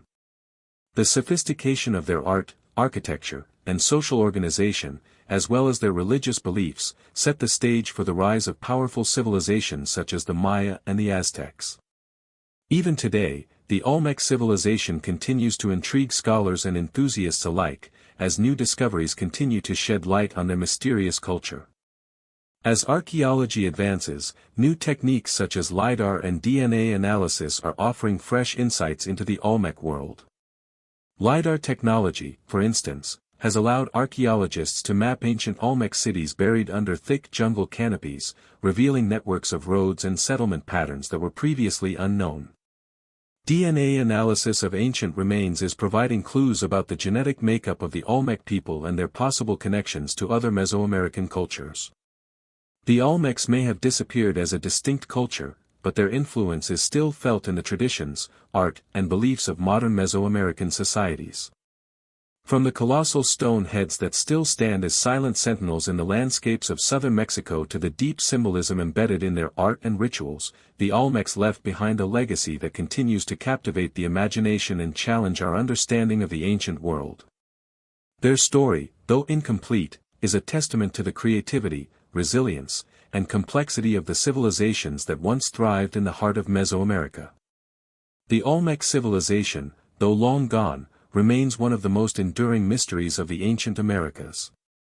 High above the deserts and canyons of the American Southwest, there exists a collection of ancient ruins that tell a story of a once thriving civilization whose mysteries continue to captivate and puzzle modern scholars. The ruins of the ancestral Puebloans, sometimes known as the Anasazi, stand as silent sentinels to a culture that flourished for centuries before mysteriously vanishing. These people, whose civilization spanned from the early centuries of the Common Era to the late 13th century, left behind remarkable stone dwellings, intricate cliff dwellings, and vast communities that demonstrate an advanced understanding of architecture, agriculture, and astronomy. Yet despite the grandeur of their achievements, much about their civilization remains hidden, leaving behind a legacy that has sparked endless questions about who they were, how they lived, and why they disappeared. The ancestral Puebloans are most famous for their cliff dwellings, with sites such as Cliff Palace in Colorado's Mesa Verde National Park, Chaco Canyon in New Mexico, and Bandelier National Monument in New Mexico serving as some of the most iconic representations of their architecture. These cliff dwellings, built into the sides of towering rock faces and canyons, are a testament to the ingenuity and resourcefulness of the Puebloan people. Constructed from sandstone, adobe, and wood, these dwellings were designed to be protected from the harsh desert elements, extreme temperatures, fierce winds, and frequent droughts, while still allowing for access to water sources and trade routes. The architecture of the cliff dwellings is not only remarkable for its practical considerations but also for its sophistication. The ancestral Puebloans were skilled stone masons, capable of constructing multi-story buildings with elaborate layouts that included rooms for living, storage, and ceremonial purposes.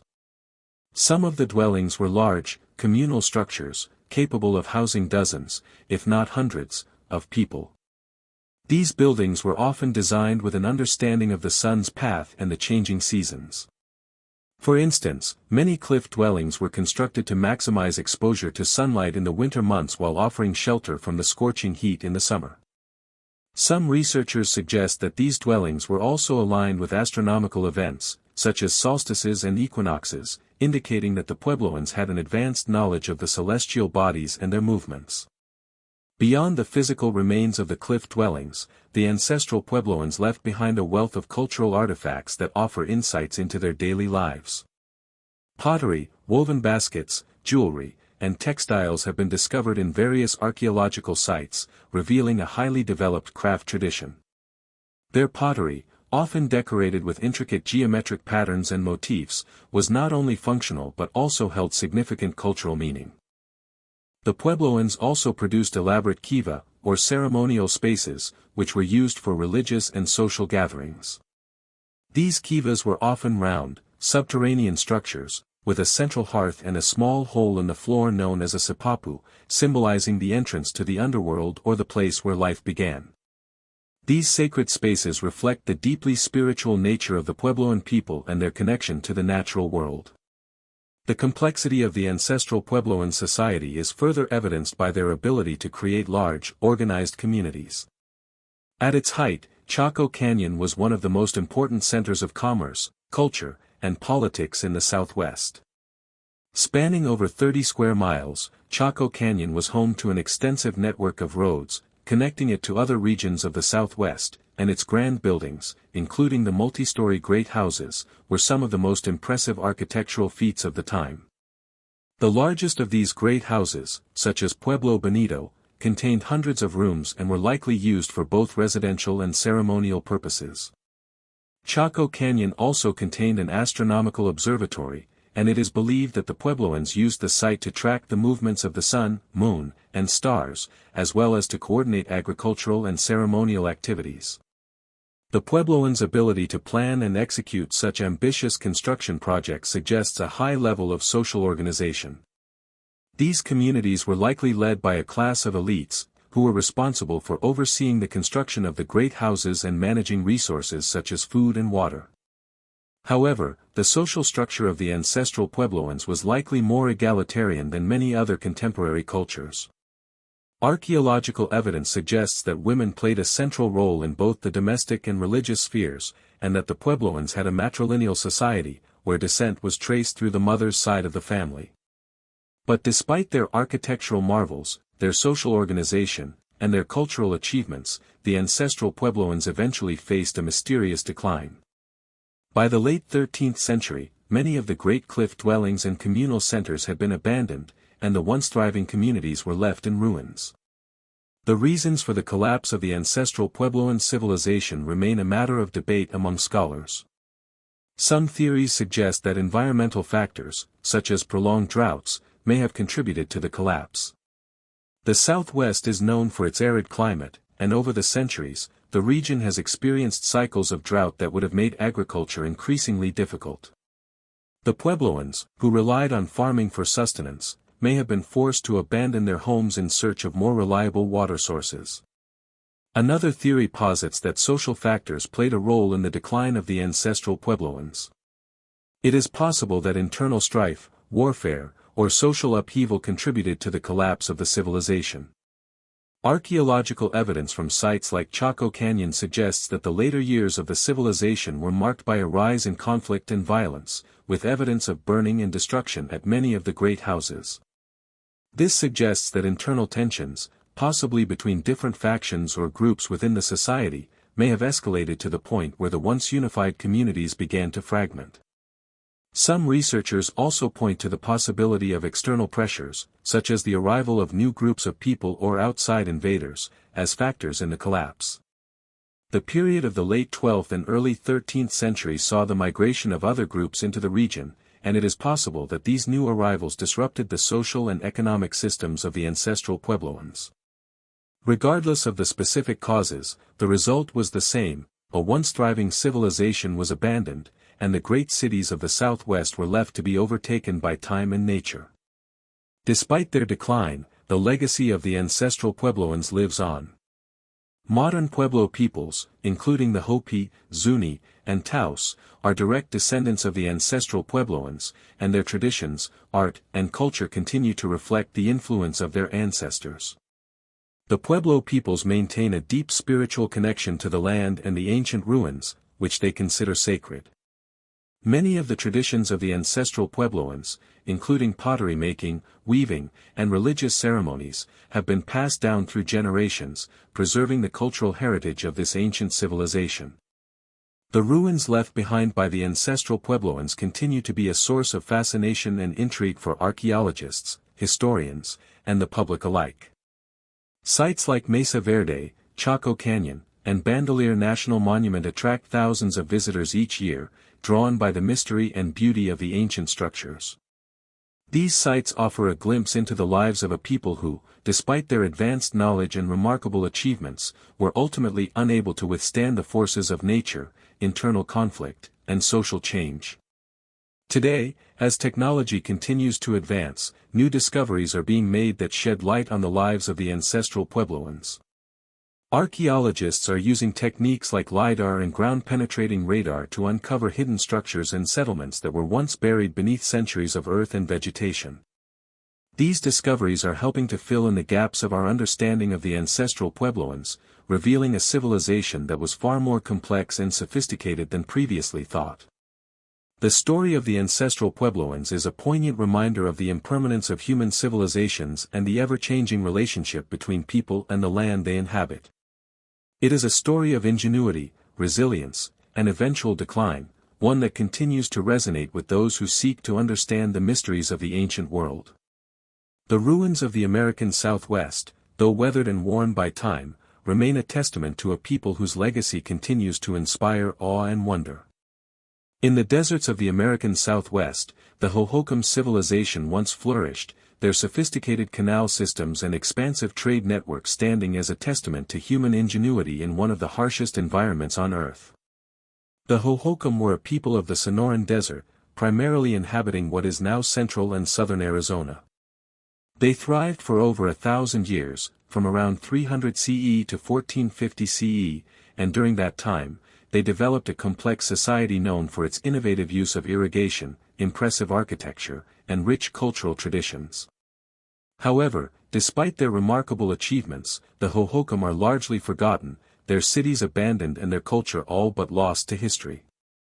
The reason for their disappearance remains one of the great mysteries of the prehistoric Americas, raising questions about the fragility of civilizations and the unpredictable forces that shape the rise and fall of ancient cultures. At the heart of the Hohokam civilization was their mastery of irrigation, which allowed them to transform the arid desert landscape into a thriving agricultural hub. The Hohokam are best known for their extensive canal systems, some of which stretch for miles, bringing water from the Salt and Gila rivers to vast swaths of desert land. These canals, many of which are still visible today, were among the most advanced water management systems in the ancient world. The Hohokam used their canals to irrigate crops such as maize, corn, beans, squash, cotton, and tobacco, crops that formed the foundation of their diet and economy.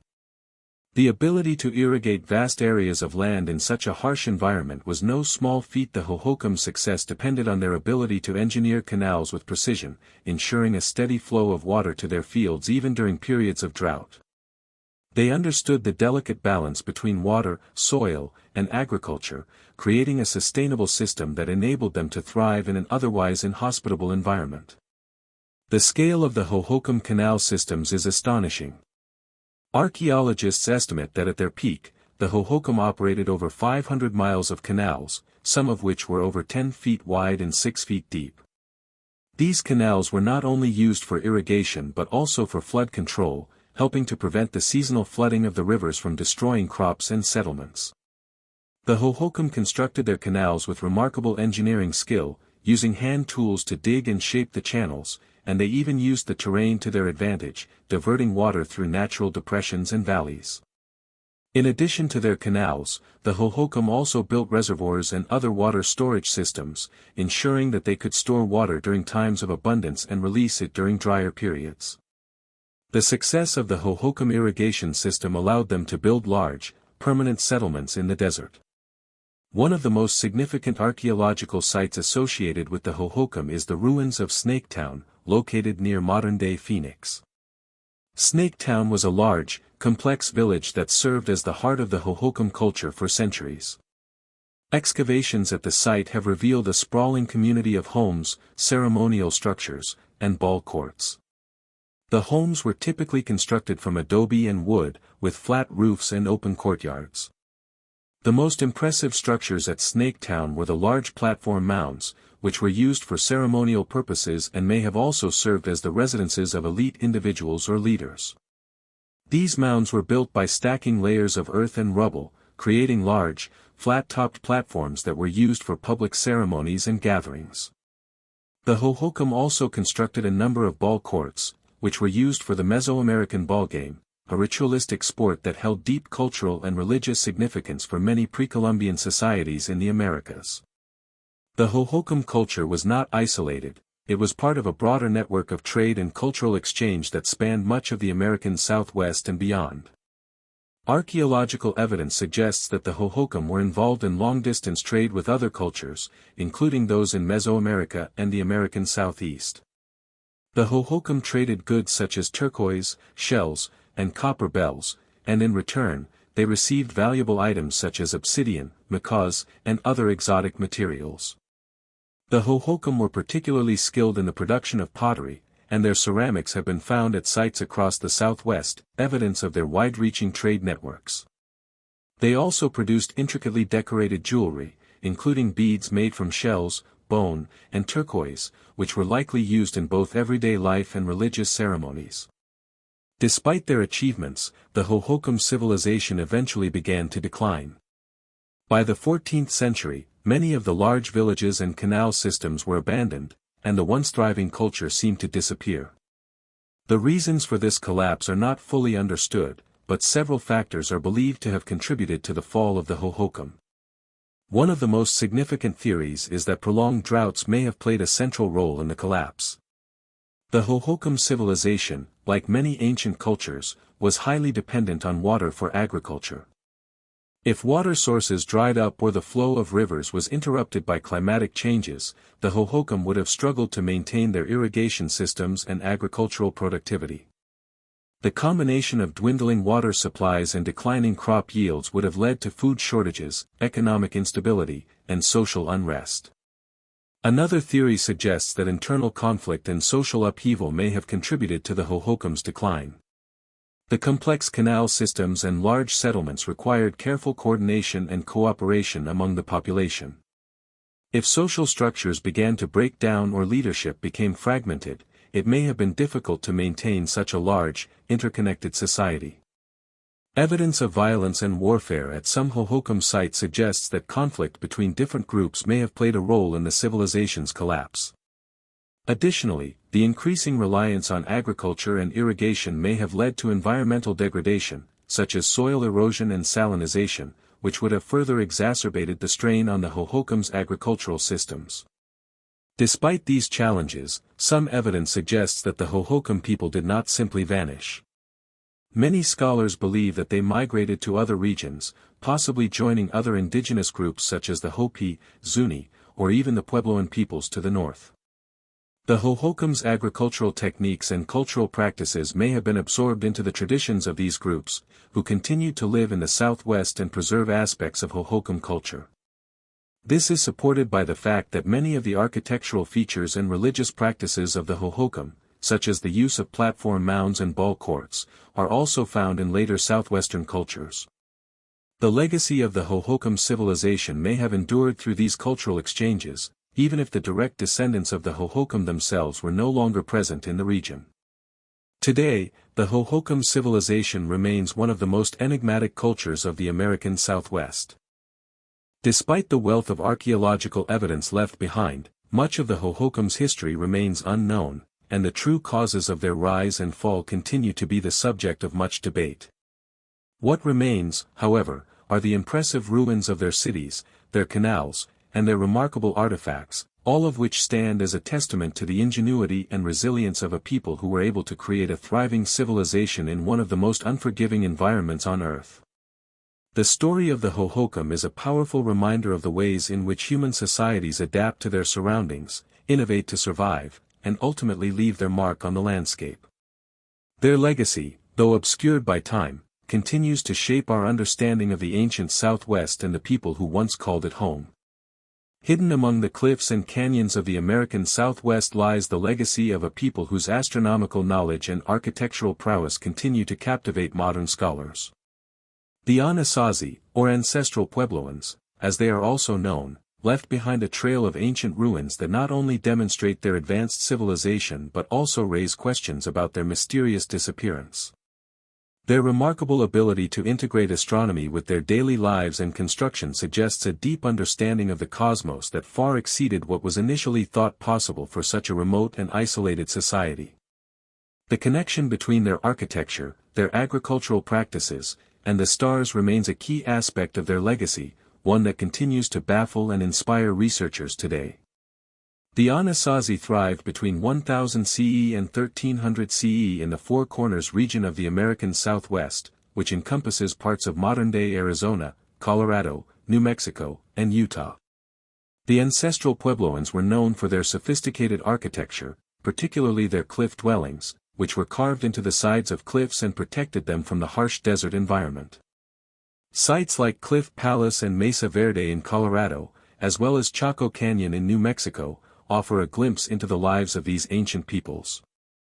These dwellings were not merely utilitarian, they were carefully planned and constructed to reflect the spiritual and astronomical beliefs of the Anasazi. One of the most remarkable aspects of Anasazi culture is the integration of astronomy into their daily lives.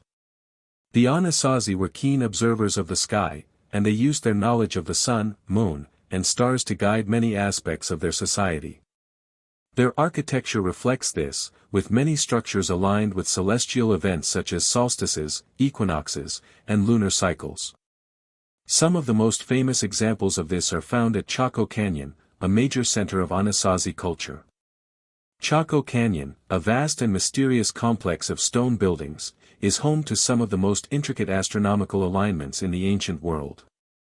The canyon was once a thriving urban center, housing hundreds of people and serving as a hub for trade, religion, and politics. The buildings, known as Great Houses, were constructed with remarkable precision, and many of them are aligned with the solar and lunar cycles. The most famous of these is the site of Pueblo Bonito, one of the largest and most important structures in Chaco Canyon.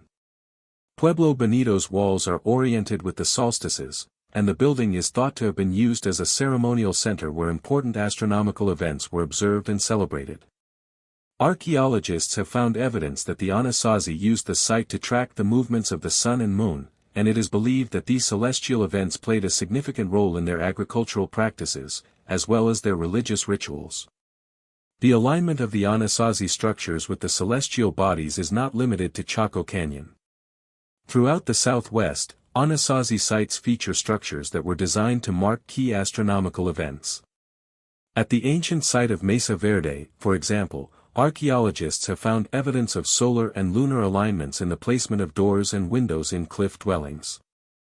These structures may have served as observatories or ritual spaces where the movements of the heavens were tracked and understood. But the Anasazi were not only concerned with the sun and moon, they also had a sophisticated understanding of the stars. Many of their dwellings were oriented towards certain star clusters, and it is believed that the Anasazi used the stars to track the changing seasons. The importance of the stars is reflected in the artifacts and petroglyphs that have been discovered at Anasazi sites. Some of these petroglyphs depict star constellations, while others show images of the sun, moon, and other celestial bodies. These markings are thought to have had both practical and spiritual significance, guiding the Anasazi in their agricultural practices and serving as symbols in their religious beliefs. The integration of astronomy into the lives of the Anasazi was not limited to their architecture and art. It also played a crucial role in their agricultural practices. The Anasazi were skilled farmers, growing crops such as corn, beans, and squash, which formed the basis of their diet. However, their success as farmers was directly tied to their knowledge of the seasons and celestial cycles. By observing the movements of the sun and the stars, the Anasazi could predict the best times to plant and harvest their crops. The solstices and equinoxes, in particular, were important markers for the agricultural calendar. The Anasazi also relied on the phases of the moon to determine the timing of planting and harvesting, as the lunar cycles were thought to influence the growth of crops. The deep connection between the Anasazi and the cosmos suggests that their understanding of the universe went beyond mere observation, it was a central aspect of their worldview. The stars, the sun, and the moon were not just objects to be studied, they were seen as powerful forces that influenced the natural world and the lives of the people. This spiritual connection to the heavens is evident in the many ceremonial and religious practices that have been uncovered at Anasazi sites. For example, at Chaco Canyon, archaeologists have found evidence of kivas, or ceremonial spaces, that were used for rituals that may have been tied to celestial events. Some of these kivas are aligned with the rising and setting of the sun or the position of certain stars, further underscoring the importance of astronomy in Anasazi culture.